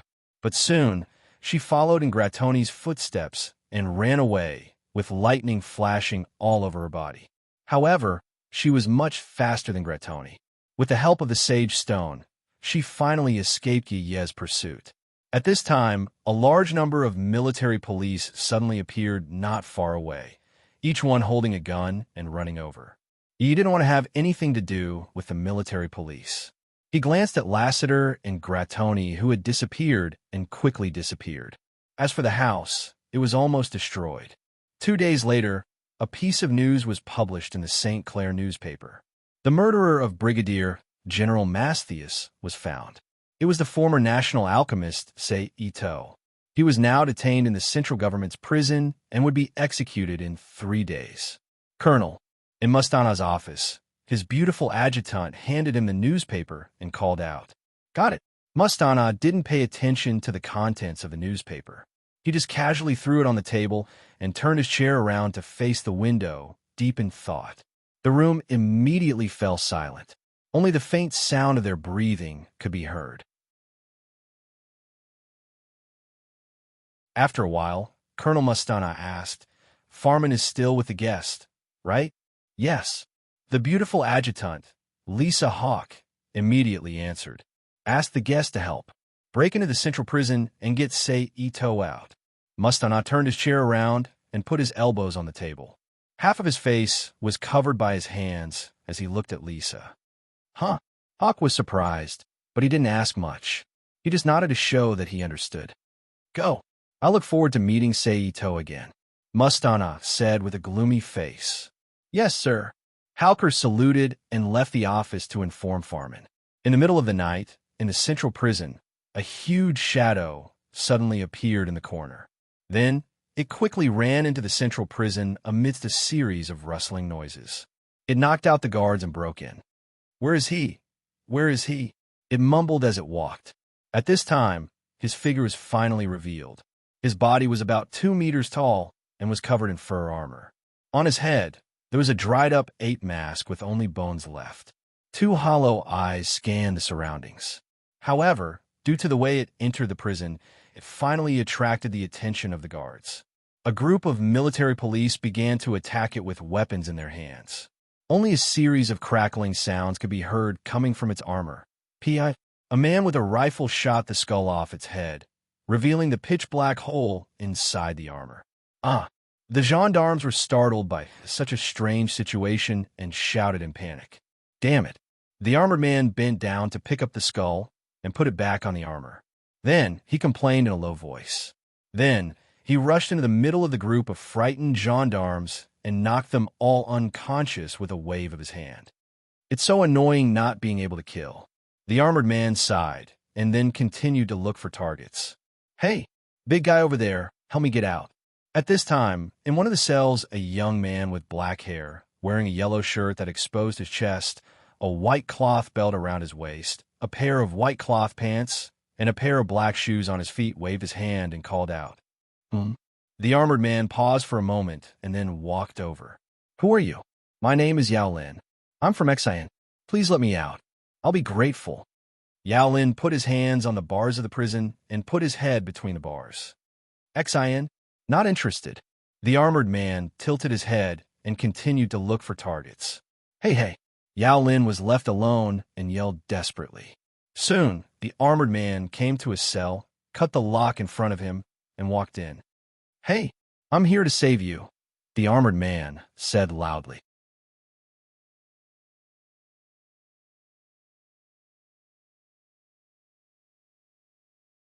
Chapter 165. Please add it. please recommend it. Actually, it's more like 2.5 chapters. Then I'll save it for tomorrow. Hearing this. Seito looked up at the armored man at the door. Who asked you to save me? Seito sat on the bed in the prison and asked. That person didn't call me. What should I do? The armored man said in a relaxed tone with a teasing look. That's true. If I go out like this, I will really become a wanted criminal. At that time, I will face the pursuit of the entire military. Who has such a big grudge against me? Seito shook his hands and broke the handcuffs on his wrists. The armored man looked at the handcuffs scattered on the ground and felt that what he did this time was unnecessary. The other party was obviously the kind of guy who could escape from prison at any time. Why would he need to save him? I don't think it's Kim Bradley. He doesn't need to do this. As long as he quietly waits for the day of execution, I will naturally make a move. Seito stood up from the bed and said as he walked, and most importantly, even if it's unnecessary, he won't use a guy like you. I say, the armored man said in a dissatisfied tone. Then who could it be? Seito muttered as he walked. Finally, when he reached the armored man, he said, It should be that guy, Mustang. Oh. The armored man looked at the smiling Seito with interest and didn't answer. Quick, over there, load the bullets. In the corridor not far away, a large number of figures were reflected on the corridor walls under the illumination of the light. At the same time, there was a burst of hurried footsteps and shouts. Let's go. Since you want me to go out and meet him, then let's go. Seito walked past the armored man with a faint smile and walked step by step toward the corridor where the military police gathered. Behind him, the armored man also laughed happily as he walked out. He followed suit. Stop, otherwise I'll shoot. Seeing Seito and his armor appear, a military police officer shouted, Since you want to save me, let's put on a full show. Ito-sei completely ignored the rows of muzzles not far from the opposite side. He just whispered to the armored man beside him. I've been wanting to do something big for a long time. The armored man shouted happily. Then, with the sound of armor rubbing against each other, he ran step by step to the front of the gendarmes. Under the gunfire of the gendarmes, he rushed into the crowd and beat up the gendarmes. Hey, the guy over there, come and help me out. In another corridor, Yao Lin's voice could be heard. A fair and tender arm was waving abruptly in the corridor. Ito-sei turned his head and looked at the source of the voice. Then he walked over slowly. Help me out, it's too boring here. Yao Lin saw Seito coming over and said happily, You're from Xian? Seito looked at Yao Lin's outfit and asked.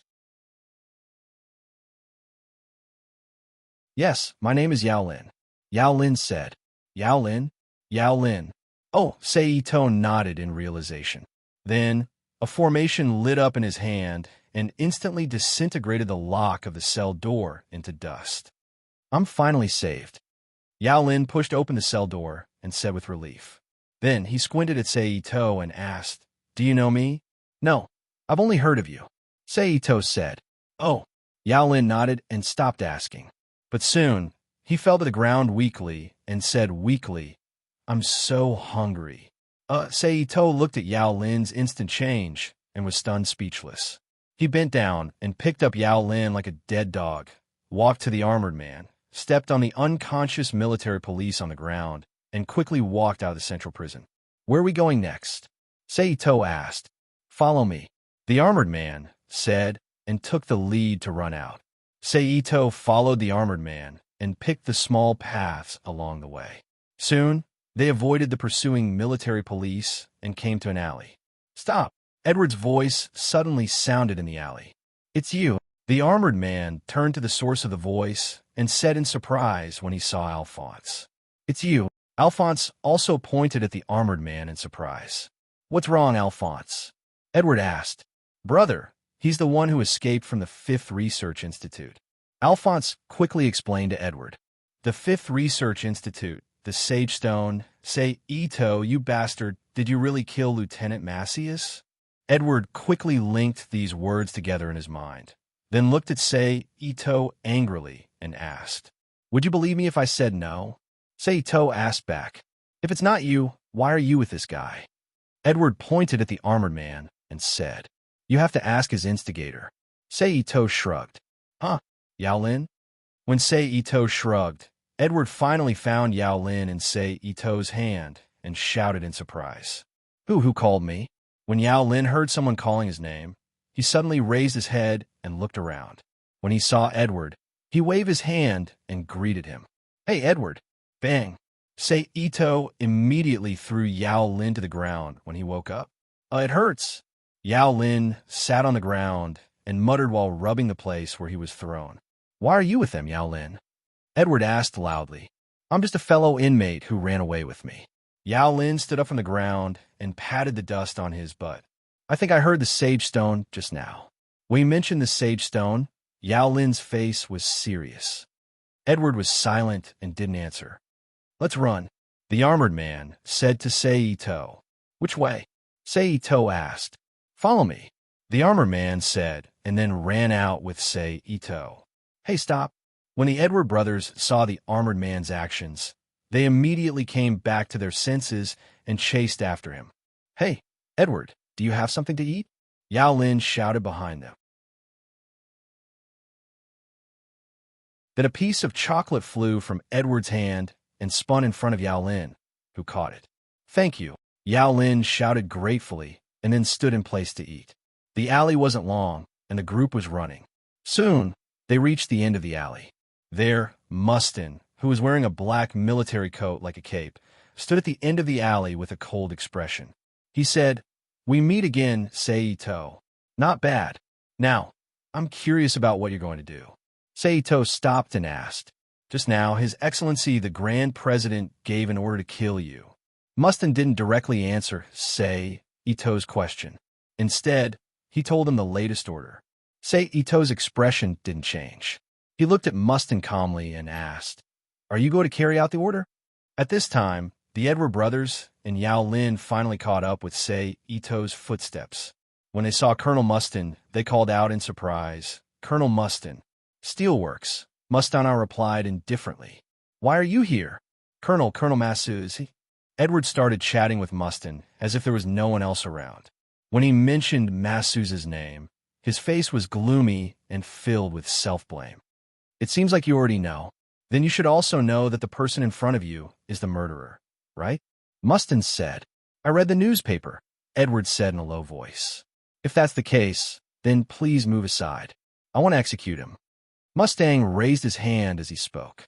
His right index finger, middle finger, and thumb pinched together and pointed at Tinching. He was wearing a white glove with a red formation inscribed on it. Colonel, Edward cried out when he heard Mustin's words. Then he saw a flash of fire. He instinctively raised his arm to block his eyes. A huge ball of fire appeared in front of him, occupying a large area in the alley. Boom! There was a loud explosion in the fire. Then, a strong wind blew from the center of the explosion. It blew away the fire and dust, revealing Sei Ito's unharmed figure. What a terrifying fire! Sei Ito looked at Mustin and chuckled.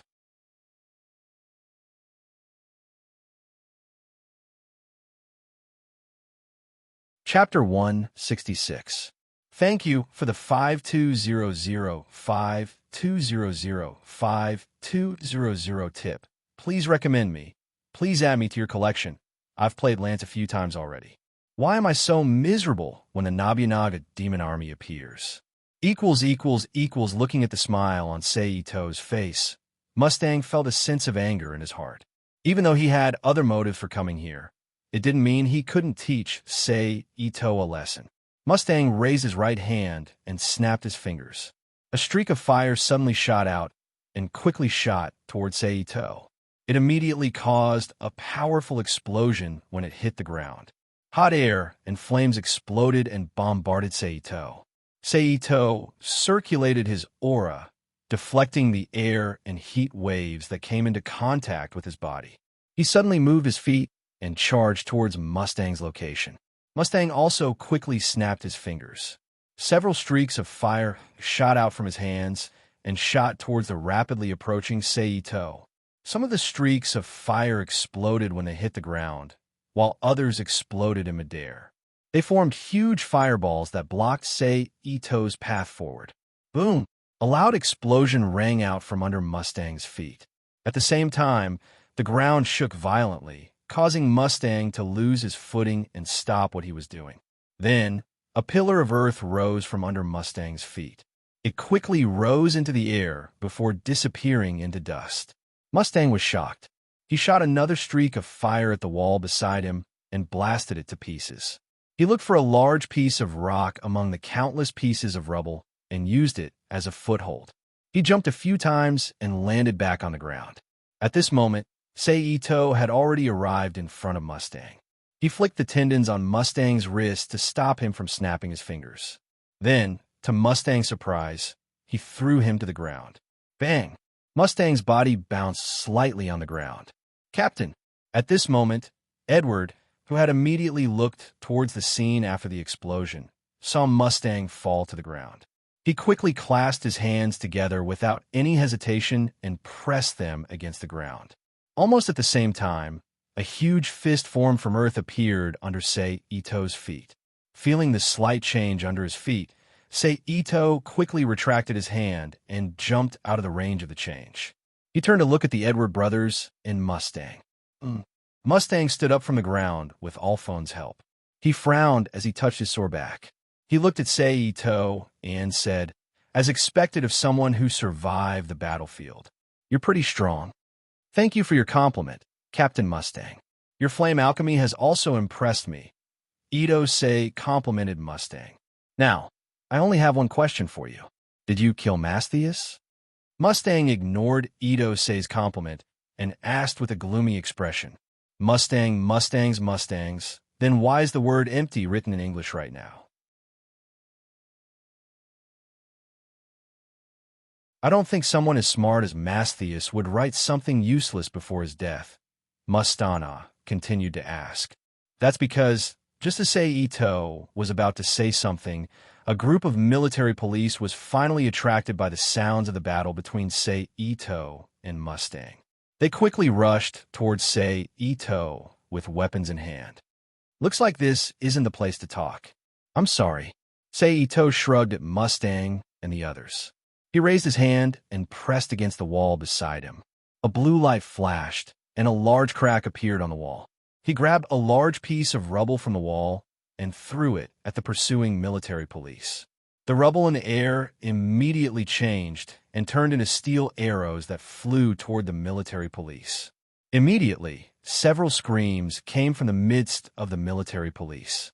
Taking advantage of the moment when the military police panicked, Sei Ito disappeared into the street under the gazes of Mustang and the others.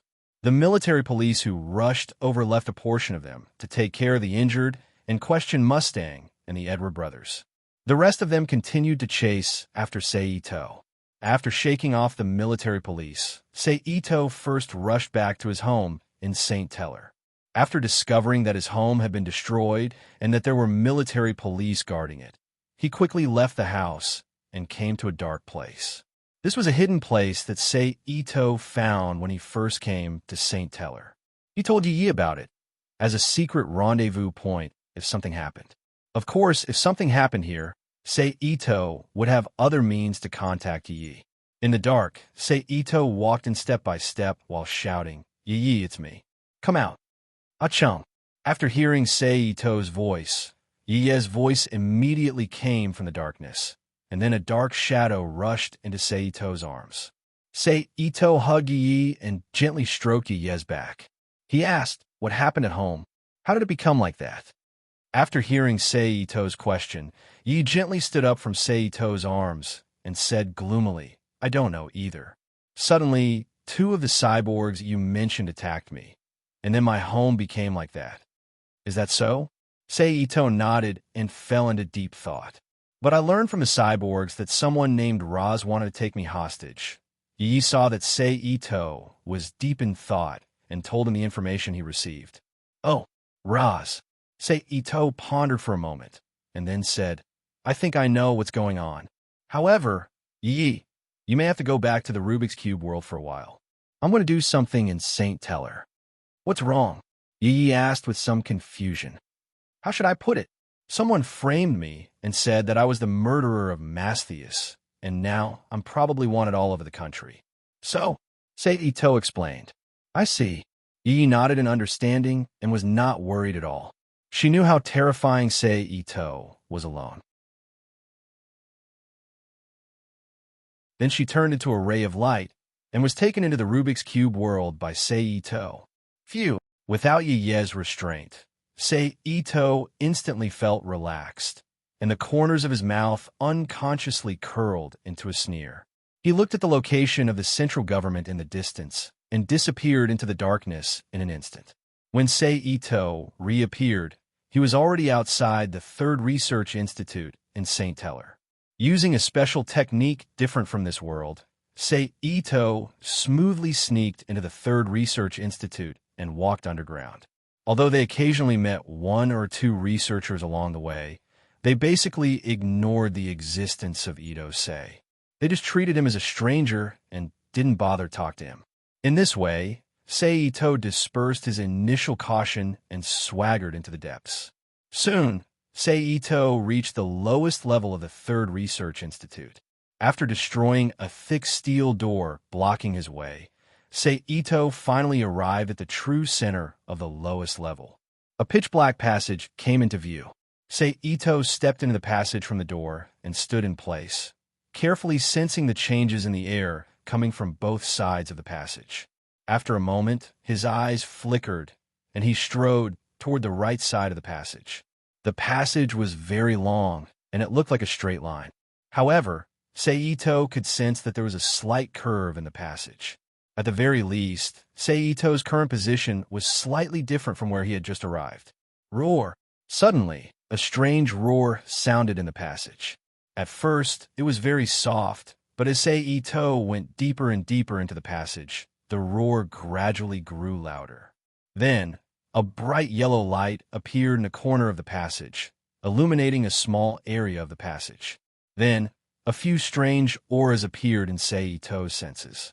Sei Ito's muscles tensed up, and he moved closer. He saw a short and fat man and a charming woman squatting and standing in the room. In 4 or 5 cages in front of the short and fat man, there were many strange creatures that looked like humans but behaved like animals or did not even have a face. Suddenly, the short and fat man moved his body and grabbed a strange creature from one of the cages and stuffed it into his big mouth. Without any difficulty or chewing, the creature was swallowed in a few bites. Lassiter, aren't we going back? The short and fat man patted his stomach and looked at the woman beside him with a satisfied look on his face. He asked in a very naive and childish voice. Let's go. Lassiter tilted her head and thought for a moment. Then, she put down her arms and walked out first. Oh, Grattoni responded. Suddenly, his nose twitched slightly, and he stopped in his tracks. What's wrong? Lassiter also noticed Grattoni's strange behavior and stopped in her tracks. There's a nice smell. Grattoni pointed at the wall. Can I eat it? Lassiter frowned and looked at the direction Grattoni was pointing at. Eat it. Okay, Grattoni shouted excitedly. Then, he slammed his body against the wall. With a loud bang, a large circular hole appeared in the wall. Then, Sei Ito appeared behind the wall. Hey, little brother. Nice to meet you. Lassiter saw Sei Ito's appearance and smiled charmingly. At the same time, she diverted Sei Ito's attention and created an opportunity for Grattoni. Well, Sei Ito sighed and grabbed Grattoni's outstretched hands. Then, with the help of his waist and legs, Sei Ito threw Grattoni against the wall, creating a human-shaped dent in the wall. Nice to meet you too. I hope this will be the last time we meet. Sei Ito said politely to the 2 androids.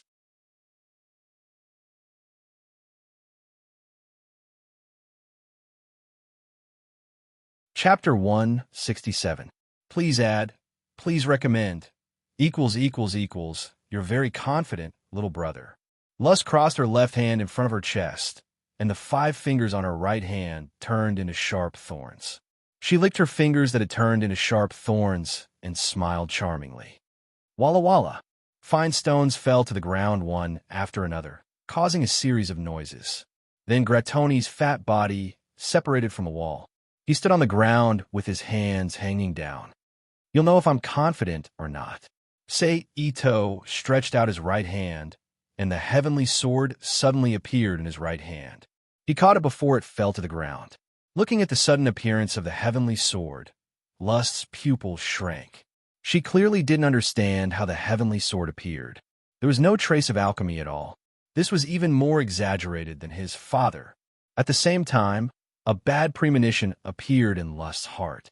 With the heavenly sword in his hand, Ito Sei's aura changed instantly. A sharp aura swept through the tunnel around him. A faint light flashed in his eyes, and Ito Sei instantly disappeared. Then, before Grattoni could react, he appeared beside him and stabbed the sword towards his head. "Grattoni, get out of the way!" Lassiter, who had witnessed everything, shouted anxiously. But her shout obviously didn't have any effect. Grattoni simply couldn't react in time, and the heavenly sword immediately pierced his head. Red electric light began to appear on Grattoni's head, quickly healing the wound. Ito Sei shook his wrist, shaking off Grattoni's muscles that were clamping onto the heavenly sword. Then he followed up with a downward chop, cutting Grattoni, who had yet to recover, in half. Lust's pupils shrank, and her footsteps unconsciously stopped. But Sei Ito didn't stop.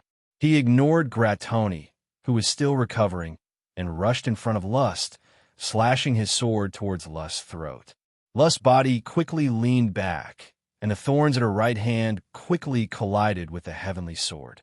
With a crisp sound, the 5 thorns were sliced through like tofu, leaving a bloody mark on Lust's beautiful face before she could even dodge. "What weapon is that? How can it be so sharp?" Lust, who was on the ground, quickly did 2 backflips to get away from Sei Ito. She looked at Sei Ito cautiously. Heavenly sword. Sei Ito swung his sword and continued to rush towards Lust. Lust knew that her strongest spear wouldn't be able to block Sei Ito's attack, so she could only think of ways to defend herself.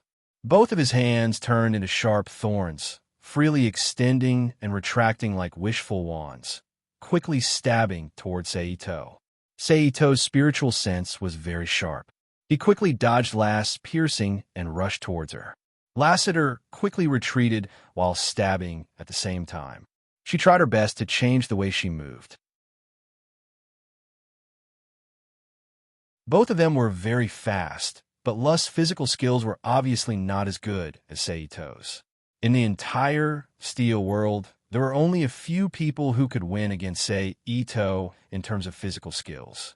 Raz, who was also the president of the androids, could fight against Sei Ito, but he wasn't here right now. The two exchanged a few moves, and when Grattoni was about to recover, Sei Ito finally arrived in front of Lust. The heavenly sword in his hand danced in a circle, and it was as beautiful and sharp as the Gong Sun's sword dance. In the blink of an eye, Lass's hands were cut off. Then, Etion waved his hand and destroyed Lass's body. Then Sei Ito quickly broke the Ulbo's tattoo on Lust's chest, exposing the core of the Sage Stone. He skillfully destroyed the surrounding tissue and quickly put it into the Rubik's Cube world. At this time, Grattoni on the other side had just recovered. When he saw Lust turn into black ash and disappear, his eyes flashed with an abnormal red light, and he shouted angrily, "I'm going to kill you." Then, Grattoni's chest opened like a worm's mouth, and 2 rows of sharp teeth of different lengths and sizes intertwined. An eye with several circles appeared on Grattoni's chest. "I'm going to kill you." Grattoni roared at Sei Ito, and a bright and tangible energy burst out from his chest, quickly covering everything in front of him. Sei Ito instinctively felt the danger and immediately dodged Grattoni's attack. Then, he saw a long trench appear in front of Grattoni where he had been standing. Everything on the ground had disappeared, as if it was eaten by a Taotai. Gluttony? It's really similar to Taotai. It just eats and doesn't poop. Ito Seiji thought to himself as he started running at full speed. He didn't want to give Grattoni the chance to aim at him. At the same time, Sei Ito moved forward in a small arc. After a few laps, he was in front of Grattoni and immediately slashed down with the heavenly sword. Clang! He didn't know what the teeth in Grattoni's chest were made of, but the heavenly sword didn't leave a mark on them. Grattoni felt pain when the heavenly sword hit his teeth. He turned around and aimed at Sei Ito in a transparent energy visible to the naked I was about to shoot out. Sei Ito was shocked and quickly dodged. The transparent energy brushed past Sei Ito's clothes and swallowed part of Sei Ito's clothes. Grattoni is too troublesome in this state. Sei Ito frowned and thought to himself. He quickly retreated to the corridor and disappeared into the darkness. In the corridor, Grattoni didn't stop. The transparent energy in his chest continued to shoot out. The lower level of the Third Research Institute was almost destroyed. Even the upper level of the Third Research Institute was beginning to show signs of instability. After a while, Grattoni finished venting and put away the eyes and teeth in his chest. He sat on the ground with tears in his eyes and said, "Lust, lust." Suddenly, a black shadow flashed in the corridor and appeared behind Grattoni. The weapon in the shadow's hand pierced Grattoni's neck. The black shadow dropped the sword, and a black stick appeared in the shadow's hand. Frost energy quickly covered Grattoni's body, creating a layer of frost on his body and sealing his bodily functions. The black shadow waved his hand, and Grattoni disappeared into the dark corridor. Phew! The black shadow heaved a sigh of relief. He waved his hand, and a ball of fire appeared in his palm, illuminating the corridor and the black shadow's appearance. It was Sei Ito. "I have to leave this place first. The servant in the bottle is further down. It's not the right time to meet him." Ito Seiji thought for a moment, then quickly walked out of the passage under the illumination of the fire and left the Third Research Institute. Somewhere underground in the Third Research Institute, another child has disappeared. In a room connected by countless pipes, there was only one high-back iron seat in the center. A tall white man wearing a linen robe, with a square face full of wrinkles, blonde hair, and a thick golden beard, slowly opened his eyes and said softly, "Is that you, Hohenheim?" The old man murmured in a low voice and closed his eyes again. In this space, the only sound that could be heard was the thump, thump, thump, thump of the air flowing through the pipe. It sounded like the beating of a heart. On the other side, after leaving the Third Research Institute, Sei Ito reached the top of a high-rise building. He flashed into the Rubik's Cube world and appeared in a desolate area that was about to become an experimental area. He quickly walked up to Grattoni, pulled out the heavenly sword, and started to cut open Grattoni's frozen body. After cutting Grattoni into ribs, Shien finally found his core, the Sage Stone, in his body. The moment he took out the Sage Stone, Grattoni followed in the footsteps of his other cyborgs. He turned into black ashes and dissipated in the Rubik's Cube world. Ito Sei took out Lust's Sage Stone and wrapped it in a magic sealing talisman. After putting them aside, he drew a hexagram array on the ground in the same way.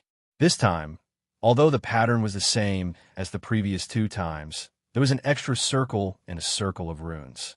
After drawing the slightly changed pattern, Shien took out the little puppet, which represented greed and envy, and placed it in the center.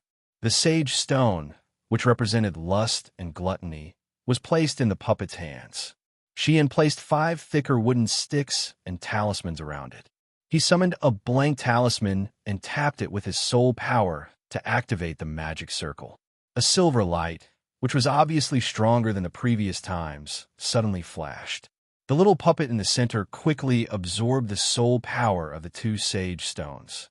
After a while, the magic circle ended, and the little puppet in the center changed again. After absorbing greed, envy, lust, and gluttony, the color of the little puppet's body began to resemble that of a real person. A faint aura fluctuation appeared on the little puppet's body. Shien waved his hand to summon the little puppet and squeezed it. The feeling of touching skin was transmitted from his fingers.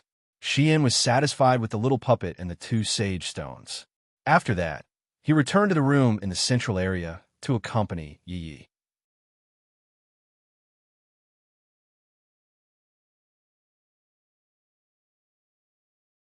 Chapter 168. Please add, please recommend. 2 updates for 3 days in a row had made him lazy. The next day. Shortly after Sei Ito reappeared in the steel smelting world, a piece of news reached his ears.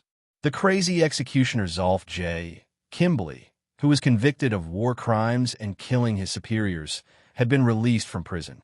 Are they short of manpower? Hearing this news, Ito Sei sneered, then turned and left. He took the train to the northern fortress, Brigas, and headed north. Sure enough, shortly after Sei Ito left on the train, the information about Sei Ito's whereabouts was sent to the military police guards and then to Kimbley. He's so brazen, not hiding at all. Is he confident in his strength? Kimbley looked at the information about Sei Ito in his hand and walked to the country map.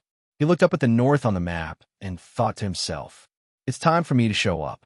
Kimbley threw the information in his hand, shook his white windbreaker, and walked out. He said confidently to the people in the office. Soon after, at the next station where Ito Sei's train was about to arrive, a large number of gendarmes surrounded the railway station. Kimbrough, in a white suit, appeared on the platform with the officers of the gendarmes, quietly waiting for the arrival of the train. Not long after, a long hum came from not far away. Then, a train gradually appeared in front of Kimbley and the others and slowly stopped in front of the train station. "Go!" the military police officer ordered as soon as the train stopped. A large number of military police rushed onto the train, took control of the locomotive in an instant, and then began to search the carriages one by one. Reporting, "There is no trace of Sei Ito," a military police officer reported to Kimbley and the military police officer after a while. "How can that be?" the military police officer said in disbelief. "Did he jump off the train halfway?"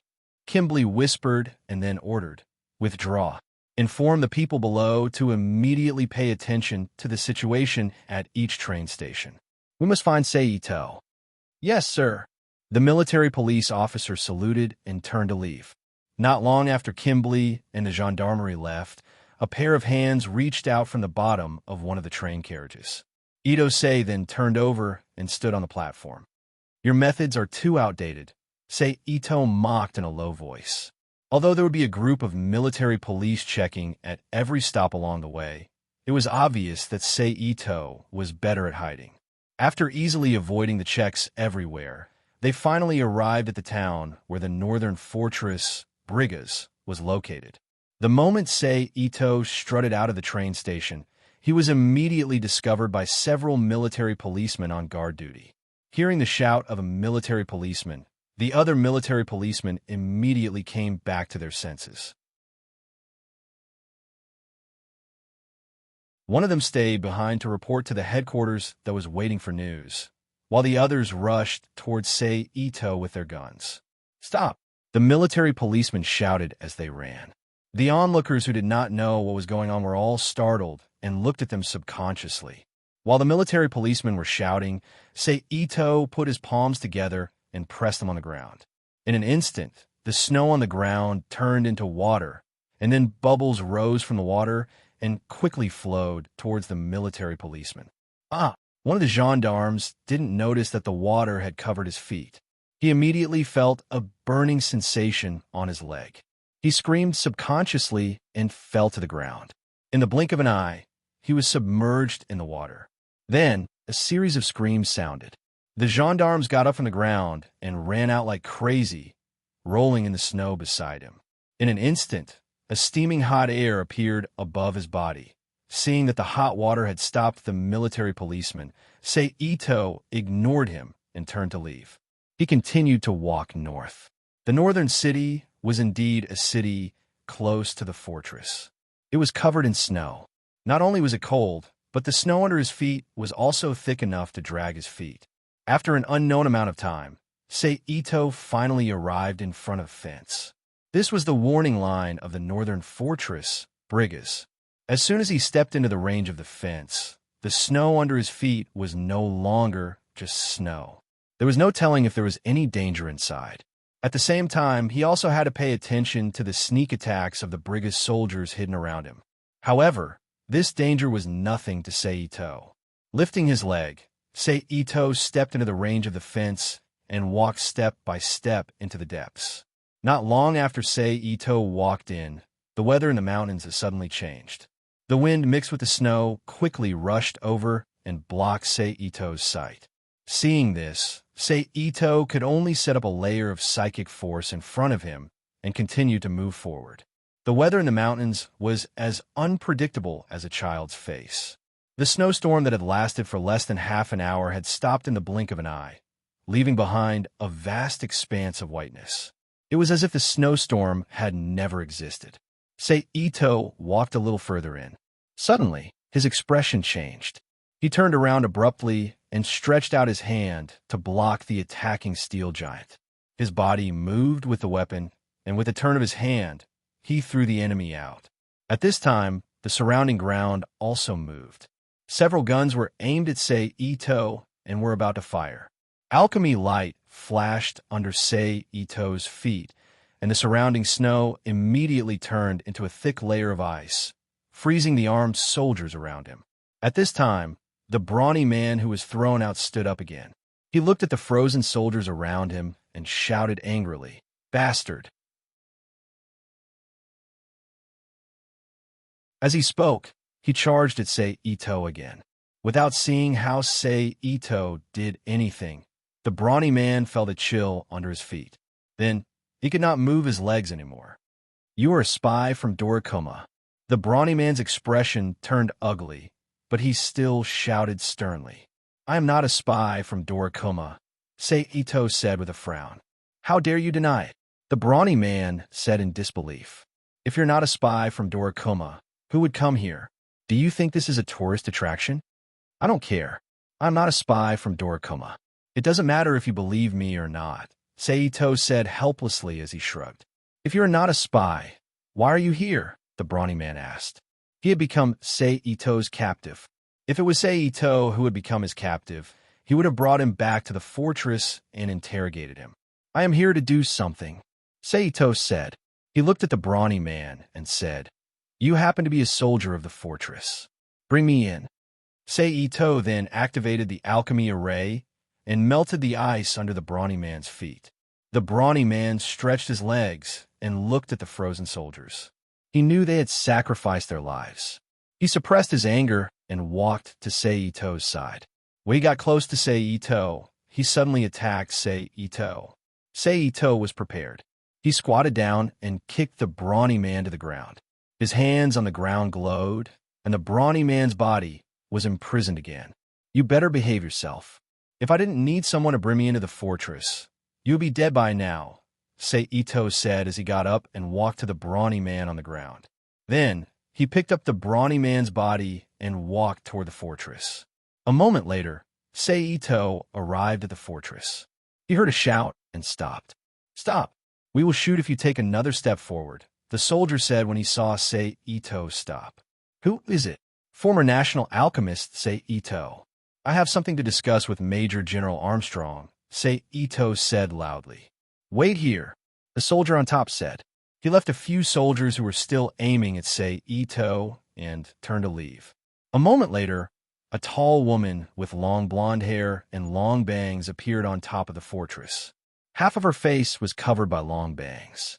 She was holding a katana that looked like a Japanese katana. She opened her sexy pink lips and said, "You want to see me?" "Yes. There are some things I need to discuss with you, Major General," Sei Ito said as he kicked the brawny man beside him. Major General Armstrong looked at the brawny man beside Sei Ito and nodded. He ordered the soldiers beside him, "Let him up." As he turned around, he said in a low voice, "When that guy comes in, shoot him immediately." "Yes, sir." The soldiers immediately responded. The gate of the fortress slowly opened from the inside. A group of about 10 soldiers walked out of the gate.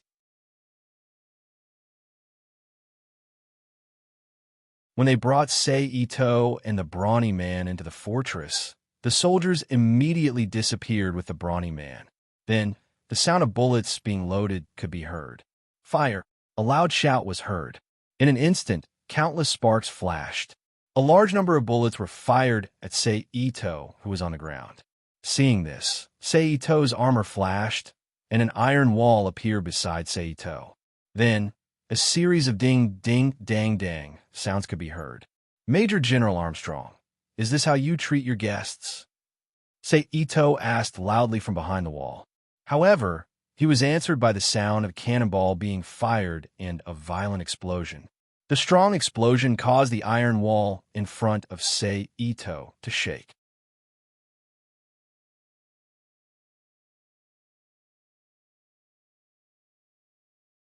Chapter 169. I played Lance 5 times, and I can't even get past the first round's plot.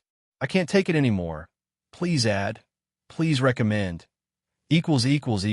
Major General Armstrong, if you don't stop, then don't blame me for being rude.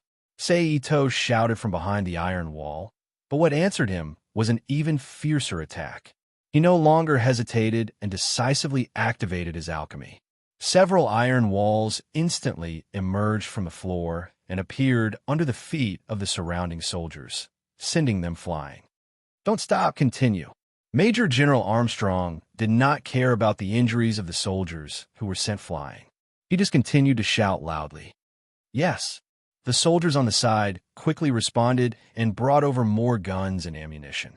In an instant, the firepower became even fiercer. Bullets flew toward Saito as if they were free. In the field, the alchemy formation flashed nonstop, and the iron walls continued to appear. Unknowingly, they formed a circle, and then the circle formed by the iron walls suddenly lit up. A large fireball that almost occupied the entire space erupted from the circle formed by the iron walls. The blazing aura and the shock wave from the explosion of the fireball roasted the surrounding soldiers who couldn't dodge in time. Bastard! Major General Armstrong was more severely affected by the shock wave because he was standing at a higher position. There was blood at the corner of his mouth, and his face was black and gray as he looked at the situation in the field and cursed. Major General, can we talk now? Saito didn't pursue the victory and quickly reduced the fireball's power as he shouted. Someone, take the injured soldiers away for treatment. Malucci, go and bring that bastard to my office. Armstrong muttered to himself and quickly ordered. Major General Armstrong. As soon as the order was given, a few officers immediately expressed their anger at letting Saito go. At the same time, they also expressed their concern for the safety of Major General Armstrong, who was about to be alone with Saito. Do as I command, Armstrong said without turning his head, and then disappeared from everyone's sight through the side door. Carry out the order. The officers looked at each other and said helplessly. After that, more healthy soldiers rushed out and quickly ran to the group of injured soldiers who were affected by the explosion of the fireball. 1, 2, or 3 people carried the injured soldiers on the ground and walked to the infirmary. At this time, a brown-skinned officer with a pair of goggle-like glasses on his eyes and his white hair tied up in a bun behind his head walked up to Ito Sei and said calmly, Mr. Ito Sei, please come with me. Ito nodded indifferently and followed him into the stronghold.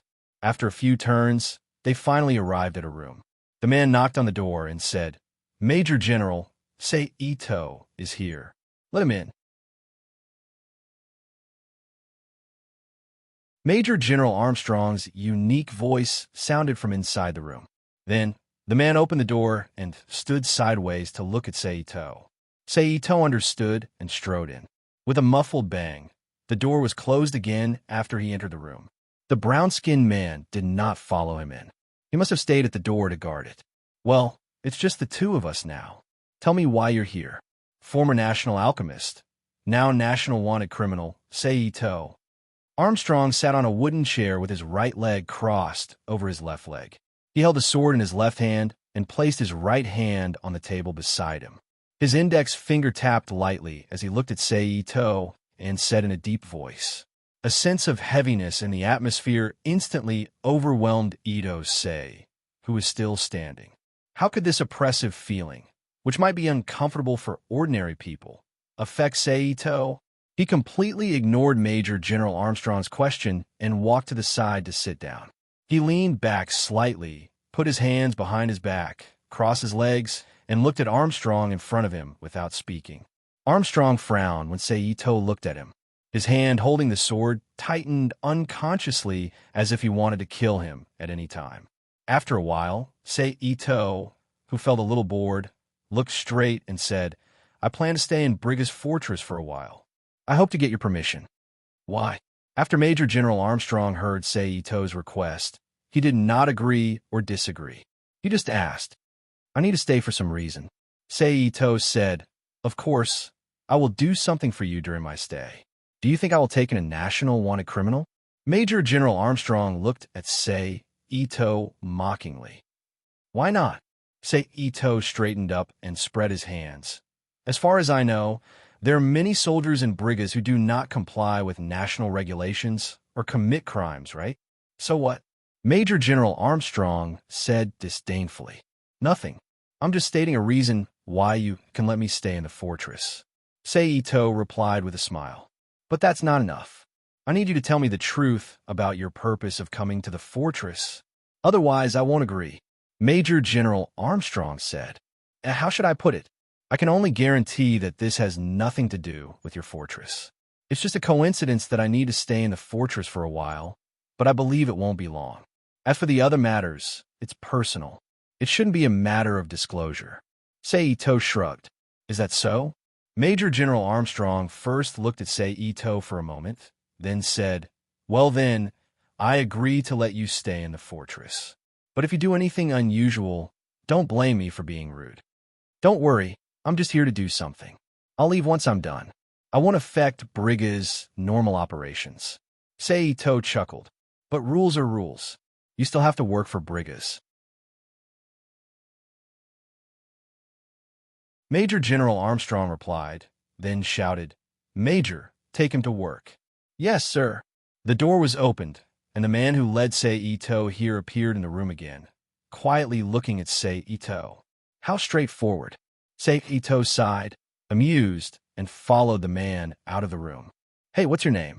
Sei Ito followed behind the man and asked, bored. Maluz, the man replied. Oh, Sei Ito nodded, then continued to ask, What kind of work are you going to arrange for me? You'll know when you get there, Maluz said without turning his head. How cold? Ito-say muttered in a low voice. After that, he stopped trying to strike up a conversation with her. The two of them walked silently all the way to a room with cold wind coming out of it. When they walked in, a large area of frost and ice cones immediately appeared in front of Ito-say's eyes. This is your job. Clear the ice in this place. Maluz stood at the door and pointed at the frost on the ground and the icicles on the top of their heads. Can I use alchemy? Sei Ito looked around and asked. Up to you. But you have to make sure you don't damage anything here, Maluz said. That's easy. Sei Ito nodded. He didn't walk in and just stood at the door and pressed his hands on the ground. Instantly, a large area of red spread out from where Sei Ito's hands were pressed and soon covered a large area of the ground in front of them.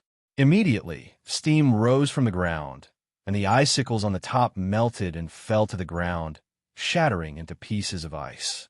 Then, the red light on the ground turned them into steam and evaporated. This formed a cycle, and a large area could be cleared in just a few minutes. What a convenient and practical ability, Maluz, who had been standing behind Sei Ito the whole time, said. Well, alchemy is really handy when doing some rough work, Sei Ito said as he got up from the ground and walked to the next area. Looks like I'll have to tell the Major General to give you all this work in the fortress and free up more people to do other things, Maluz said. Sei Ito choked on Maluz's words. He forced a smile on his face and continued with the work at hand. Just like that, Sei Ito successfully moved into the Briga's fortress. Of course, because of Sei Ito's actions when he first entered the fortress, no one paid him any attention. It was obvious that he was an unwelcome and even hated person. But on the afternoon of the third day after Sei Ito entered the fortress, a convoy appeared in front of the Briga's fortress. Kimberly, who was wearing a white suit, was accompanied by a few Santral officers. They were led into the fortress by the Briga's soldiers. Hello, Major General Armstrong. Kimberly greeted Major General Armstrong in an elegant manner. Speak. What's the matter that requires the military to give an order for full cooperation? Major General Armstrong didn't bother with small talk. He just asked directly. According to the intelligence, the national fugitives say Ito is currently in the Brig's fortress. So, we took the liberty to come here to arrest him. As for the military's orders, that's just to reduce unnecessary trouble, Kimberly explained. He's just a former national alchemist. Isn't it a bit of a fuss to release you from prison? Major General Armstrong asked. Forgive me for not being able to say anything about that. Kimberly was still smiling. People from the central city are always so annoying. Major General Armstrong turned and left Kimberly and the others, leaving only a lingering voice in the air.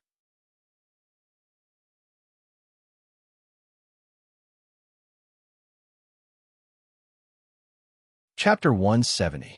Thank you, Sky Angel and Death God Sirius, for your tips. I don't have the energy to play Lance anymore. Please add me to your collection and recommend me. Because Sei Ito was isolated. No one told him about Kimberly's arrival. It was not until Sei Ito was stopped by several sergeants from St. Teller that he noticed Kimberly's arrival. Sei Ito, you are under arrest, one of the sergeants from St. Teller said. Don't expect to resist. You won't have a chance. The other sergeant raised his pistol and said, Sei Ito laughed self-deprecatingly. Under the confused gazes of the two sergeants, he suddenly reached out his hand and clasped the sergeant's finger so that he could not pull the trigger. At the same time, he reached out his other hand and pushed the sergeant next to him. Bang! The two immediately bumped into each other. Then Sei Ito grabbed the pistol and broke the sergeant's wrist. He took the pistol and pointed it at the two sergeants who fell to the ground because of the collision. You really underestimate me, Sei Ito said calmly. His eyes were full of sarcasm. Clap, clap, clap, clap. Suddenly, there was a burst of applause in the corridor. Then a magnetic voice sounded. You are really agile. Sei Ito still pointed the pistol at the two sergeants on the ground. He turned to the direction of the voice and said, Aren't you hiding and watching the show? Watching the show? No, they just want to prove your value to me, Kimberly said elegantly with a magnetic voice. What about now? Sei Ito said. The two of them are too weak to show your actual value, so I still need to test you, Kimberly said. He put his hands together and was about to activate the alchemy circle, completely ignoring the other two sergeants. For Kimberly, as long as he could complete the mission, any sacrifice was worth it. Seeing Kimberly's madness, Sei Ito immediately aimed the gun at Kimberly and pulled the trigger when Kimberly activated the alchemy circle. Bang! Boom! Boom! A gunshot followed by two violent explosions instantly appeared inside the Brig's fortress, awakening most of the upper-level soldiers. Kimberly's alchemy was continuously activated, and violent explosions continuously resounded in the fort. On the other side, the airflow in front of Sei Ito blocked the shockwaves and flames from the explosion. At the same time, every time his foot landed on the ground, he would activate an alchemy formation. Following that, an iron wall would be blasted full of holes by the explosion. In terms of alchemy, Sei Ito was one of the top existences in this world. Moreover, they were currently in the narrow corridor of the fortress, which was more suitable for Sei Ito to display his explosive alchemy. Therefore, Sei Ito was at a disadvantage from the start and was forced back by Sei Ito's explosions. Bastard! Kimbro, are you trying to destroy my fortress? Just as the two of them were dodging the explosion, Major General Armstrong led the soldiers and rushed to the corridor. He looked at the situation and shouted, Stop right now, or you'll be turned into a beehive. At the same time, the soldiers brought by Major General Armstrong raised their guns, loaded the bullets, and aimed at Kimberly in the corridor. If I say no, what will you do? Major General Armstrong. Kimbro stopped his alchemy formation and didn't move his body. Only his head was slightly tilted as he looked at the Brig's soldiers behind him from the corner of his eyes. Ready! Major General Armstrong directly ordered and used her actions to express her decision. Ha ha ha ha ha! as expected of Major General Armstrong, with the title of Brig's Iron Wall. Such a straightforward way of doing things and persistence in your own beliefs. You're the model of a soldier. Looking at the soldier's actions, Kimbrough laughed out loud and said with admiration, "Then we will follow your orders." As he spoke, Kimbrough put down his hands and walked toward Armstrong. At this moment, a figure dashed to Kimbley's side and grabbed him by the neck. Kimbley's pupils shrunk as the figure pressed him against the wall of the corridor that was already damaged beyond recognition. Bang! The body hit the wall and made a muffled sound. "Stop right now. Saito." Armstrong, as the one with the strongest physical skills in this group of people, could roughly tell who the Black Shadow was. He hurriedly opened his mouth and ordered. In the corridor, Ito Sei, whose clothes were a little tattered, glared at Kimbrough, who was strangled by him, and threw a sideways glance at Armstrong. "I heard you have the Philosopher's Stone." Sei Ito looked away and stared at Kimbrough in front of him. "Ah, that's right," Kimbrough said calmly. He wasn't scared because his life was in someone's hands, nor was he panicking because his treasure was discovered. He didn't care about anything. "How about we make a deal?" Sei Ito said. "Oh, let's hear it," Kimbrough said with interest.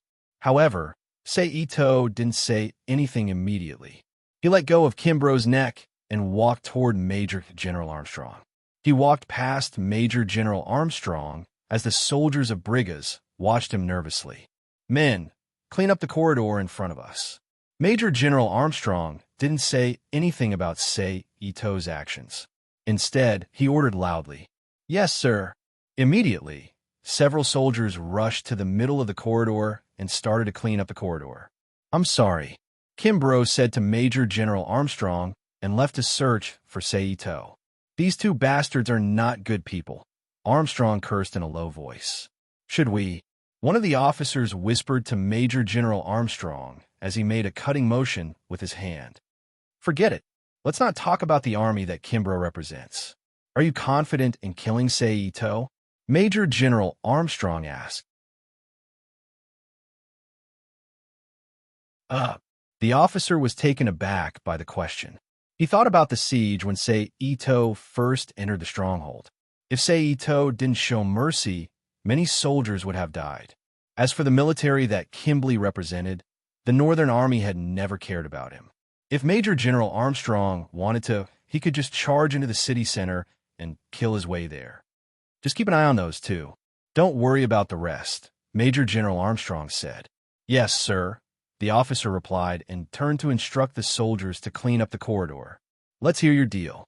Kimbrey asked Ito Sei, who was standing in front of him in a deserted corridor filled with frost marks and icicles.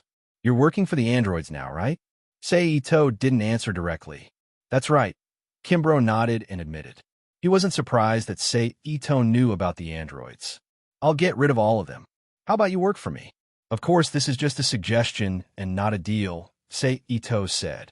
"Oh, you want to stop the androids' plan?" Kimbrough asked. "No, it's just to get the Sage Stone," Sei Ito replied. "Sorry, I'm not interested in the fight between two people. Compared to your actions, I'm more interested in seeing who will win in the end," Kimbrough said regretfully.